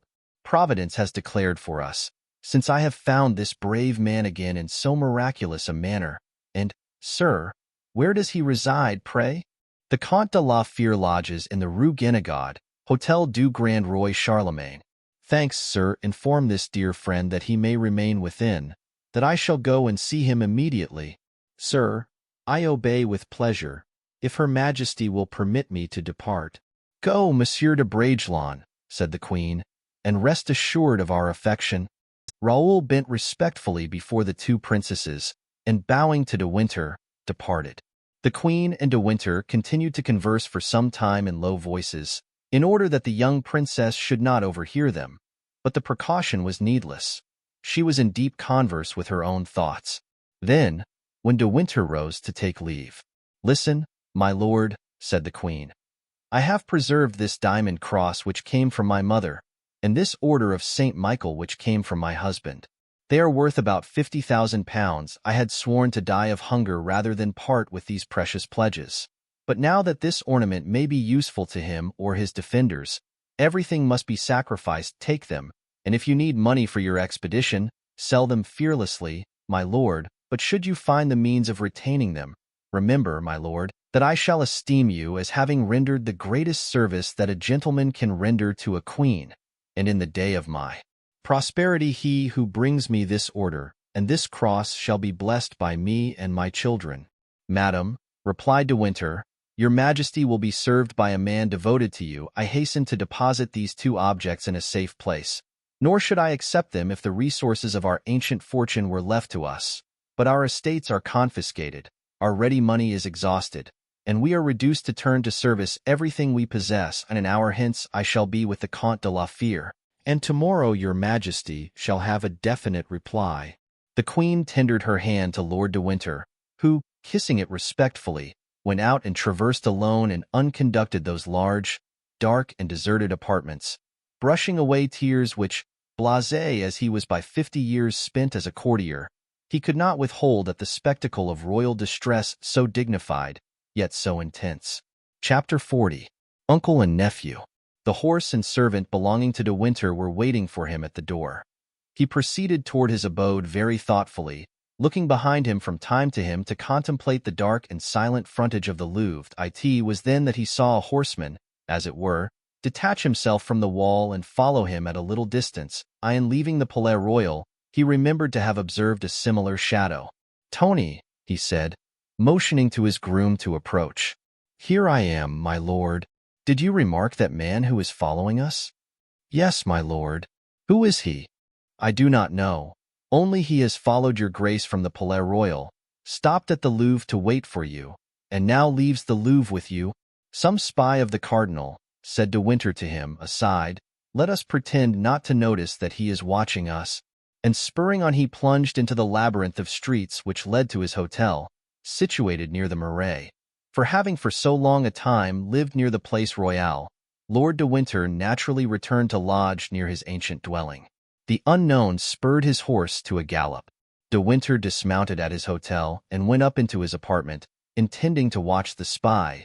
But as he was about to place his gloves and hat on a table, he saw reflected in a glass opposite to him a figure which stood on the threshold of the room. He turned around and Mordaunt stood before him. There was a moment of frozen silence between these two. Sir, said De Winter, I thought I had already made you aware that I am weary of this persecution. Withdraw, then, or I shall call and have you turned out as you were in London. I am not your uncle, I know you not. My uncle, replied Mordaunt, with his harsh and bantering tone, you are mistaken. You will not have me turned out this time as you did in London. You dare not for denying that I am your nephew. You will think twice about it, now that I have learned some things of which I was ignorant a year ago. And how does it concern me what you have learned? Said De Winter. Oh, it concerns you very closely, my uncle, I am sure, and you will soon be of my opinion, added he, with a smile which sent a shudder through the veins of him he thus addressed. When I presented myself before you for the first time in London, it was to ask you what had become of my fortune. The second time it was to demand who had sullied my name, and this time I come before you to ask a question far more terrible than any other, to say to you as God said to the first murderer, Cain, what hast thou done to thy brother Abel? My lord, what have you done with your sister? Your sister? Who was my mother? De Winter shrank back from the fire of those scorching eyes. Your mother, he said. Yes, my lord, my mother, replied the young man, advancing into the room until he was face to face with Lord de Winter, and crossing his arms. I have asked the headsman of Bethune, he said, his voice hoarse and his face livid with passion and grief, and the headsman of Bethune gave me a reply. De Winter fell back in a chair, as though struck by a thunderbolt, and in vain attempted a reply. Yes, continued the young man. All is now explained. With this key I open the abyss. My mother inherited an estate from her husband. You have assassinated her. My name would have secured me the paternal estate. You have deprived me of it.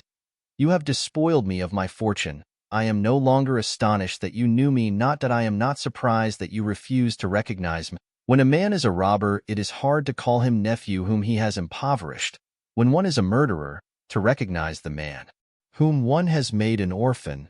These words produced a contrary effect to that which Mordaunt had anticipated. De Winter remembered the monster that Milady had been. He rose, dignified and calm, restraining by the severity of his look the wild glance of the young man. You desire to fathom this horrible secret? Said De Winter. Well, then, So be it. Know, then, what manner of woman it was for whom today you call me to account. That woman had, in all probability, poisoned my brother, and in order to inherit from me she was about to assassinate me in my turn. I have proof of it. What say you to that? I say that she was my mother. She caused the unfortunate Duke of Buckingham to be stabbed by a man who was, ere that, honest, good and pure. What say you to that crime, of which I have the proof? She was my mother.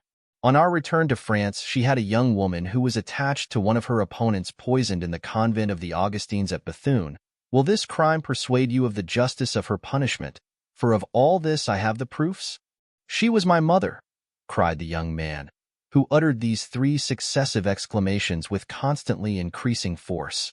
At last, charged with murders, with debauchery, hated by everyone and yet threatening still, like a panther thirsting for blood, she fell under the blows of men whom she had rendered desperate, though they had never done her the least injury. She met with judges whom her hideous crimes had evoked, and that executioner you saw, that executioner who you say told you everything, that executioner, if he told you everything, told you that he leaped with joy in avenging on her his brother's shame and suicide, depraved as a girl, adulteress as a wife, an unnatural sister, homicide, poisoner, execrated by all who knew her, by every nation that had been visited by her. She died accursed by heaven and earth.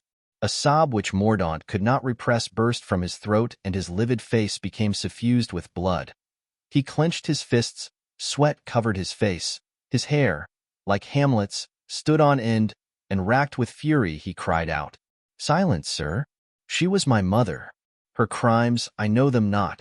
Her disorders, I know them not. Her vices, I know them not, but this I know, that I had a mother, that 5 men leagued against one woman, murdered her clandestinely by night. Silently, like cowards, I know that you were one of them, my uncle, and that you cried louder than the others, 'She must die.' Therefore I warn you, and listen well to my words, that they may be engraved upon your memory, never to be forgotten. This murder, which has robbed me of everything, this murder, which has deprived me of my name, this murder, which has impoverished me, this murder, which has made me corrupt, wicked, implacable, I shall summon you to account for it first, and then those who were your accomplices, when I discover them." With hatred in his eyes, foaming at his mouth, and his fist extended, Mordaunt had advanced one more step, a threatening, terrible step, toward De Winter. The latter put his hand to his sword, and said, with the smile of a man who for 30 years has jested with death, "Would you assassinate me, sir? Then I shall recognize you as my nephew, for you would be a worthy son of such a mother." "No," replied Mordaunt, forcing his features and the muscles of his body to resume their usual places and be calm. "No, I shall not kill you. At least not at this moment, for without you I could not discover the others, but when I have found them, then tremble. Sir, I stabbed to the heart the headsman of Bethune, without mercy or pity, and he was the least guilty of you all." With these words the young man went out and descended the stairs with sufficient calmness to pass unobserved. Then upon the lowest landing place he passed Tony, leaning over the balustrade, waiting only for a call from his master to mount to his room. But De Winter did not call. Crushed, enfeebled, he remained standing and with listening ear. Then only when he had heard the step of the horse going away he fell back on a chair, saying, "My God, I thank thee that he knows me only." Chapter 41. Paternal Affection. Whilst this terrible scene was passing at Lord de Winter's, Athos, seated near his window, his elbow on the table and his head supported on his hand, was listening intently to Raoul's account of the adventures he met with on his journey and the details of the battle. Listening to the relation of those emotions so fresh and pure, the fine, noble face of Athos betrayed indescribable pleasure. He inhaled the tones of that young voice as harmonious music. He forgot all that was dark in the past and that was cloudy in the future. It almost seemed as if the return of this much-loved boy had changed his fears to hopes. Athos was happy, happy as he had never been before. "And you assisted and took part in this great battle, Bragelonne?" cried the former musketeer. "Yes, sir. And it was a fierce one?" "His Highness the Prince charged 11 times in person." He is a great commander, Bragelonne. He is a hero. Sir, I did not lose sight of him for an instant. Oh, how fine it is to be called Condé, and to be so worthy of such a name.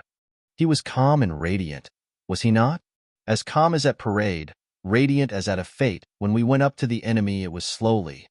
We were forbidden to draw first, and we were marching toward the Spaniards, who were on a height with lowered muskets. When we arrived about 30 paces from them, the prince turned around to the soldiers. "Comrades," he said, "you are about to suffer a furious discharge, but after that you will make short work with those fellows." There was such dead silence that friends and enemies could have heard these words. Then raising his sword, "Sound trumpets," he cried. "Well, very good.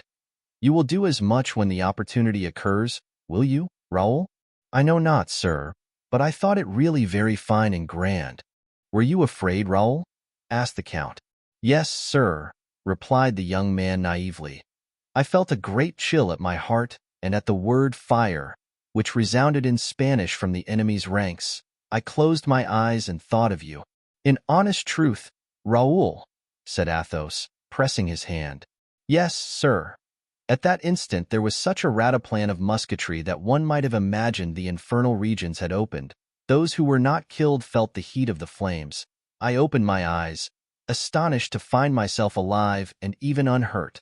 A third of the squadron were lying on the ground, wounded, dead or dying. At that moment I encountered the eye of the prince. I had but one thought, and that was that he was observing me. I spurred on and found myself in the enemy's ranks. "And the prince was pleased with you?" "He told me so, at least, sir, when he desired me to return to Paris with Monsieur de Chatillon, who was charged to carry the news to the queen and to bring the colors we had taken. Go," said he. "The enemy will not rally for 15 days, and until that time I have no need of your service. Go and see those whom you love and who love you, and tell my sister de Longueville that I thank her for the present that she made me of you." "And I came, sir," added Raoul, gazing at the count with a smile of real affection, "for I thought you would be glad to see me again." Athos drew the young man toward him and pressed his lips to his brow, as he would have done to a young daughter. "And now, Raoul," said he, "you are launched. You have dukes for friends, a marshal of France for godfather, a prince of the blood as commander, and on the day of your return you have been received by 2 queens. It is not so bad for a novice." "Oh, sir," said Raoul, suddenly, "you recall something, which, in my haste to relate my exploits, I had forgotten. It is that there was with Her Majesty the Queen of England, a gentleman who, when I pronounced your name, uttered a cry of surprise and joy. He said he was a friend of yours, asked your address, and is coming to see you." "What is his name?" "I did not venture to ask, sir. He spoke elegantly, although I thought from his accent he was an Englishman." "Ah," said Athos, leaning down his head as if to remember who it could be. Then, when he raised it again, he was struck by the presence of a man who was standing at the open door and was gazing at him with a compassionate air. "Lord de Winter!" exclaimed the count. "Athos, my friend!" And the 2 gentlemen were for an instant locked in each other's arms. Then Athos, looking into his friend's face and taking him by both hands, said, "What ails you, my lord? You appear as unhappy as I am the reverse." "Yes, truly, dear friend, and I may even say the sight of you increases my dismay." And De Winter glancing around him, Raoul quickly understood that the 2 friends wished to be alone, and he therefore left the room unaffectedly. "Come, now that we are alone," said Athos, "let us talk of yourself." "Whilst we are alone, let us speak of ourselves," replied De Winter. "He is here." "Who?" "Milady's son." Athos, again struck by this name, which seemed to pursue him like an echo, hesitated for a moment, then slightly knitting his brows, he calmly said, "I know it. Grimaud met him between Bethune and Arras, and then came here to warn me of his presence." "Does Grimaud know him, then?" "No, but he was present at the deathbed of a man who knew him." "The headsman of Bethune!" exclaimed De Winter. "You know about that?" cried Athos, astonished. "He has just left me," replied De Winter, "after telling me all." "My friend, what a horrible scene! Why did we not destroy the child with the mother?" "What need you fear?" said Athos, recovering from the instinctive fear he had at first experienced by the aid of reason. Are we not men accustomed to defend ourselves? Is this young man an assassin by profession, a murderer in cold blood? He has killed the executioner of Bethune in an access of passion, but now his fury is assuaged. De Winter smiled sorrowfully and shook his head. Do you not know the race? Said he. Pooh, said Athos, trying to smile in his turn. It must have lost its ferocity in the second generation besides. My friend, Providence has warned us that we may be on our guard. All we can now do is to wait. Let us wait. And, as I said before, let us speak of yourself. What brings you to Paris? Affairs of importance which you shall know later. But what is this that I hear from Her Majesty the Queen of England? Monsieur d'Artagnan sides with Mazarin. Pardon my frankness, dear friend. I neither hate nor blame the cardinal, and your opinions will be held ever sacred by me. But do you happen to belong to him? Monsieur d'Artagnan, replied Athos, is in the service. He is a soldier and obeys all constitutional authority. Monsieur d'Artagnan is not rich and has need of his position as lieutenant to enable him to live. Millionaires like yourself, my lord, are rare in France. Alas, said De Winter, I am at this moment as poor as he is, if not poorer. But to return to our subject, well, then, you wish to know if I am of Mazarin's party? No, pardon my frankness, too, my lord. I am obliged to you, Count, for this pleasing intelligence. You make me young and happy again by it. So you are not a Mazarinist? Delightful. Indeed, you could not belong to him, but pardon me, are you free? I mean to ask if you are married?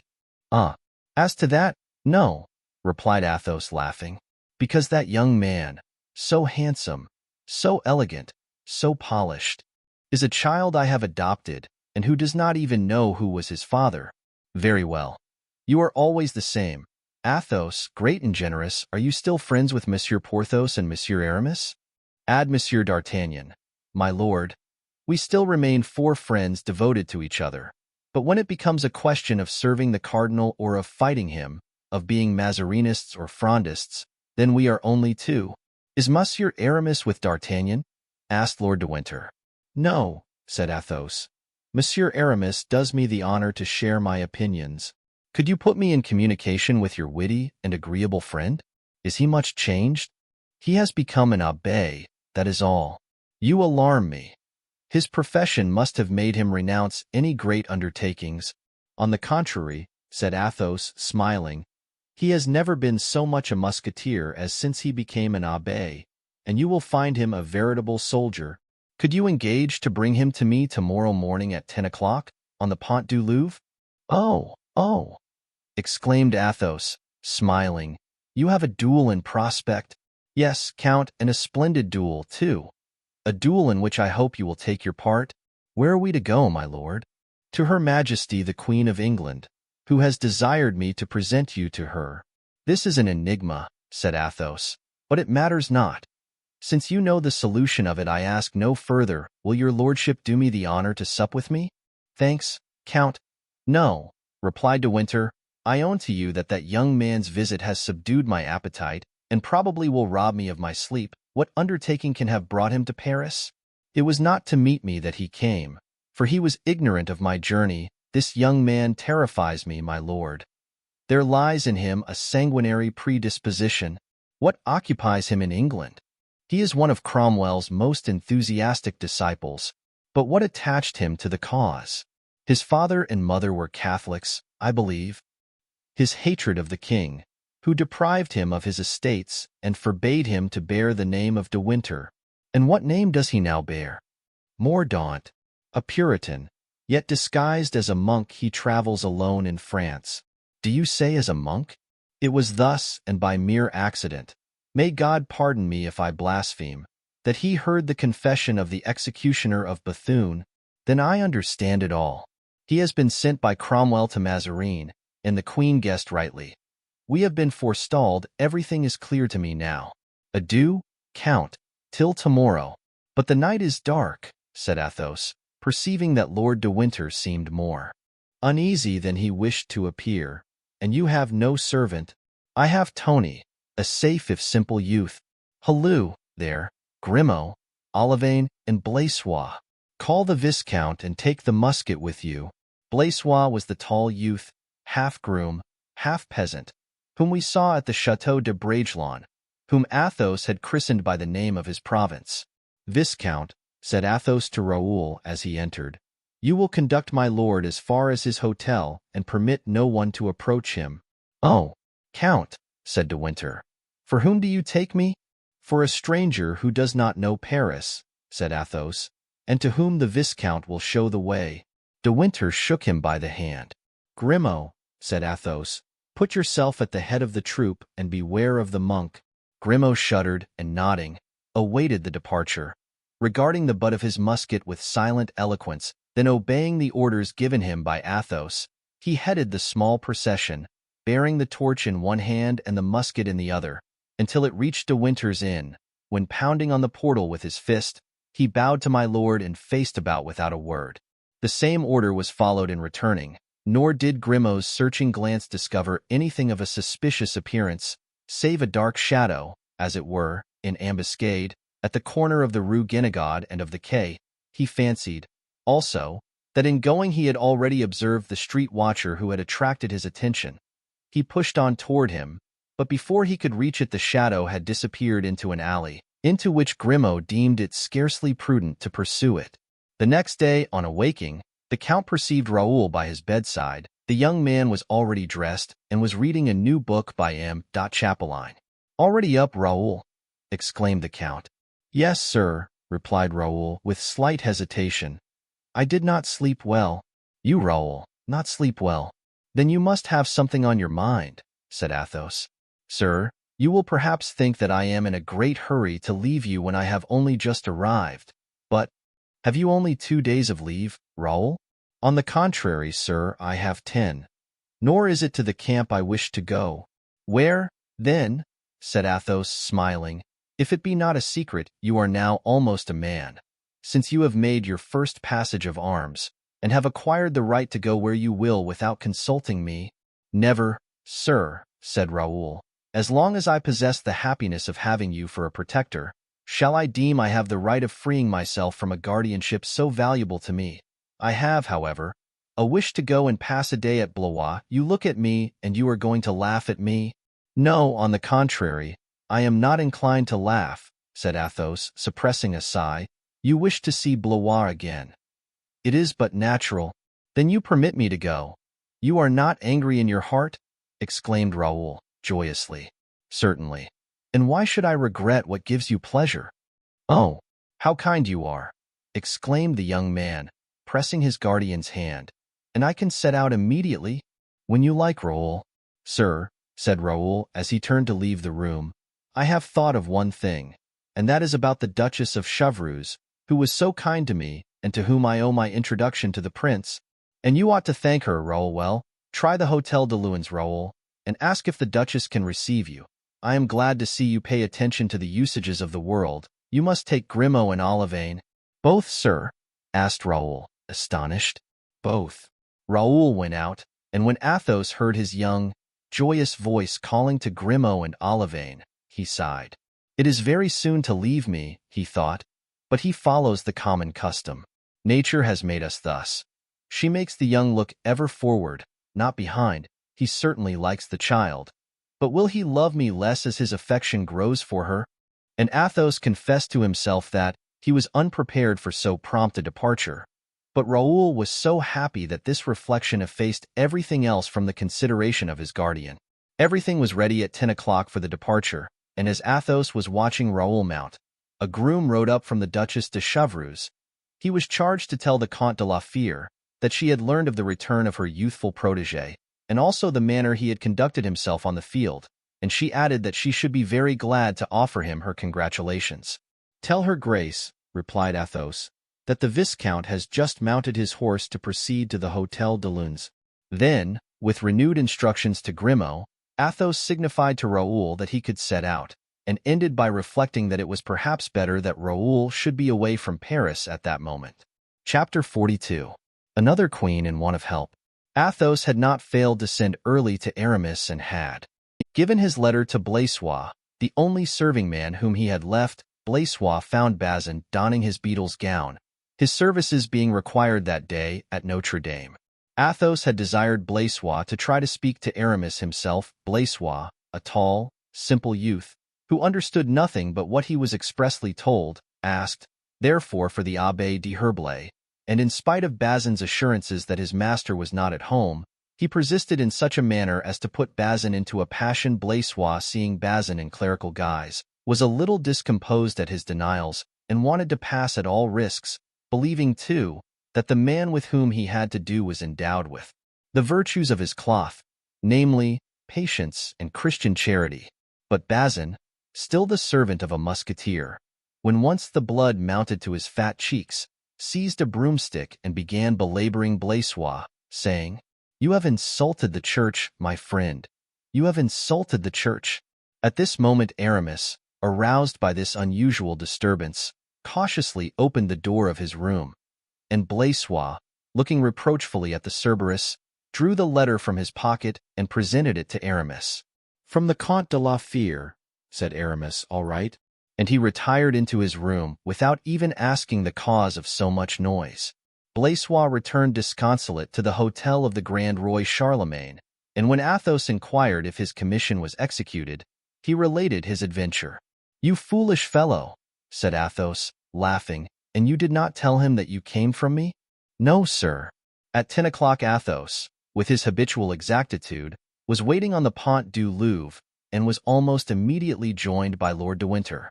They waited 10 minutes, and then his lordship began to fear Aramis was not coming to join them. "Patience," said Athos, whose eyes were fixed in the direction of the Rue du Bac. "Patience. I see an abbé cuffing a man, then bowing to a woman. It must be Aramis." It was indeed Aramis, having run against a young shopkeeper who was gaping at the crows and who had splashed him. Aramis, with one blow of his fist, had distanced him 10 paces. At this moment one of his penitents passed, and as she was young and pretty, Aramis took off his cap to her with his most gracious smile. A most affectionate greeting, as one can well believe, took place between him and Lord de Winter. "Where are we going?" inquired Aramis. "Are we going to fight, perchance?" "I carry no sword this morning, and cannot return home to procure one." "No," said Lord de Winter.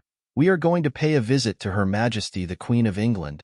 "Oh, very well," replied Aramis. Then, bending his face down to Athos's ear, "What is the object of this visit?" continued he. "Nay, I know not. Some evidence required from us, perhaps." "May it not be about that cursed affair?" asked Aramis. "In which case I do not greatly care to go, for it will be to pocket a lecture, and since it is my function to give them to others, I am rather averse to receiving them myself." "If it were so," answered Athos, "we should not be taken there by Lord de Winter, for he would come in for his share. He was one of us." "You're right. Yes, let us go." On arriving at the Louvre, Lord de Winter entered first. Indeed, there was but one porter there to receive them at the gate.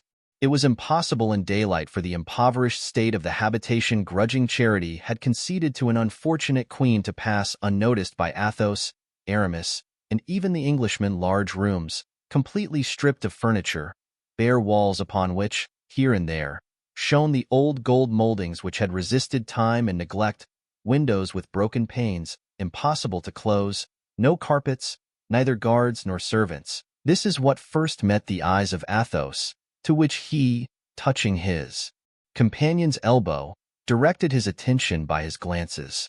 "Mazarin is better lodged," said Aramis. "Mazarin is almost king," answered Athos.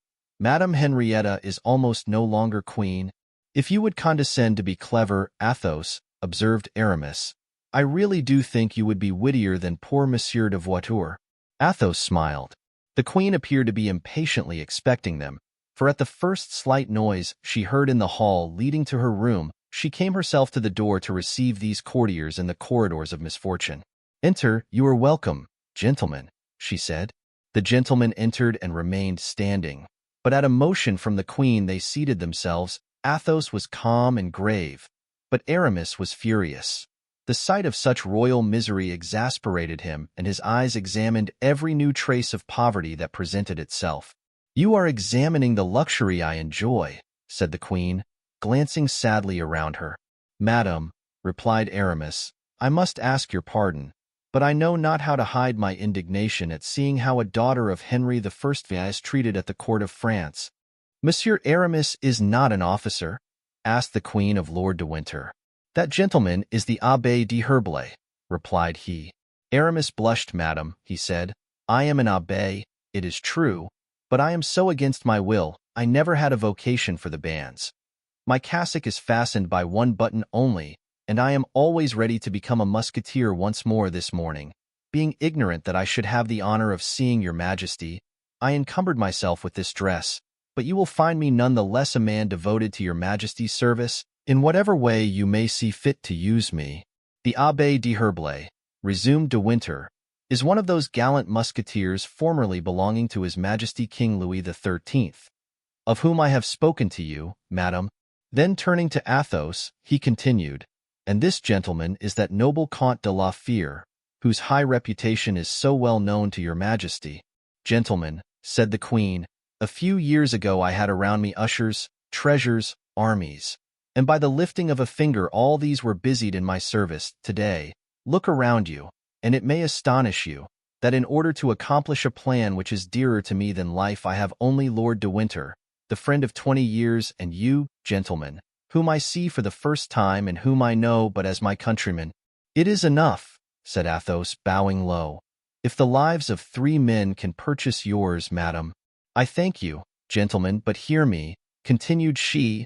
"I am not only the most miserable of queens, but the most unhappy of mothers, the most wretched of wives, and my children, 2 of them, at least, the Duke of York and the Princess Elizabeth, are far away from me, exposed to the blows of the ambitious and our foes. My husband, the king, is leading in England so wretched an existence that it is no exaggeration to aver that he seeks death as a thing to be desired. Hold, gentlemen. Here is the letter conveyed to me by Lord de Winter. Read it." Obeying the queen, Athos read aloud the letter which we have already seen, in which King Charles demanded to know whether the hospitality of France would be accorded him. "Well?" asked Athos when he had closed the letter. "Well," said the queen, "it has been refused." The 2 friends exchanged a smile of contempt. "And now," said Athos, "what is to be done?" "I have the honor to inquire from your majesty what you desire Monsieur de Herblay and myself to do in your service. We are ready." "Ah, sir, you have a noble heart," exclaimed the queen, with a burst of gratitude, whilst Lord de Winter turned to her with a glance which said, "Did I not answer for them?" "But you, sir," said the queen to Aramis. "I, madam," replied he, "follow Monsieur de la Fère wherever he leads, even were it on to death, without demanding wherefore. But when it concerns your majesty's service, then," added he, looking at the queen with all the grace of former days, "I precede the count." "Well, then, gentlemen," said the queen, "since it is thus, and since you are willing to devote yourselves to the service of a poor princess whom the whole world has abandoned, this is what is required to be done for me. The king is alone with a few gentlemen, whom he fears to lose every day, surrounded by the Scotch, whom he distrusts, although he be himself a Scotchman. Since Lord de Winter left him I am distracted. Sirs, that I ask much, too much, perhaps, for I have no title to request it. Go to England, join the king, be his friends, protectors, march to battle at his side, and be near him in his house, where conspiracies, more dangerous than the perils of war, are hatching every day. And in exchange for the sacrifice that you make, gentlemen, I promise, not to reward you, I believe that word would offend you, but to love you as a sister, to prefer you, next to my husband and my children, to everyone. I swear it before heaven." And the queen raised her eyes solemnly upward. "Madam," said Athos, "when must we set out?" "You consent, then?" exclaimed the queen, joyfully. "Yes, madam. Only it seems to me that your majesty goes too far in engaging to load us with a friendship so far above our merit. We render service to God, madam, in serving a prince so unfortunate, a queen so virtuous, madam. We are yours, body and soul." "Oh, sirs," said the queen, moved even to tears, "this is the first time for 5 years I have felt the least approach to joy or hope. God, who can read my heart, all the gratitude I feel, will reward you. Save my husband, save the king, And although you care not for the price that is placed upon a good action in this world, leave me the hope that we shall meet again, when I may be able to thank you myself. In the meantime, I remain here. Have you anything to ask of me? From this moment I become your friend, and since you are engaged in my affairs, I ought to occupy myself in yours. Madam, replied Athos, I have only to ask your Majesty's prayers. And I, said Aramis, I am alone in the world and have only your Majesty to serve. The queen held out her hand, which they kissed, and she said in a low tone to De Winter, If you need money, my lord, separate the jewels I have given you. Detach the diamonds and sell them to some Jew. You will receive for them 50 or 60,000 francs. Spend them if necessary, but let these gentlemen be treated as they deserve, that is to say, like kings. The queen had 2 letters ready, one written by herself, the other by her daughter, the Princess Henrietta. Both were addressed to King Charles. She gave the first to Athos and the other to Aramis, so that should they be separated by chance, they might make themselves known to the king, after which they withdrew. At the foot of the staircase De Winter stopped. Not to arouse suspicions, gentlemen, said he, go your way and I will go mine, and this evening at 9 o'clock we will assemble again at the Gate St. Denis. We will travel on horseback as far as our horses can go, and afterward we can take the post. Once more, let me thank you, my good friends, both in my own name and the Queen's. The 3 gentlemen then shook hands, Lord de Winter taking the Rue Saint-Honoré, and Athos and Aramis remaining together. Well, said Aramis, when they were alone, what do you think of this business, my dear Count? Bad, replied Athos, very bad. But you received it with enthusiasm, as I shall ever receive the defense of a great principle, my dear D'Herblay. Monarchs are only strong by the assistance of the aristocracy, but aristocracy cannot survive without the countenance of monarchs. Let us, then, support monarchy, in order to support ourselves. We shall be murdered there, said Aramis. I hate the English. They are coarse, like every nation that swills beer. Would it be better to remain here, said Athos, and take a turn in the Bastille or the dungeon of Vincennes for having favored the escape of Monsieur de Beaufort? Faith, Aramis, believe me, there is little left to regret. We avoid imprisonment, and we play the part of heroes. The choice is easy, it is true, but in everything, friend, one must always return to the same question. A stupid one, I admit, but very necessary. Have you any money? Something like 100 pistoles, that my farmer sent to me the day before I left Bragelonne. But out of that sum I ought to leave 50 for Raoul. A young man must live respectably. I have then about 50 pistoles, and you? As for me, I am quite sure that after turning out all my pockets and emptying my drawers, I shall not find 10 louis at Hoe. Fortunately, Lord de Winter is rich. Lord de Winter is ruined for the moment. Oliver Cromwell has annexed his income resources. Now is the time when Baron Porthos would be useful. Now it is that I regret D'Artagnan. Let us entice them away. This secret, Aramis, does not belong to us. Take my advice, then, and let no one into our confidence, and moreover, in taking such a step we should appear to be doubtful of ourselves. Let us regret their absence to ourselves for our own sakes, but not speak of it. You are right, but what are you going to do until this evening? I have 2 things to postpone. And what are they? First, a thrust with the coadjutor, whom I met last night at Madame de Rambouillet's, and whom I found particular in his remarks respecting me. Oh, fie! A quarrel between priests, a duel between allies. What can I do, friend? He is a bully, and so am I. His cassock is a burden to him, and I imagine I have had enough of mine. In fact, there is so much resemblance between us that I sometimes believe he is Aramis and I am the coadjutor. This kind of life fatigues and oppresses me. Besides, he is a turbulent fellow, who will ruin our party. I am convinced that if I gave him a box on the ear, such as I gave this morning to the little citizen who splashed me, it would change the appearance of things. And I, my dear Aramis, quietly replied Athos, I think it would only change Monsieur de Retz's appearance. Take my advice. Leave things just as they are. Besides, you are neither of you now your own masters. He belongs to the Fronde and you to the Queen of England. So, if the second matter which you regret being unable to attend to is not more important than the first, oh, that is of the first importance. Attend to it, then, at once. Unfortunately, It is a thing that I can't perform at any time I choose. It was arranged for the evening, and no other time will serve.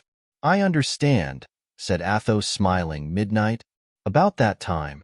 But, my dear fellow, those are things that bear postponement, and you must put it off, especially with so good an excuse to give on your return. Yes, if I return. If you do not return, how does it concern you? Be reasonable, come. You are no longer 20 years old. To my great regret, mordieu. Ah, if I were but 20 years old. Yes, said Athos, doubtless you would commit great follies. But now we must part. I have 1 or 2 visits to make and a letter yet to write. Call for me at 8 o'clock, or shall I wait supper for you at 7? That will do very well, said Aramis. I have 20 visits to make and as many letters to write. They then separated. Athos went to pay a visit to Madame de Vendôme, left his name at Madame de Chevreuse, and wrote the following letter to D'Artagnan. Dear friend, I am about to set off with Aramis on important business. I wish to make my adieus to you, but time does not permit. Remember that I write to you now to repeat how much affection for you I still cherish. Raoul is gone to Blois and is ignorant of my departure. Watch over him in my absence as much as you possibly can, and if by chance you receive no news of me 3 months hence, tell him to open a packet which he will find addressed to him in my bronze casket at Blois, of which I send you now the key. Embrace Porthos from Aramis and myself. Adieu, perhaps farewell. At the hour agreed upon, Aramis arrived. He was dressed as an officer and had the old sword at his side which he had drawn so often, and which he was more than ever ready to draw. By the by, he said, I think that we are decidedly wrong to depart thus, without leaving a line for Porthos and D'Artagnan. The thing is done, dear friend, said Athos. I foresaw that and have embraced them both from you and myself. You are a wonderful man, my dear Count, said Aramis. You think of everything. Well, have you made up your mind to this journey? Quite. And now that I reflect about it, I am glad to leave Paris at this moment. And so am I, replied Athos. My only regret is not having seen D'Artagnan. But the rascal is so cunning, he might have guessed our project. When supper was over, Blaisois entered. Sir, said he, here is Monsieur D'Artagnan's answer. But I did not tell you there would be an answer. Stupid, said Athos. And I set off without waiting for one. But he called me back and gave me this. And he presented a little leather bag, plump and giving out a golden jingle. Athos opened it and began by drawing forth a little note, written in these terms. My dear Count, when one travels, and especially for 3 months, one never has a superfluity of money now. Recalling former times of mutual distress, I send you half my purse. It is money to obtain which I made Mazarin sweat. Don't make a bad use of it, I entreat you. As to what you say about not seeing you again, I believe not a word of it. With such a heart as yours, and such a sword, one passes through the valley of the shadow of death a dozen times, unscathed and unalarmed. Au revoir, not farewell. It is unnecessary to say that from the day I saw Raoul I loved him. Nevertheless, believe that I heartily pray that I may not become to him a father, however much I might be proud of such a son. Your D'Artagnan. P.S. Be it well understood that the 50 louis which I send are equally for Aramis as for you. For you as Aramis. Athos smiled, and his fine eye was dimmed by a tear. D'Artagnan, who had loved him so tenderly, loved him still, although a Mazarinist. There are the 50 louis, faith, said Aramis, emptying the purse on the table, all bearing the effigy of Louis XIII. Well, what shall you do with this money, Count? Shall you keep it or send it back? I shall keep it, Aramis, and even though I had no need of it, I still should keep it. What is offered from a generous heart should be accepted generously. Take 25 of them, Aramis, and give me the remaining 25. All right. I am glad to see you are of my opinion there now. Shall we start? When you like. But have you no groom? No. That idiot Bazin had the folly to make himself verger, as you know, and therefore cannot leave Notre Dame. Very well. Take Blaisois, with whom I know not what to do, since I already have Grimaud. Willingly, said Aramis. At this moment Grimaud appeared at the door. Ready, said he, with his usual curtness. Let us go then, said Athos. The two friends mounted, as did their servants, At the corner of the quay they encountered Bazin, who was running breathlessly. "Oh, sir," exclaimed he, "thank heaven I have arrived in time. Monsieur Porthos has just been to your house and has left this for you, saying that the letter was important and must be given to you before you left." "Good," said Aramis, taking a purse which Bazin presented to him. "What is this?" "Wait, your reverence, there is a letter. You know I have already told you that if you ever call me anything but Chevalier, I will break every bone in your body. Give me the letter." "How can you read?" asked Athos. "It is as dark as a cold oven." "Wait," said Bazin, striking a flint and setting afire a twisted waxlight, with which he started the church candles. Thus illumined, Aramis read the following epistle. "My dear D'Herblay, I learned from D'Artagnan, who has embraced me on the part of the Comte de la Fère and yourself, that you are setting out on a journey which may perhaps last 2 or 3 months. As I know that you do not like to ask money of your friends, I offer you some of my own accord. Here are 200 pistoles, which you can dispose of as you wish and return to me when opportunity occurs. Not fear that you put me to inconvenience. If I want money, I can send for some to any of my chateaux. At Bracieux alone, I have 20,000 francs in gold. So, if I do not send you more, it is because I fear you would not accept a larger sum. I address you, because you know that although I esteem him from my heart, I am a little awed by the Comte de la Fère. But it is understood that what I offer you, I offer him at the same time. I am, as I trust you do not doubt, your devoted Du Vallon de Bracieux de Pierrefonds. "Well," said Aramis, "what do you say to that?" "I say, my dear D'Herblay, that it is almost sacrilege to distrust Providence when one has such friends, and therefore we will divide the pistoles from Porthos, as we divided the louis sent by D'Artagnan." The division being made by the light of Bazin's taper, the two friends continued their road, and a quarter of an hour later they had joined De Winter at the Port Saint-Denis. Chapter 43, in which it is proved that first impulses are oftentimes the best. The three gentlemen took the road to Picardy, a road so well known to them, and which recalled to Athos and Aramis some of the most picturesque adventures of their youth. "If Mousqueton were with us," observed Athos, on reaching the spot where they had had a dispute with the paviers, "how he would tremble at passing this. Do you remember, Aramis, that it was here he received that famous bullet wound?" "By my faith, 'twould be excusable in him to tremble," replied Aramis, "for even I feel a shudder at the recollection. Hold, just above that tree is the little spot where I thought I was killed." It was soon time for Grimaud to recall the past, arriving before the inn at which his master and himself had made such an enormous repast. He approached Athos and said, showing him the air-hole of the cellar, "Sausages."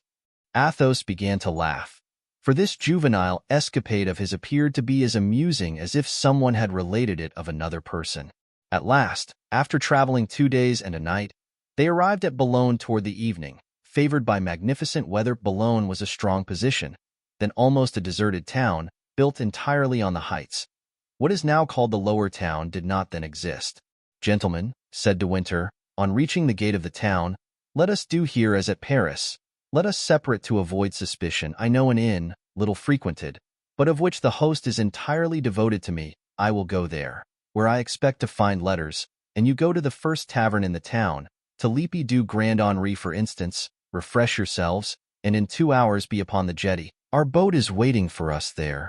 The matter being thus decided, the two friends found, about 200 paces further, the tavern indicated. Their horses were fed, but not unsaddled. The grooms supped, for it was already late, and their two masters, impatient to return, appointed a place of meeting with them on the jetty and desired them on no account to exchange a word with anyone. It is needless to say that this caution concerned Blaisois alone, long enough since it had been a useless one to Grimaud.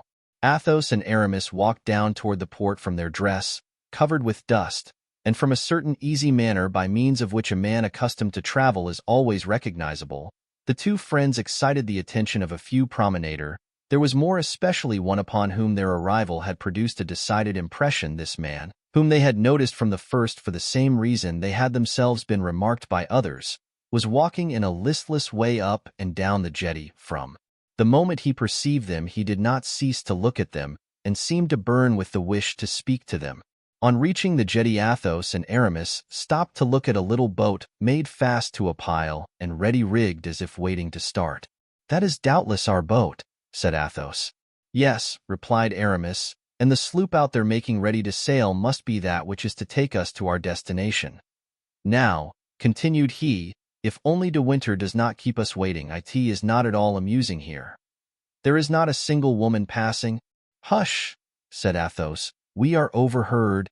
In truth, the walker, who, during the observations of the two friends, had passed and repassed behind them several times, stopped at the name of De Winter. But as his face betrayed no emotion at mention of this name, it might have been by chance he stood so still.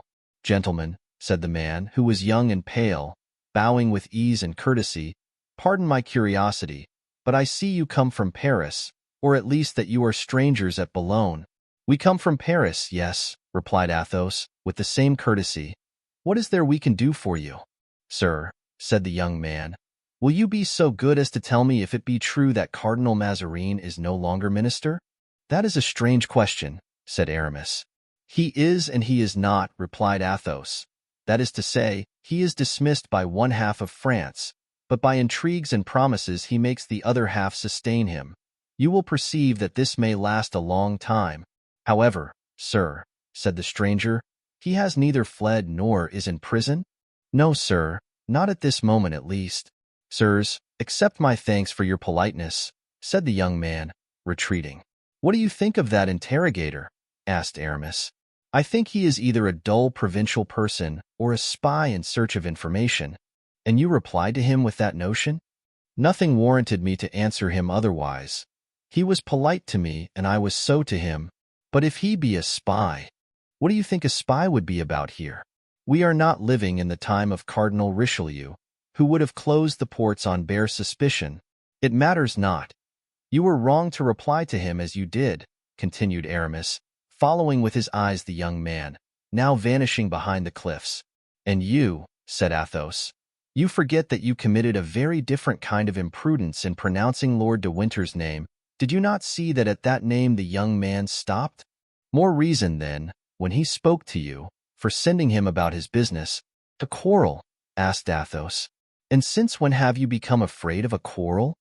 "I am always afraid of a quarrel when I am expected at any place, and when such a quarrel might possibly prevent my reaching it. Besides, let me own something to you, I am anxious to see that young man nearer." "And wherefore?" "Aramis, you will certainly laugh at me. You will say that I am always repeating the same thing. You will call me the most timorous of visionaries. But to whom do you see a resemblance in that young man? In beauty, or on the contrary?" asked Aramis, laughing. "In ugliness, in so far as a man can resemble a woman." "Ah, egad," cried Aramis, "you set me thinking no. In truth you are no visionary, my dear friend, and now I think of it. Yes, faith, you're right. Those delicate, yet firm-set lips, those eyes which seem always at the command of the intellect and never of the heart. Yes, it is one of Milady's bastards." "You laugh, Aramis. From habit, that is all that I swear to you. I like no better than yourself to meet that viper in my path." "Ah, here is De Winter coming," said Athos. "Good. One thing now is only a wanting, and that is, that our grooms should not keep us waiting." "No," said Athos, "I see them about 20 paces behind my lord. I recognize Grimaud by his long legs and his determined slouch. Tony carries our muskets." "Then we set sail tonight?" asked Aramis, glancing toward the west, where the sun had left a single golden cloud, which, dipping into the ocean, appeared by degrees to be extinguished. "Probably," said Athos. "Diable," resumed Aramis, "I have little fancy for the sea by day, still less at night. The sounds of wind and wave, the frightful movements of the vessel. I confess I prefer the convent of Oise." Athos smiled sadly, for it was evident that he was thinking of other things as he listened to his friend and moved toward De Winter. "What ails our friend?" said Aramis. "He resembles one of Dante's damned, whose neck Apollyon has dislocated and who are ever looking at their heels. What the devil makes him glower thus behind him?" When De Winter perceived them, in his turn he advanced toward them with surprising rapidity. "What is the matter?" "My lord," said Athos, "and what puts you out of breath thus?" "Nothing," replied De Winter, "nothing. And yet in passing the heights it seemed to me," and he again turned round. Athos glanced at Aramis. "But let us go," continued De Winter. "Let us be off. The boat must be waiting for us, and there is our sloop at anchor. Do you see it there? I wish I were on board already." And he looked back again. "He has seen him," said Athos, in a low tone, to Aramis.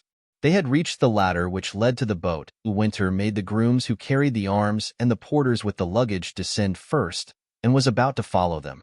At this moment Athos perceived a man walking on the seashore parallel to the jetty, and hastening his steps, as if to reach the other side of the port, scarcely 20 steps from the place of embarking. He fancied in the darkness that he recognized the young man who had questioned him. Athos now descended the ladder in his turn. Without losing sight of the young man, the latter, to make a short cut, had appeared on a sluice. "He certainly bodes us no good," said Athos, "but let us embark. Once out at sea, let him come." And Athos sprang into the boat, which was immediately pushed off, and which soon sped seawards under the efforts of 4 stalwart rowers. But the young man had begun to follow, or rather to advance before the boat.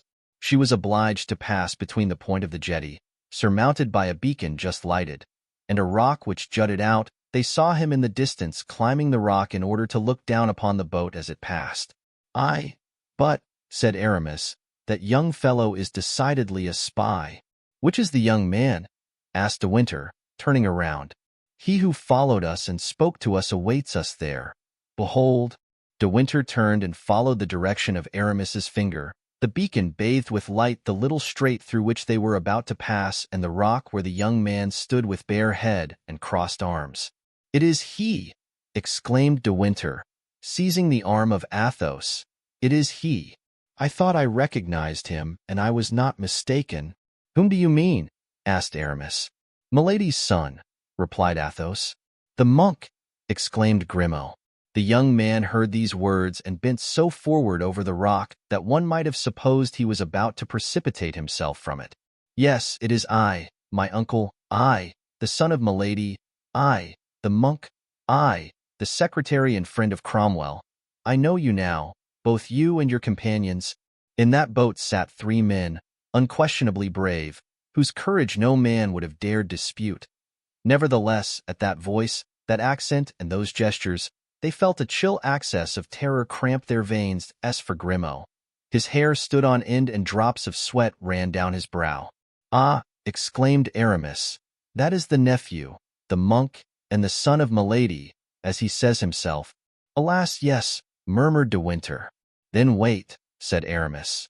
And with the terrible coolness which on important occasions he showed, he took one of the muskets from Tony, shouldered and aimed it at the young man, who stood, like the accusing angel, upon the rock. "Fire!" cried Grimaud, unconsciously. Athos threw himself on the muzzle of the gun and arrested the shot which was about to be fired.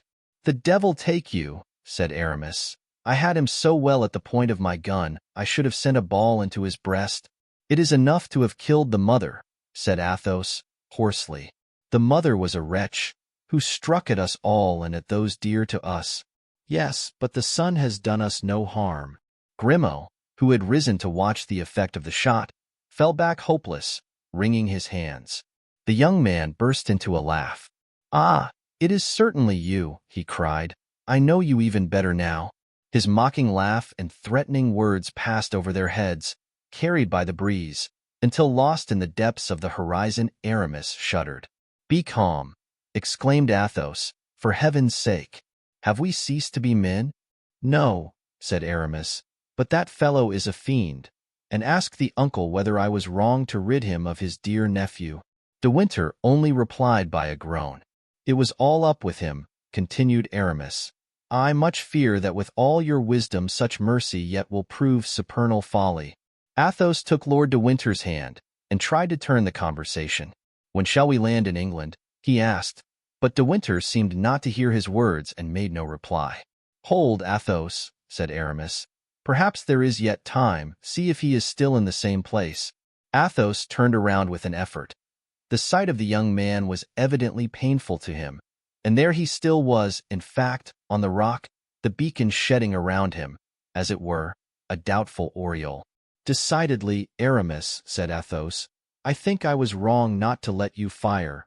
"Hold your tongue," replied Aramis. "You would make me weep if such a thing were possible." At this moment they were hailed by a voice from the sloop, and a few seconds later men, servants and baggage were aboard. The captain was only waiting for his passengers. Hardly had they put foot on deck ere her head was turned towards Hastings, where they were to disembark. At this instant the three friends turned, in spite of themselves, a last look on the rock, upon the menacing figure which pursued them and now stood out with a distinctness still. Then a voice reached them once more, sending this threat: "To our next meeting, sirs, in England." Chapter 44. Te Deum for the victory of Lens. The bustle which had been observed by Henrietta Maria, and for which she had vainly sought to discover a reason, was occasioned by the Battle of Lens, announced by the prince's messenger, the Duc de Chatillon, who had taken such a noble part in the engagement. He was, besides, charged to hang 25 flags, taken from the Lorraine party, as well as from the Spaniards, upon the arches of Notre Dame. Such news was decisive. It destroyed, in favor of the court, the struggle commenced with Parliament, the motive given for all the taxes summarily imposed, and to which the Parliament had made opposition, was the necessity of sustaining the honor of France and the uncertain hope of beating the enemy. Now, since the affair of Nordlingen, they had experienced nothing but reverses. The Parliament had a plea for calling Mazarin to account for imaginary victories, always promised, ever deferred. But this time there really had been fighting, a triumph and a complete one, and this all knew so well that it was a double victory for the court, a victory at home and abroad. So that even when the young king learned the news he exclaimed, "Ah, gentlemen of the Parliament, we shall see what you will say now." Upon which the queen had pressed the royal child to her heart, whose haughty and unruly sentiments were in such harmony with her own. A council was called on the same evening, but nothing transpired of what had been decided on. It was only known that on the following Sunday a Te Deum would be sung at Notre Dame in honor of the victory of Lens. The following Sunday, then, the Parisians arose with joy. At that period a Te Deum was a grand affair. This kind of ceremony had not then been abused, and it produced a great effect. The shops were deserted, houses closed. Everyone wished to see the young king with his mother, and the famous Cardinal Mazarin, whom they hated so much that no one wished to be deprived of his presence. Moreover, great liberty prevailed throughout the immense crowd. Every opinion was openly expressed and chorused, so to speak, of coming insurrection. As the 1,000 bells of all the parish churches rang out the Te Deum, the police belonging to the city being formed by the city itself, nothing threatening presented itself to disturb this concert of universal hatred or freeze the frequent scoffs of slanderous lips. Nevertheless, at 8 o'clock in the morning the regiment of the Queen's Guards, commanded by Guitant, under whom was his nephew Comminges, marched publicly, preceded by drums and trumpets, filing off from the Palais Royal as far as Notre Dame, a maneuver which the Parisians witnessed tranquilly, delighted as they were with military music and brilliant uniforms. Fouquet had put on his Sunday clothes, under the pretext of having a swollen face which he had managed to simulate by introducing a handful of cherry kernels into one side of his mouth, and had procured a whole holiday from Bazin. On leaving Bazin, Fouquet started off to the Palais Royal, where he arrived at the moment of the turning out of the regiment of guards, and as he had only gone there for the enjoyment of seeing it and hearing the music, he took his place at their head, beating the drum on 2 pieces of slate, and passing from that exercise to that of the trumpet, which he counterfeited quite naturally with his mouth in a manner which had more than once called forth the praises of amateurs of imitative harmony. This amusement lasted from the Barrière des Surgeons to the place of Notre Dame, and Fouquet found in it very real enjoyment.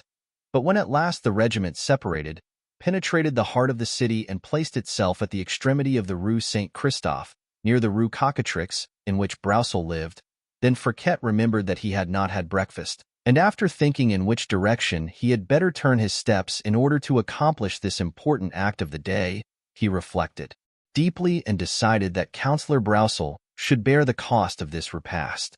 In consequence he took to his heels, arrived breathlessly at the councillor's door, and knocked violently.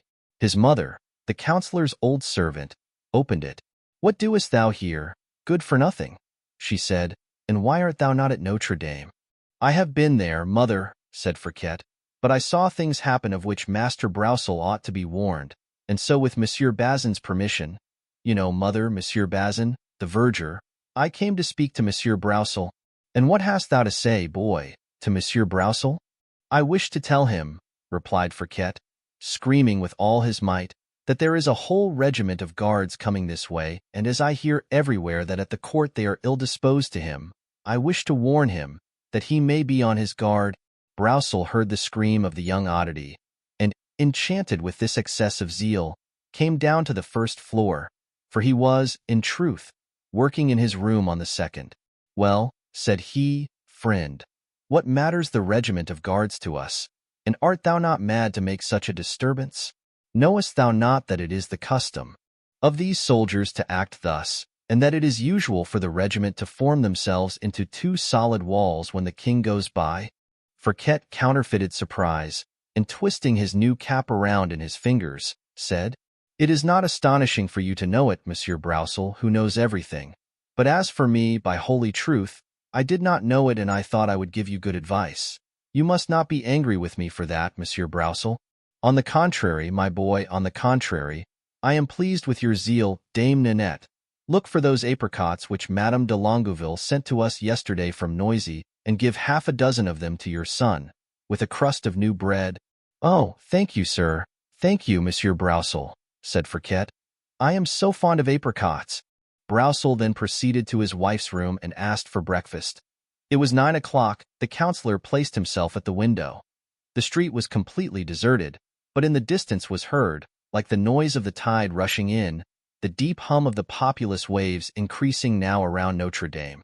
This noise redoubled when D'Artagnan, with a company of musketeers, placed himself at the gates of Notre Dame to secure the service of the church. He had instructed Porthos to profit by this opportunity to see the ceremony. And Porthos, in full dress, mounted his finest horse, taking the part of supernumerary musketeer, as D'Artagnan had so often done formerly. The sergeant of this company, a veteran of the Spanish wars, had recognized Porthos, his old companion, and very soon all those who served under him were placed in possession of startling facts concerning the honor of the ancient musketeers of Treville. Porthos had not only been well received by the company, but he was moreover looked on with great admiration. At 10 o'clock the guns of the Louvre announced the departure of the king, and then a movement, similar to that of trees in a stormy wind that bend and writhe with agitated tops, ran through the multitude, which was compressed behind the immovable muskets of the guard d'État. Last the king appeared with the queen in a gilded chariot. 10 other carriages followed, containing the ladies of honor, the officers of the royal household, and the court. God save the king, was the cry in every direction. The young monarch gravely put his head out of the window, looked sufficiently grateful, and even bowed, at which the cries of the multitude were renewed. Just as the court was settling down in the cathedral, a carriage, bearing the arms of Comminges, quitted the line of the court carriages and proceeded slowly to the end of the Rue Saint-Christophe, now entirely deserted when it arrived there, for guards and a police officer, who accompanied it, mounted into the heavy machine and closed the shutters. Then, through an opening cautiously made, the policeman began to watch the length of the Rue Cockatrix, as if he was waiting for someone. All the world was occupied with the ceremony, so that neither the chariot nor the precautions taken by those who were within it had been observed. Fouquet, whose eye, ever on the alert, could alone have discovered them, had gone to devour his apricots upon the entablature of a house in the square of Notre Dame. Thence he saw the king, the queen, and Monsieur Mazarin, and heard the mass as well as if he had been on duty. Toward the end of the service, the queen, seeing Comminges standing near her, waiting for a confirmation of the order she had given him before quitting the Louvre, said in a whisper, "Go, Comminges, and may God aid you." Comminges immediately left the church and entered the Rue Saint-Christophe. Fouquet, seeing this fine officer thus walk away, followed by 2 guards, amused himself by pursuing them, and did this so much the more gladly as the ceremony ended at that instant and the king remounted his carriage. Hardly had the police officer observed Comminges at the end of the Rue Cockatrix when he said one word to the coachman, who at once put his vehicle into motion and drove up before Broussel's door. Comminges knocked at the door at the same moment, and Friquet was waiting behind Comminges until the door should be opened. "What dost thou there, rascal?" asked Comminges. "I want to go into Master Brousel's house, captain," replied Friquet, in that wheedling way the gamins of Paris know so well how to assume when necessary. "And on what floor does he live?" asked Comminges. "In the whole house," said Friquet. "The house belongs to him. He occupies the second floor when he works and descends to the first to take his meals. He must be at dinner now. It is noon." "Good," said Comminges. At this moment the door was opened, and having questioned the servant, the officer learned that Master Brousel was at home and at dinner. Brousel was seated at the table with his family, having his wife opposite to him, his two daughters by his side, and his son, Louviers, whom we have already seen when the accident happened to the councillor, an accident from which he had quite recovered. At the bottom of the table the worthy man, restored to perfect health, was tasting the fine fruit which Madame de Longueville had sent to him. At sight of the officer Brousel was somewhat moved, but seeing him bow politely he rose and bowed also. Still, in spite of this reciprocal politeness, the countenances of the women betrayed a certain amount of uneasiness. Louviers became very pale and waited impatiently for the officer to explain himself. "Sir," said Comminges, "I am the bearer of an order from the king." "Very well, sir," replied Brousel. "What is this order?" And he held out his hand. "I am commissioned to seize your person, sir," said Comminges, in the same tone and with the same politeness. "And if you will believe me, you had better spare yourself the trouble of reading that long letter and follow me." A thunderbolt falling in the midst of these good people, so peacefully assembled there, would not have produced a more appalling effect. It was a horrible thing at that period to be imprisoned by the enmity of the king. Louviers sprang forward to snatch his sword, which stood against a chair in a corner of the room. But a glance from the worthy Brousel, who in the midst of it all did not lose his presence of mind, checked this foolhardy action of despair. Madame Brousel, separated by the width of the table from her husband, burst into tears, and the young girls clung to their father's arms. "Come, sir," said Comminges, "make haste. You must obey the king." "Sir," said Brousel, "I am in bad health and cannot give myself up a prisoner in this state. I must have time." "It is impossible," said Comminges. "The order is strict and must be put into execution this instant." "Impossible," said Louviers. "Sir, beware of driving us to despair." "Impossible," cried a shrill voice from the end of the room. Comminges turned and saw Dame Nanette, her eyes flashing with anger and a broom in her hand. "My good Nanette, be quiet, I beseech you," said Brousel. "Me, keep quiet while my master is being arrested. He, the support, the liberator, the father of the people. Ah, well, yes, you have to know me yet. Are you going?" added she to Comminges. The latter smiled. "Come, sir," said he, addressing Brousel. "Silence that woman and follow me." "Silence me." Me, said Nanette. "Yet one wants someone besides you for that, my fine king's cockatoo." "You shall see." And Dame Nanette sprang to the window, threw it open, and in such a piercing voice that it might have been heard in the square of Notre Dame. "Help!" she screamed. "My master is being arrested. The Councillor Brousel is being arrested. Help!" "Sir," said Comminges, "declare yourself at once. Will you obey, or do you intend to rebel against the king?" I obey, sir," cried Brousel, trying to disengage himself from the grasp of his two daughters and by a look restrain his son, who seemed determined to dispute authority. "In that case," commanded Comminges, "silence that old woman." "Ah, old woman!" screamed Nanette, and she began to shriek more loudly, clinging to the bars of the window. "Help! Help! For Master Brousel, who is arrested because he has defended the people. Help!" Comminges seized the servant around the waist and would have dragged her from her post. But at that instant a treble voice, proceeding from a kind of entresol, was heard screeching. "Murder! Fire! Assassins! Master Brousel is being killed! Master Brousel is being strangled!" It was Friquet's voice, and Dame Nanette, feeling herself supported, recommenced with all her strength to sound her shrilly squawk. Many curious faces had already appeared at the windows, and the people attracted to the end of the street began to run, First men, then groups, and then a crowd of people. Hearing cries and seeing a chariot, they could not understand it. But Fouquet sprang from the entresol onto the top of the carriage. "They want to arrest Master Broussel," he cried. "The guards are in the carriage and the officer is upstairs." The crowd began to murmur and approached the house. The two guards who had remained in the lane mounted to the aid of Comminges. Those who were in the chariot opened the doors and presented arms. "Don't you see them?" cried Fouquet. "Don't you see? There they are." The coachman, turning around, gave Fouquet a slash with his whip which made him scream with pain. "Ah, devil's coachman!" cried Fouquet. "You're meddling too. Wait." And regaining his entresol, he overwhelmed the coachman with every projectile he could lay hands on. The tumult now began to increase. The street was not able to contain the spectators who assembled from every direction. The crowd invaded the space, which the dreaded pikes of the guards had till then kept clear between them and the carriage. The soldiers, pushed back by these living walls, were in danger of being crushed against the spokes of the wheels and the panels of the carriages. The cries which the police officer repeated 20 times, "In the king's name," were powerless against this formidable multitude, seemed, on the contrary, to exasperate it still more.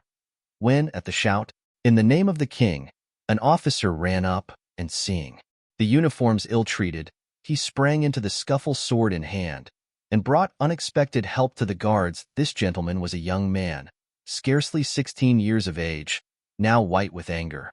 He leaped from his charger, placed his back against the shaft of the carriage, making a rampart of his horse, drew his pistols from their holsters and fastened them to his belt, and began to fight with the back sword, like a man accustomed to the handling of his weapon.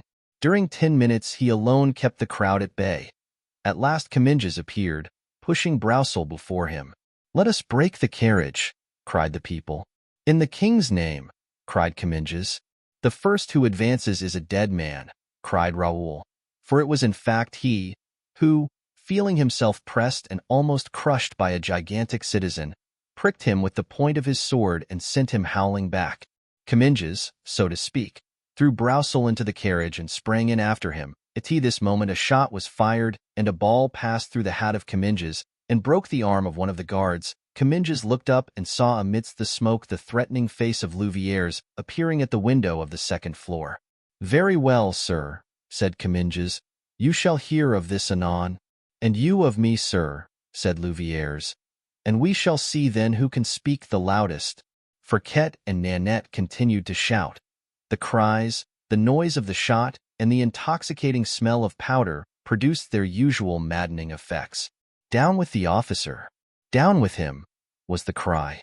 "One step nearer," said Comminges, putting down the sashes, that the interior of the carriage might be well seen, and placing his sword on his prisoner's breast. "One step nearer, and I kill the prisoner. My orders were to carry him off alive or dead. I will take him dead, that's all." A terrible cry was heard, and the wife and daughters of Broussel held up their hands in supplication to the people. The latter knew that this officer, who was so pale, but who appeared so determined, would keep his word. They continued to threaten, but they began to disperse. "Drive to the palace," said Comminges to the coachman, who was by then more dead than alive. The man whipped his animals, which cleared a way through the crowd. But on arriving on the quay they were obliged to stop. The carriage was upset, the horses carried off, stifled, mangled by the crowd. Raoul on foot, for he had not time to mount his horse again, tired, like the guards, of distributing blows with the flat of his sword, had recourse to its point, but this last and dreaded resource served only to exasperate the multitude. From time to time a shot from a musket or the blade of a rapier flashed among the crowd. Projectiles continued to hail down from the windows, and some shots were heard, the echo of which, though they were probably fired in the air, made all hearts vibrate. Voices, unheard except on days of revolution, were distinguished. Faces were seen that only appeared on days of bloodshed. Cries of "Death! Death to the guards! To the Seine with the officer!" were heard above all the noise. Deafening as it was, Raoul, his hat in ribbons, his face bleeding, felt not only his strength but also his reason going.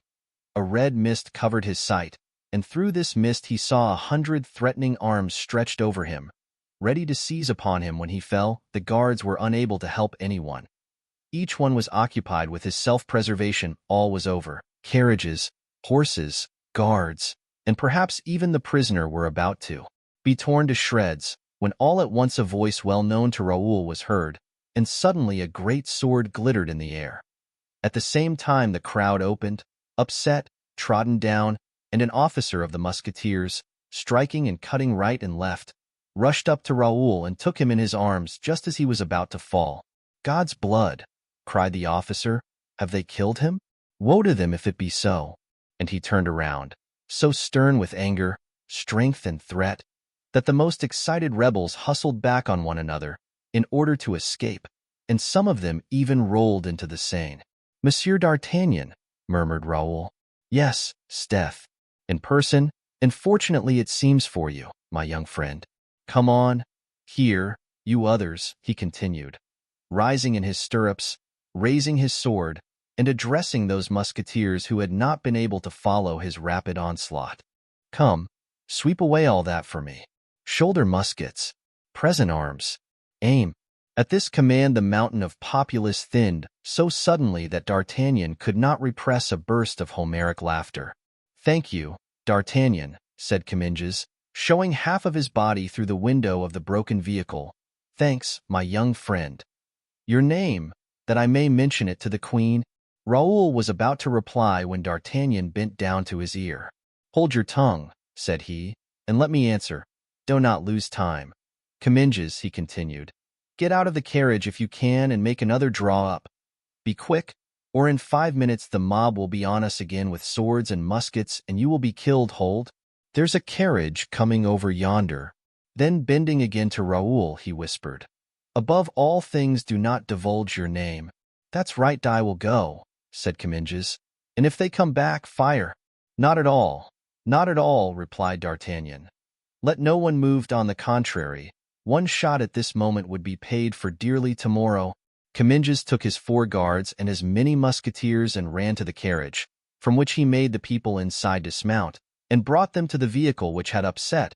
But when it was necessary to convey the prisoner from one carriage to the other, the people, catching sight of him whom they called their liberator, uttered every imaginable cry and knotted themselves once more around the vehicle. "Start, start," said D'Artagnan. "There are 10 men to accompany. I will keep 20 to hold and check the mob. Go, and lose not a moment. 10 men for Monsieur de Comminges." As the carriage started off, the cries were redoubled, and more than 10,000 people thronged the quay and overflowed the Pont Neuf and adjacent streets. A few shots were fired, and 1 musketeer was wounded. "Forward!" cried D'Artagnan, driven to extremities, biting his mustache, and then he charged with his 20 men and dispersed them in fear. 1 man alone remained in his place, gun in hand. "Ah!" he exclaimed, "it is thou who wouldst have him assassinated? Wait an instant." And he pointed his gun at D'Artagnan, who was riding toward him at full speed. D'Artagnan bent down to his horse's neck. The young man fired, and the ball severed the feathers from the hat. The horse started, brushed against the imprudent man, who thought by his strength alone to stay the tempest, and he fell against the wall. D'Artagnan pulled up his horse, and whilst his musketeers continued to charge, he returned and bent with drawn sword over the man he had knocked down. "Oh, sir!" exclaimed Raoul, recognizing the young man as having seen him in the Rue Cocatrix. "Spare him. It is his son." D'Artagnan's arm dropped to his side. "Ah, you are his son," he said. "That is a different thing." "Sir, I surrender," said Louviers, presenting his unloaded musket to the officer. No, do not surrender, egad. On the contrary, be off, and quickly. If I take you, you will be hung." The young man did not wait to be told twice, but passing under the horse's head disappeared at the corner of the Rue Guénégaud. "Faith," said D'Artagnan to Raoul, "you were just in time to stay my hand. He was a dead man, and on my honor, if I had discovered that it was his son, I should have regretted having killed him." "Ah, sir," said Raoul, "allow me, after thanking you for that poor fellow's life, to thank you on my own account. That I too, sir, was almost dead when you arrived." Wait, young man. Do not fatigue yourself with speaking. We can talk of it afterward." Then, seeing that the musketeers had cleared the quay from the Pont Neuf to the Quai Saint-Michel, He raised his sword for them to double their speed. The musketeers trotted up, and at the same time the 10 men whom D'Artagnan had given to Comminges appeared. "Halloo!" cried D'Artagnan. "Has something fresh happened?" Sir," replied the sergeant, "their vehicle has broken down a second time. It really must be doomed." "They are bad managers," said D'Artagnan, shrugging his shoulders. "When a carriage is chosen, it ought to be strong. The carriage in which a Broussel is to be arrested ought to be able to bear 10,000 men. What are your commands, Lieutenant?" "Take the detachment and conduct him to his place." "But you will be left alone?" "Certainly. So you suppose I have need of an escort? Go." The musketeers set off, and D'Artagnan was left alone with Raoul. "Now," he said, "are you in pain?" "Yes. My head is not only swimming but burning." "What's the matter with this head?" said D'Artagnan, raising the battered hat. A bruise."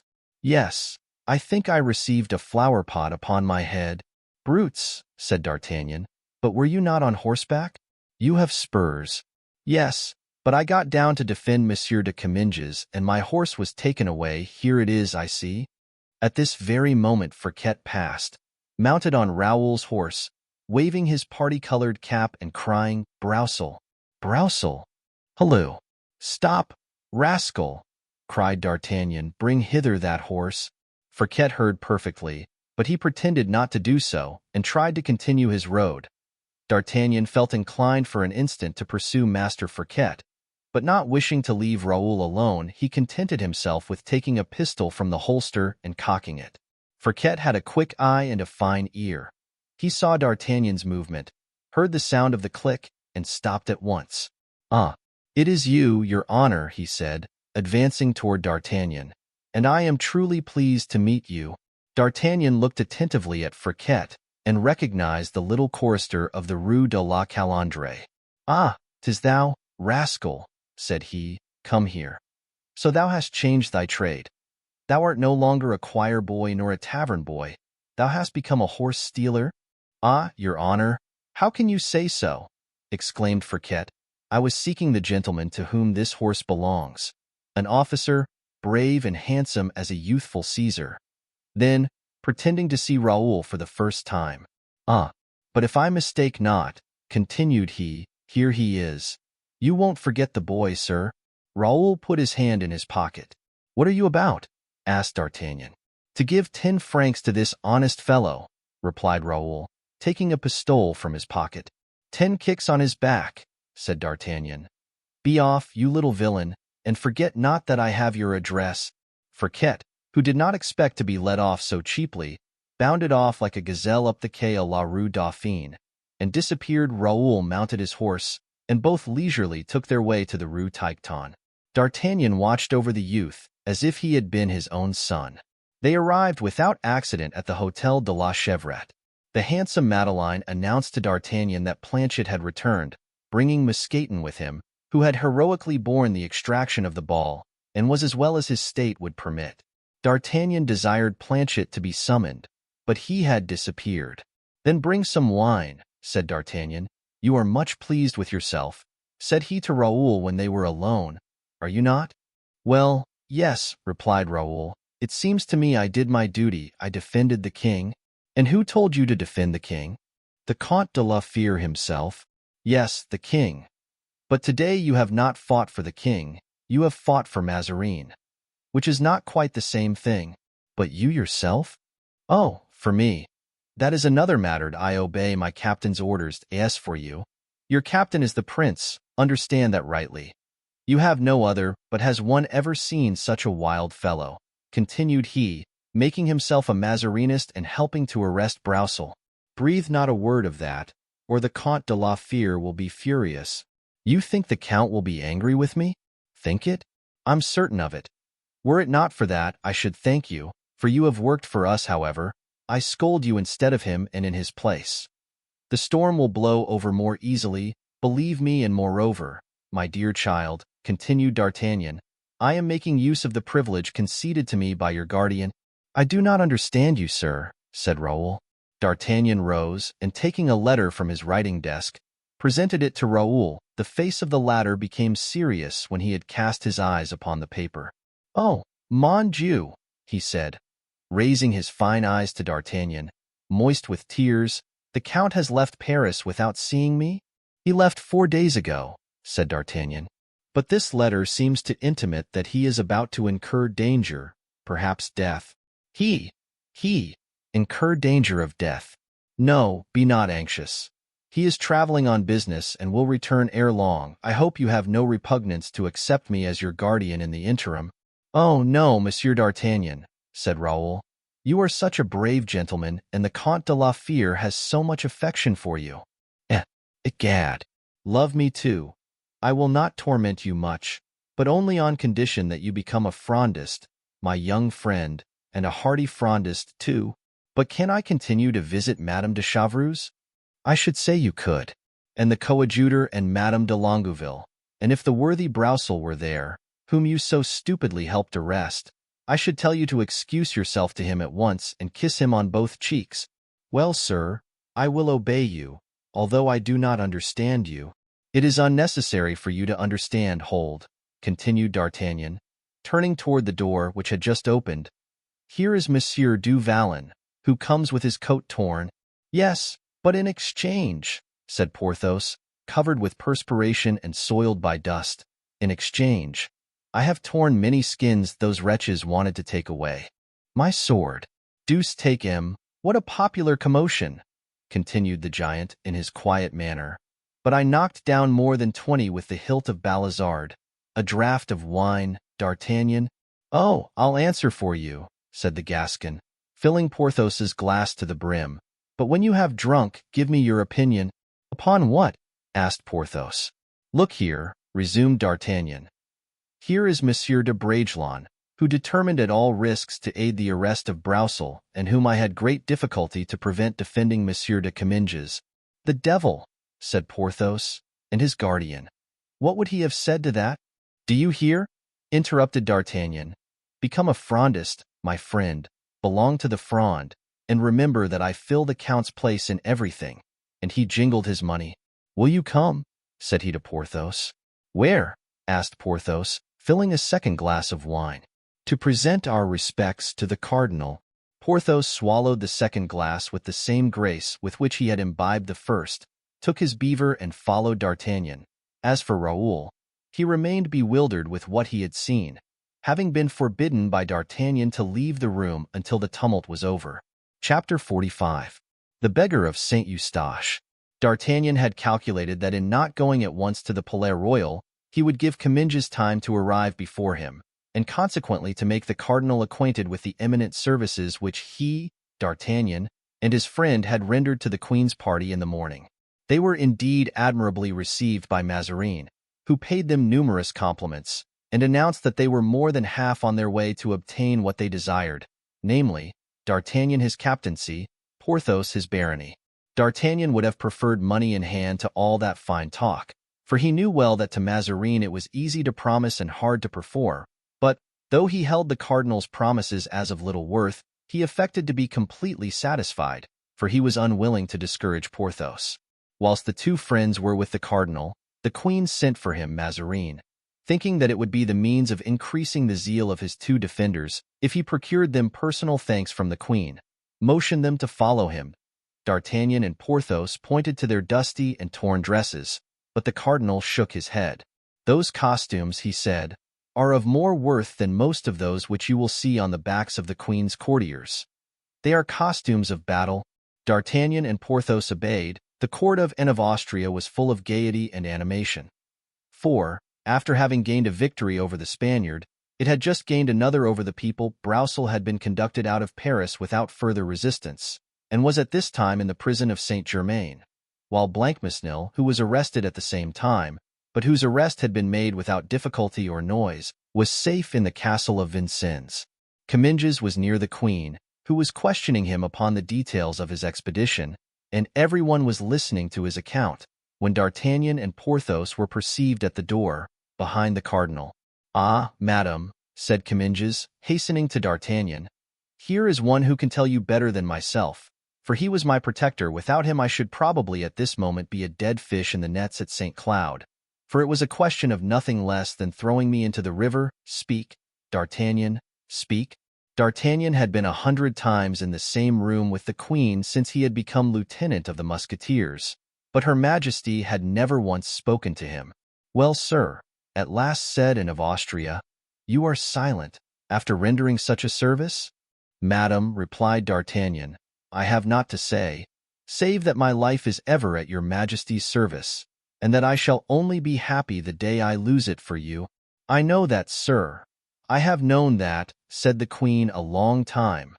Therefore I am delighted to be able thus publicly to mark my gratitude and my esteem." "Permit me, madam," said D'Artagnan, "to reserve a portion for my friend." Like myself, he laid an emphasis on these words, an ancient musketeer of the Company of Treville. "He has done wonders." "His name?" asked the Queen. "In the regiment," said D'Artagnan, "he is called Porthos." The Queen started. "But his true name is the Chevalier du Vallon." "De Bracieux de Pierrefonds," added Porthos.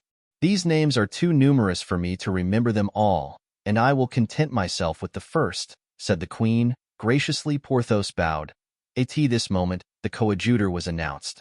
A cry of surprise ran through the royal assemblage. Although the coadjutor had preached that same morning, it was well known that he leaned much to the side of the Fronde, and Mazarin, in requesting the Archbishop of Paris to make his nephew preach, had evidently had the intention of administering to Monsieur de Retz one of those Italian kicks he so much enjoyed giving.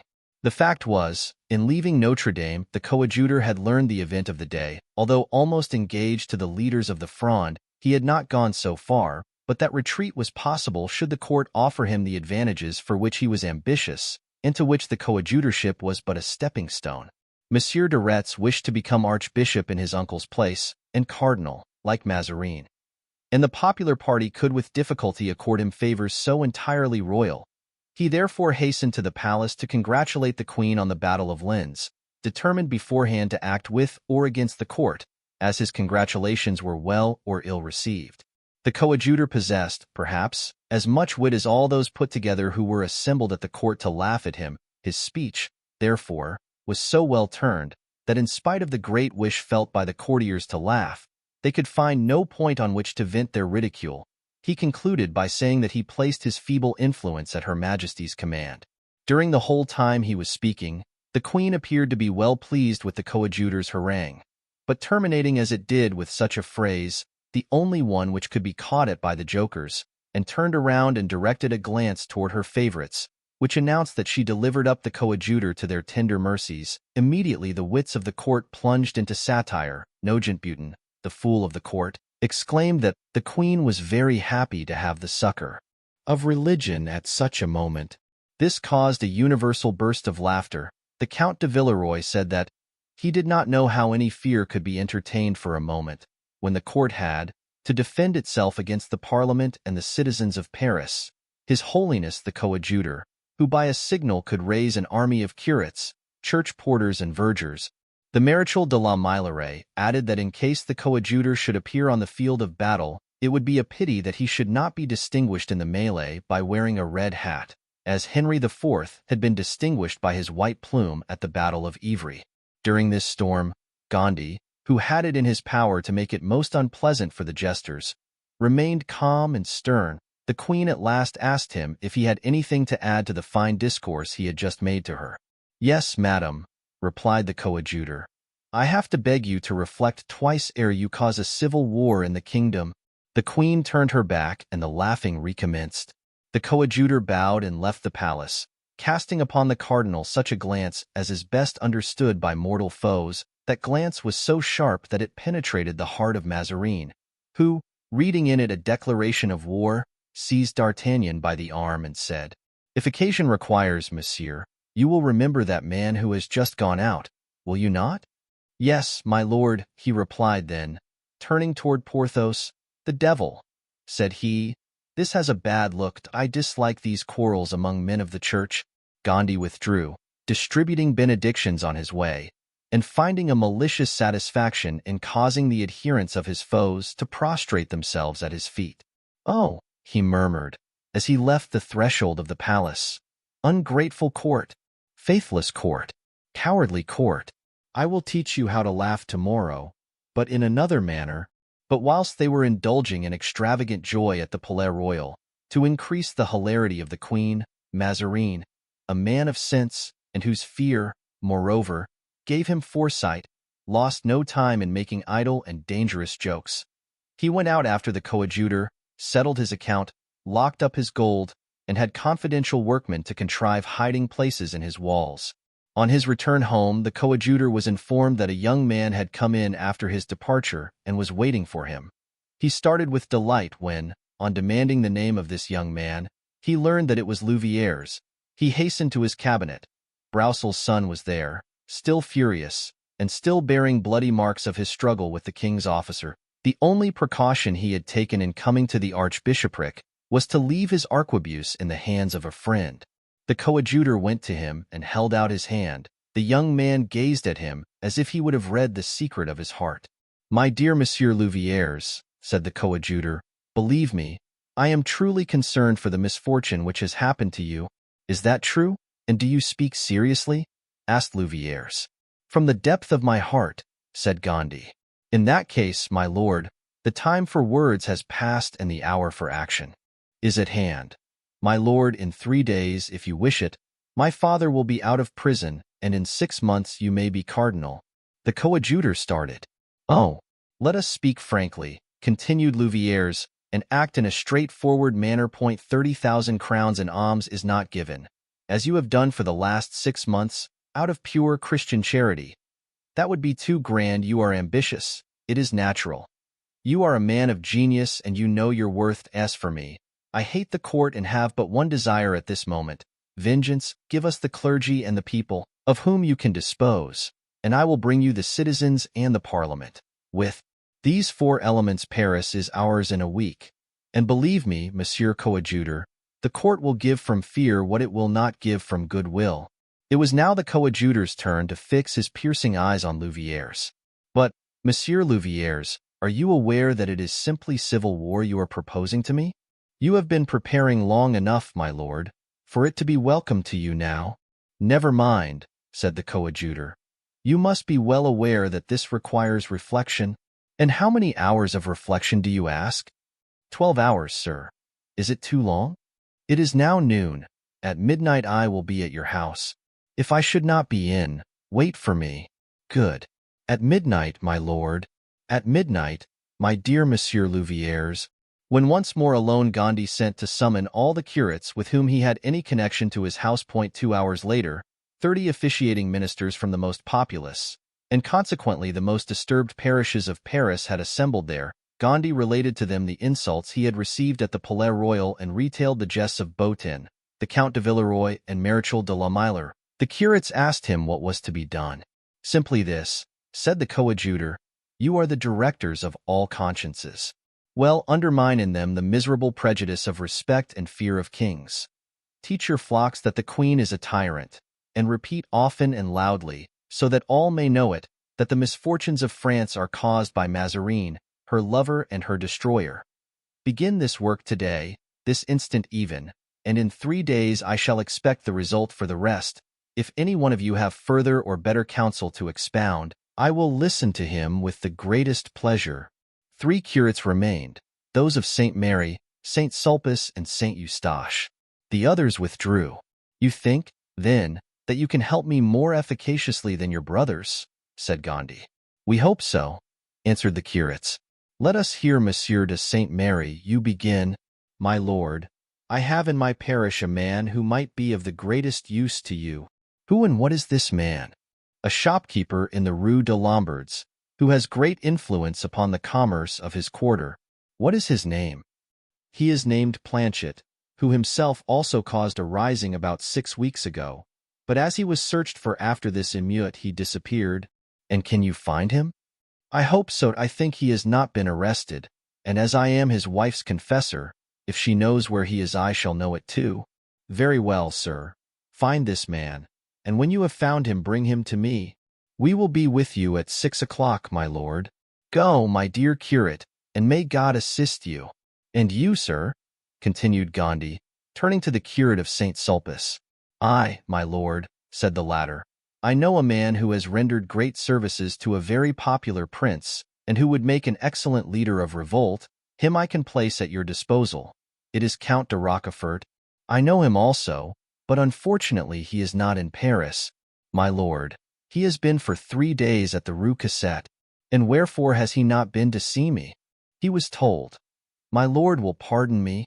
Certainly, speak. That your lordship was about to treat with the court. Gondy bit his lips. They are mistaken. Bring him here at 8 o'clock, sir, and may heaven bless you as I bless you. And now, 'tis your turn, said the coadjutor, turning to the last that remained. Have you anything as good to offer me as the 2 gentlemen who have left us? Better, my lord. Diable. Think what a solemn engagement you are making. One has offered a wealthy shopkeeper, the other a count. You are going, then, to offer a prince, are you? I offer you a beggar, my lord. Ah, said Gondy, reflecting, you are right, sir. Someone who could raise the legion of paupers who choke up the crossings of Paris. Someone who would know how to cry aloud to them, that all France might hear it, that it is Mazarin who has reduced them to poverty. Exactly your man. Bravo. And the man? A plain and simple beggar, as I have said, my lord, who asks for alms, as he gives holy water. A practice he has carried on for 6 years on the steps of St. Eustache. And you say that he has a great influence over his compeers? Are you aware, my lord, that mendacity is an organized body, a kind of association of those who have nothing against those who have everything? An association in which everyone takes his share. One that elects a leader? Yes, I have heard it said, replied the coadjutor. Well, the man whom I offer you is a general syndic. And what do you know of him? Nothing, my lord, except that he is tormented with remorse. What makes you think so? On the 28th of every month, he makes me say a mass for the repose of the soul of one who died a violent death. Yesterday I said this mass again, and his name? Maillard. But I do not think it is his right one. And think you that we should find him at this hour at his post? Certainly. Let us go and see your beggar, sir. And if he is such as you describe him, you are right. It will be you who have discovered the true treasure. Gondy dressed himself as an officer, put on a felt cap with a red feather, hung on a long sword, buckled spurs to his boots, wrapped himself in an ample cloak, and followed the curate. The coadjutor and his companion passed through all the streets lying between the archbishopric and the St. Eustache church. Watching carefully to ascertain the popular feeling, the people were in an excited mood, but, like a swarm of frightened bees, seemed not to know at what point to concentrate. And it was very evident that if leaders of the people were not provided, all this agitation would pass off in idle buzzing. On arriving at the Rue de Prouvaires, the curate pointed toward the square before the church. Stop, he said. There he is at his post. Gondy looked at the spot indicated and perceived a beggar seated in a chair and leaning against one of the moldings. A little basin was near him, and he held a holy water brush in his hand. Is it by permission that he remains there? Asked Gondy. No, my lord. These places are bought that I believe this man paid his predecessor 100 pistoles for his. The rascal is rich, then? Some of those men sometimes die worth 20,000 and 25 and 30,000 francs, and sometimes more. Hum, said Gondy, laughing. I was not aware my alms were so well invested. In the meantime they were advancing toward the square, and the moment the coadjutor and the curate put their feet on the first church step, the mendicant arose and proffered his brush. He was a man between 66 and 68 years of age, little, rather stout, with gray hair and light eyes. His countenance denoted the struggle between 2 opposite principles, a wicked nature, subdued by determination, perhaps by repentance. He started on seeing the cavalier with the curate. The latter and the coadjutor touched the brush with the tips of their fingers and made the sign of the cross. The coadjutor threw a piece of money into the hat, which was on the ground. Maillard, began the curate, this gentleman and I have come to talk with you a little. With me, said the mendicant. It is a great honor for a poor distributor of holy water. There was an ironical tone in his voice which he could not quite disguise, and which astonished the coadjutor. Yes, continued the curate, apparently accustomed to this tone. Yes, we wish to know your opinion of the events of today, and what you have heard said by people going in and out of the church. The mendicant shook his head. These are melancholy doings, your reverence, which always fall again upon the poor. As to what is said, everybody is discontented, everybody complains, but everybody means nobody. Explain yourself, my good friend, said the coadjutor. I mean that all these cries, all these complaints, these curses, produce nothing but storms and flashes, and that is all. But the lightning will not strike until there is a hand to guide it. My friend, said Gandhi, you seem to be a clever and a thoughtful man. Are you disposed to take a part in a little civil war, should we have one, and put at the command of the leader, should we find one, your personal influence and the influence you have acquired over your comrades? Yes, sir, provided this war were approved of by the Church and would advance the end I wish to attain. I mean the remission of my sins. The war will not only be approved of, but directed by the Church. As for the remission of your sins, we have the Archbishop of Paris, who has the very greatest power at the court of Rome, and even the coadjutor, who possesses some plenary indulgences. We will recommend you to him. Consider, Maillard, said the curate, that I have recommended you to this gentleman, who is a powerful lord, and that I have made myself responsible for you. I know, Monsieur le Curé, said the beggar, that you have always been very kind to me, and therefore I, in my turn, will be serviceable to you. And do you think your power is great with the fraternity as Monsieur le Curé told me it was just now? I think they have some esteem for me, said the mendicant with pride, and that not only will they obey me, but wherever I go they will follow me. And could you count on 50 resolute men, good, unemployed, but active souls, brawlers, capable of bringing down the walls of the Palais Royal by crying, "Down with Mazarin," as fell those at Jericho? I think, said the beggar, I can undertake things more difficult and more important than that. Ah, said Gandhi, you will undertake, then, some night, to throw up some tin barricades? I will undertake to throw up 50, and when the day comes, to defend them. I faith, exclaimed Gandhi, you speak with a certainty that gives me pleasure, and since Monsieur le Curé can answer for you, I answer for him, said the curate. Here is a bag containing 500 pistoles in gold. Make all your arrangements, and tell me where I shall be able to find you this evening at 10 o'clock. It must be on some elevated place, whence a given signal may be seen in every part of Paris. Shall I give you a line for the vicar of Saint Jacques de la Boucherie? He will let you into the rooms in his tower, said the curate. Capital, answered the mendicant. Then, said the coadjutor, this evening at 10 o'clock, and if I am pleased with you, another bag of 500 pistoles will be at your disposal. The eyes of the mendicant dashed with cupidity, but he quickly suppressed his emotion. This evening, sir, he replied, all will be ready. Chapter 46. The Tower of Saint Jacques de la Boucherie. At 5:45 o'clock, Monsieur de Gondi, having finished his business, returned to the archiepiscopal palace. At 6 o'clock the curate of St. Mary was announced. The coadjutor glanced rapidly behind, and saw that he was followed by another man. The curate then entered, followed by Planchet. Your Holiness, said the curate, here is the person of whom I had the honor to speak to you. Planchet saluted in the manner of one accustomed to fine houses. And you are disposed to serve the cause of the people? Asked Gandhi. Most undoubtedly, said Planchet. I am a Frondist from my heart. You see in me, such as I am, a person sentenced to be hung. And on what account? I rescued from the hands of Mazarin's police a noble lord whom they were conducting back to the Bastille, where he had been for 5 years.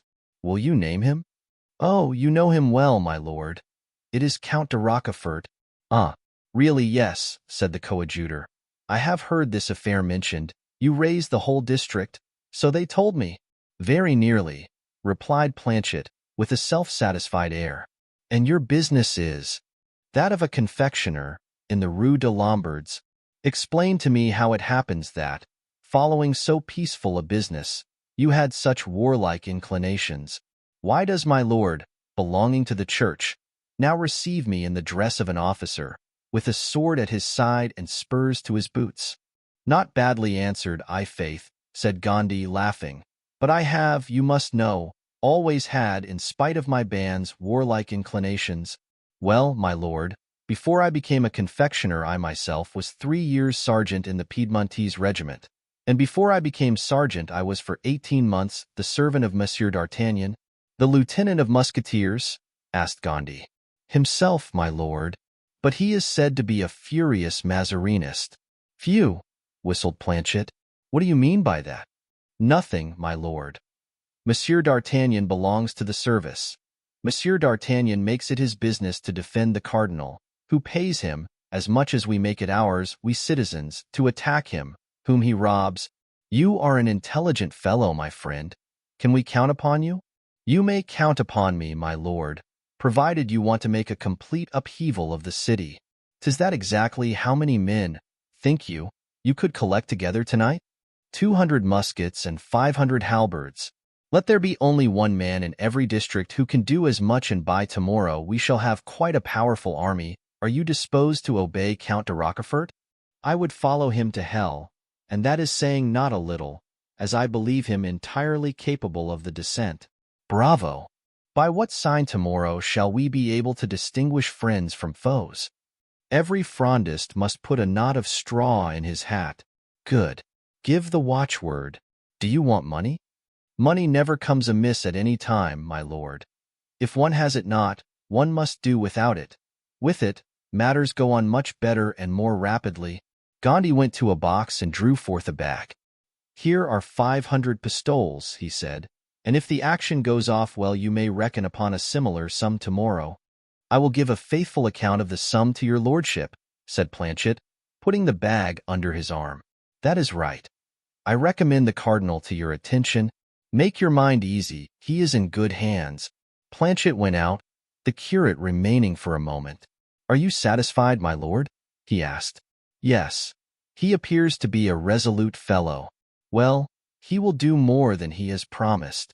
"He will do wonders, then." The curate rejoined Planchet, who was waiting for him on the stairs. 10 minutes later, the curate of St. Sulpice was announced. As soon as the door of Gondy's study was opened, a man rushed in. It was the Count de Rochefort.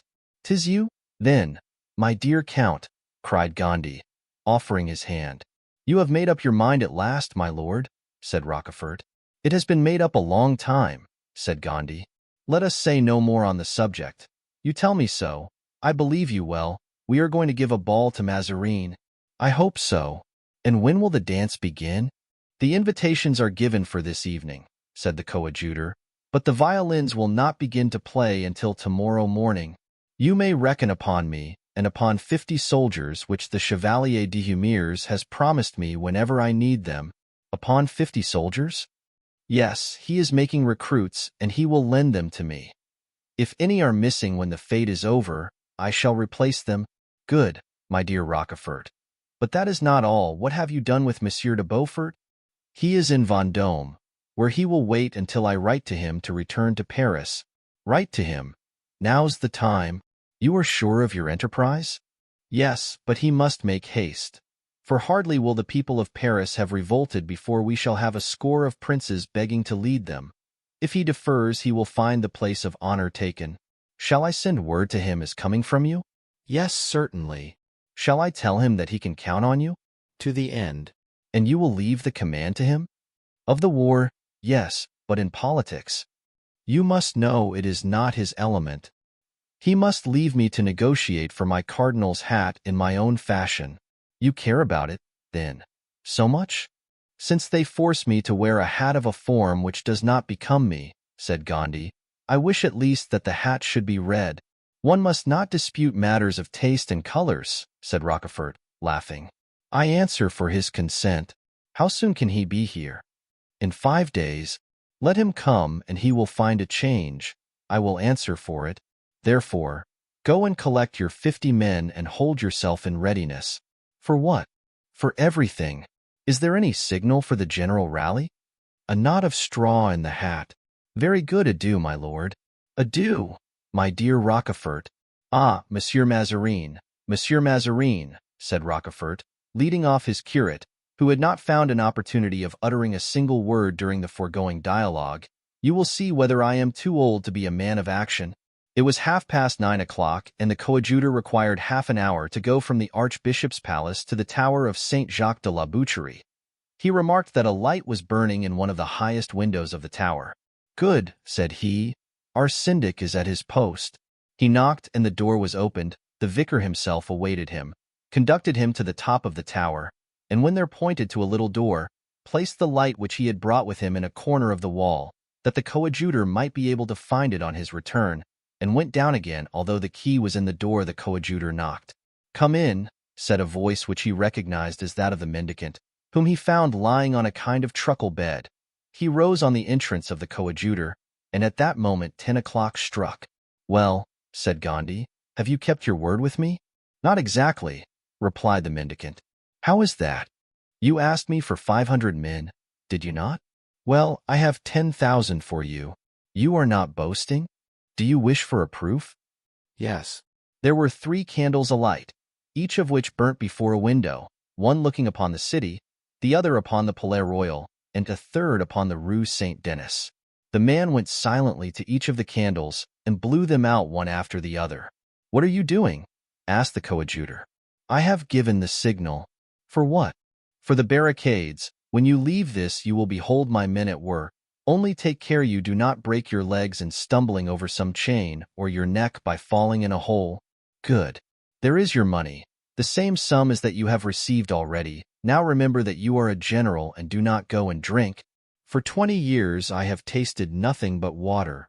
The man took the bag from the hands of the coadjutor, who heard the sound of his fingers counting and handling the gold pieces. Ah, said the coadjutor, "you are avaricious, my good fellow." The mendicant sighed and threw down the bag. "Must I always be the same?" said he, "and shall I never succeed in overcoming the old leaven? Oh, misery! Oh, vanity! You take it, however. Yes, but I make hereby a vow in your presence, to employ all that remains to me in pious works." His face was pale and drawn, like that of a man who had just undergone some inward struggle. "Singular man," muttered Gondy, taking his hat to go away. But on turning around, he saw the beggar between him and the door. His first idea was that this man intended to do him some harm, but on the contrary, he saw him fall on his knees before him with his hands clasped. "Your blessing, your holiness, before you go, I beseech you," he cried. "Your holiness," said Gondy. "My friend, you take me for someone else." "No, your holiness, I take you for what you are, that is to say, the coadjutor. I recognized you at the first glance." Gondy smiled. "And you want my blessing?" he said. "Yes, I have need of it." The mendicant uttered these words in a tone of such humility, such earnest repentance, that Gondy placed his hand upon him and gave him his benediction with all the unction of which he was capable. "Now," said Gondy, "there is a communion between us. I have blessed you, and you are sacred to me. Come. Have you committed some crime, pursued by human justice, from which I can protect you?" The beggar shook his head. "The crime which I have committed, my lord, has no call upon human justice, and you can only deliver me from it by blessing me frequently, as you have just done." "Come, be candid," said the coadjutor. "You have not all your life followed the trade which you do now?" "No, my lord, I have pursued it for 6 years only." "And previously, where were you?" "In the Bastille." "And before you went to the Bastille?" "I will tell you, my lord, on the day when you are willing to hear my confession." "Good. At whatsoever hour of the day or night you may present yourself, remember that I shall be ready to give you absolution." "Thank you, my lord," said the mendicant in a hoarse voice, "but I am not yet ready to receive it." "Very well, adieu." "Adieu, your holiness," said the mendicant, opening the door and bending low before the prelate. Chapter 47. The Riot. It was about 11 o'clock at night. Gondy had not walked 100 steps ere he perceived the strange change which had been made in the streets of Paris. The whole city seemed peopled with fantastic beings. Silent shadows were seen unpaving the streets and others dragging and upsetting great wagons, whilst others again dug ditches large enough to engulf whole regiments of horsemen. These active beings flitted here and there like so many demons completing some unknown labor. These were the beggars of the Court of Miracles, the agents of the giver of holy water in the square of St. Eustache, preparing barricades for the morrow. Gondy gazed on these deeds of darkness, on these nocturnal laborers, with a kind of fear. He asked himself, If, after having called forth these foul creatures from their dens, he should have the power of making them retire again, he felt almost inclined to cross himself when one of these beings happened to approach him. He reached the Rue Saint-Honoré and went up it toward the Rue de la Ferronnerie. There the aspect changed. Here it was the tradesmen who were running from shop to shop. There, doors seemed closed like their shutters, but they were only pushed to in such a manner as to open and allow the men, who seemed fearful of showing what they carried, to enter. Closing immediately, these men were shopkeepers, who had arms to lend to those who had none. One individual went from door to door, bending under the weight of swords, guns, muskets, and every kind of weapon, which he deposited as fast as he could. By the light of a lantern, the coadjutor recognized Planchet. The coadjutor proceeded onward to the quay by way of the Rue de la Monnaie. There he found groups of bourgeois clad in black cloaks or gray. According as they belonged to the upper or lower bourgeoisie, they were standing motionless, while single men passed from one group to another. All these cloaks, gray or black, were raised behind by the point of a sword, or before by the barrel of an arquebuse or a musket. On reaching the Pont Neuf, the coadjutor found it strictly guarded, and a man approached him. "Who are you?" asked the man. "I do not know you for one of us." "Then it is because you do not know your friends, my dear Monsieur Louviers," said the coadjutor, raising his hat. Louviers recognized him and bowed. Gondy continued his way, and went as far as the Tour de Nesle. There he saw a lengthy chain of people gliding under the walls. They might be said to be a procession of ghosts, for they were all wrapped in white cloaks. When they reached a certain spot, these men appeared to be annihilated, one after the other, as if the earth had opened under their feet. Gondy, edged into a corner, saw them vanish from the first until the last but one. The last raised his eyes, to ascertain, doubtless, that neither his companions nor himself had been watched, and, in spite of the darkness, he perceived Gondy. He walked straight up to him and placed a pistol to his throat. "Hello, Monsieur de Rochefort," said Gondy, laughing. "Are you a boy to play with firearms?" Rochefort recognized the voice. "Ah, it is you, my lord," said he. "The very same. What people are you leading thus into the bowels of the earth?" "My 50 recruits from the Chevalier de Humieres, who are destined to enter the light cavalry, and who have only received as yet for their equipment their white cloaks." "And where are you going?" "To the house of one of my friends, a sculptor, only we enter by the trap through which he lets down his marble." "Very good," said Gondy, shaking Rochefort by the hand, who descended in his turn and closed the trap after him. It was now 1 o'clock in the morning, and the coadjutor returned home. He opened a window and leaned out to listen. A strange, incomprehensible, unearthly sound seemed to pervade the whole city.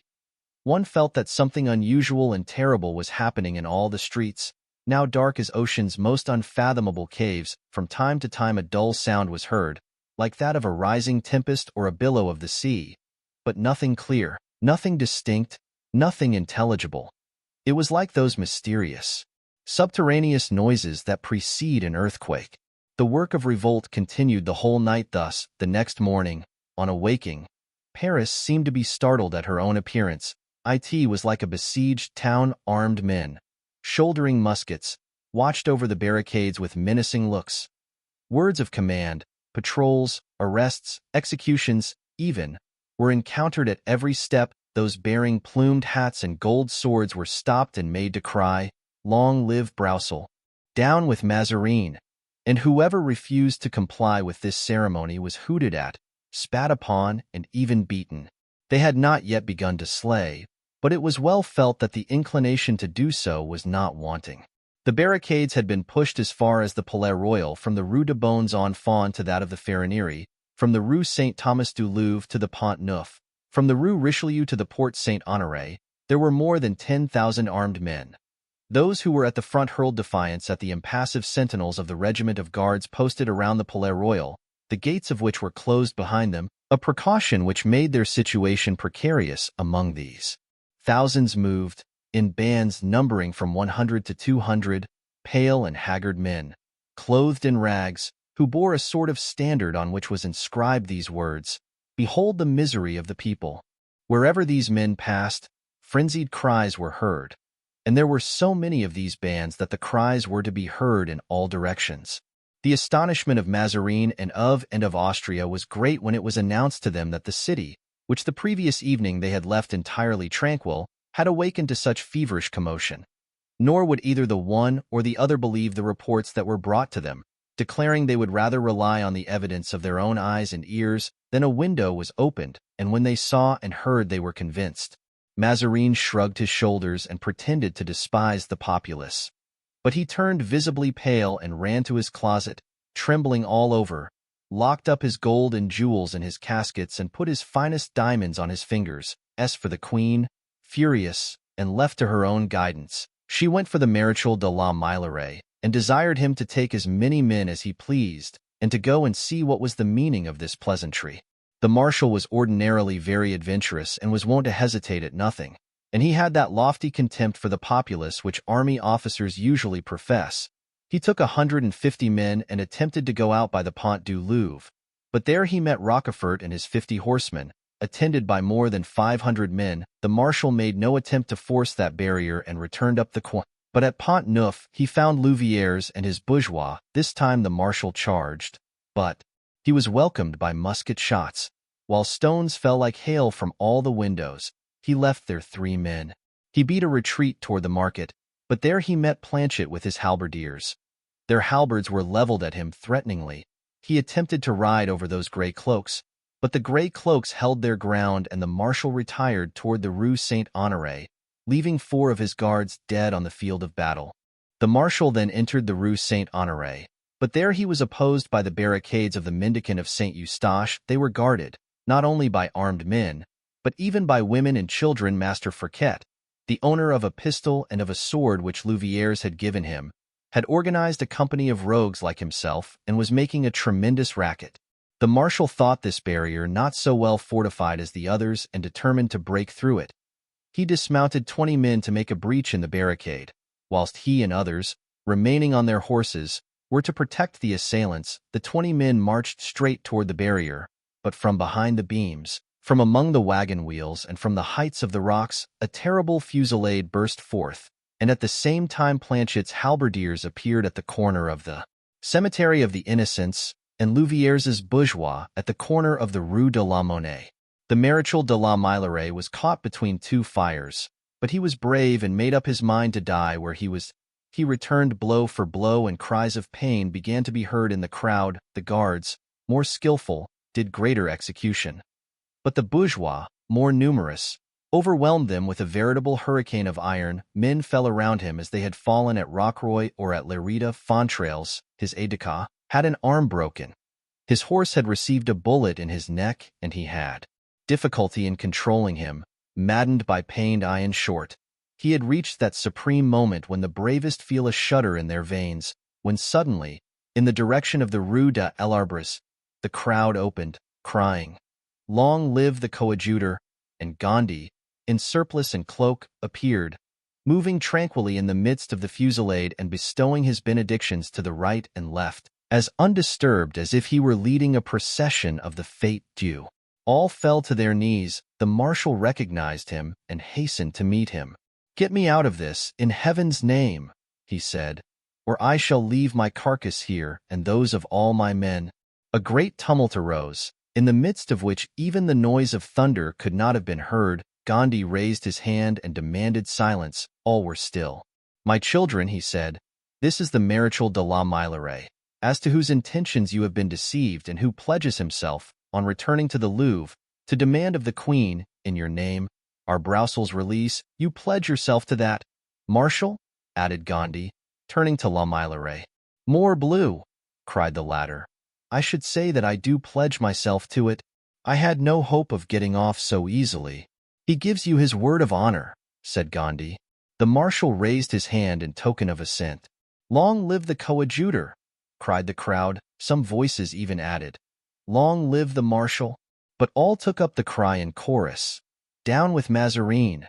The crowd gave place, the barricade was opened, and the marshal, with the remnant of his company, retreated, preceded by Fouquet and his bandits, some of them making a presence of beating drums and others imitating the sound of the trumpet. It was almost a triumphal procession. Only, behind the guards the barricades were closed again. The marshal bit his fingers. In the meantime, as we have said, Mazarin was in his closet, putting his affairs in order. He called for D'Artagnan, but in the midst of such tumult he little expected to see him, D'Artagnan not being on service. In about 10 minutes D'Artagnan appeared at the door, followed by the inseparable Porthos. "Ah, come in, Monsieur D'Artagnan," cried the cardinal, "and welcome your friend too. But what is going on in this accursed Paris?" "What is going on, my lord?" "Nothing good," replied D'Artagnan, shaking his head. "The town is in open revolt, and just now, as I was crossing the Rue Montorgueil with Monsieur du Vallon, who is here, and is your humble servant, they wanted, in spite of my uniform, or perhaps because of my uniform, to make us cry, 'Long live Broussel!' And must I tell you, my lord, what they wished us to cry as well?" "Speak, speak. Down with Mazarin." "I' faith, the treasonable word is out." Mazarin smiled, but became very pale. "And you did cry?" he asked. "I' faith, no," said D'Artagnan. "I was not in voice. Monsieur du Vallon has a cold and did not cry either then, my lord." "Then what?" asked Mazarin. "Look at my hat and cloak." And D'Artagnan displayed 4 gunshot holes in his cloak and 2 in his beaver. As for Porthos's coat, a blow from a halberd had cut it open on the flank, and a pistol shot had cut his feather in 2. "Diavolo!" said the cardinal, pensively gazing at the 2 friends with lively admiration. "I should have cried. I should—" At this moment the tumult was heard nearer. Mazarin wiped his forehead and looked around him. He had a great desire to go to the window, but he dared not. "See what is going on, Monsieur D'Artagnan," said he. D'Artagnan went to the window with his habitual composure. "Oho," said he, "what is this?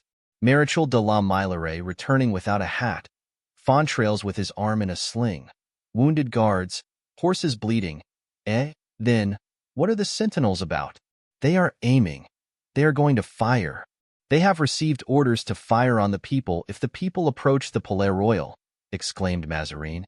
"But if they fire, all is lost," cried D'Artagnan. "We have the gates. The gates. To hold for 5 minutes. The gates, they will be torn down, twisted into iron wire, ground to powder. God's death, don't fire!" screamed D'Artagnan, throwing open the window. In spite of this recommendation, which, owing to the noise, could scarcely have been heard, 2 or 3 musket shots resounded, succeeded by a terrible discharge. The balls might be heard peppering the façade of the Palais Royal, and one of them, passing under D'Artagnan's arm, entered and broke a mirror, in which Porthos was complacently admiring himself. "Alack! Alack!" cried the cardinal, "a Venetian glass." "Oh, my lord," said D'Artagnan, quietly shutting the window, "it is not worth while weeping yet, for probably an hour hence there will not be one of your mirrors remaining in the Palais Royal, whether they be Venetian or Parisian." "But what do you advise, then?" asked Mazarin, trembling. Egad, to give up Broussel as they demand. What the devil do you want with a member of the Parliament? He is of no earthly use to anybody. And you, Monsieur du Vallon, is that your advice? What would you do?" "I should give up Broussel," said Porthos. Come with me, gentlemen," exclaimed Mazarin. "I will go and discuss the matter with the queen." He stopped at the end of the corridor and said, "I can count upon you, gentlemen, can I not?" "We do not give ourselves twice over," said D'Artagnan. "We have given ourselves to you. Command, we shall obey." "Very well, then," said Mazarin. "Enter this cabinet and wait till I come back." And turning off, he entered the drawing-room by another door.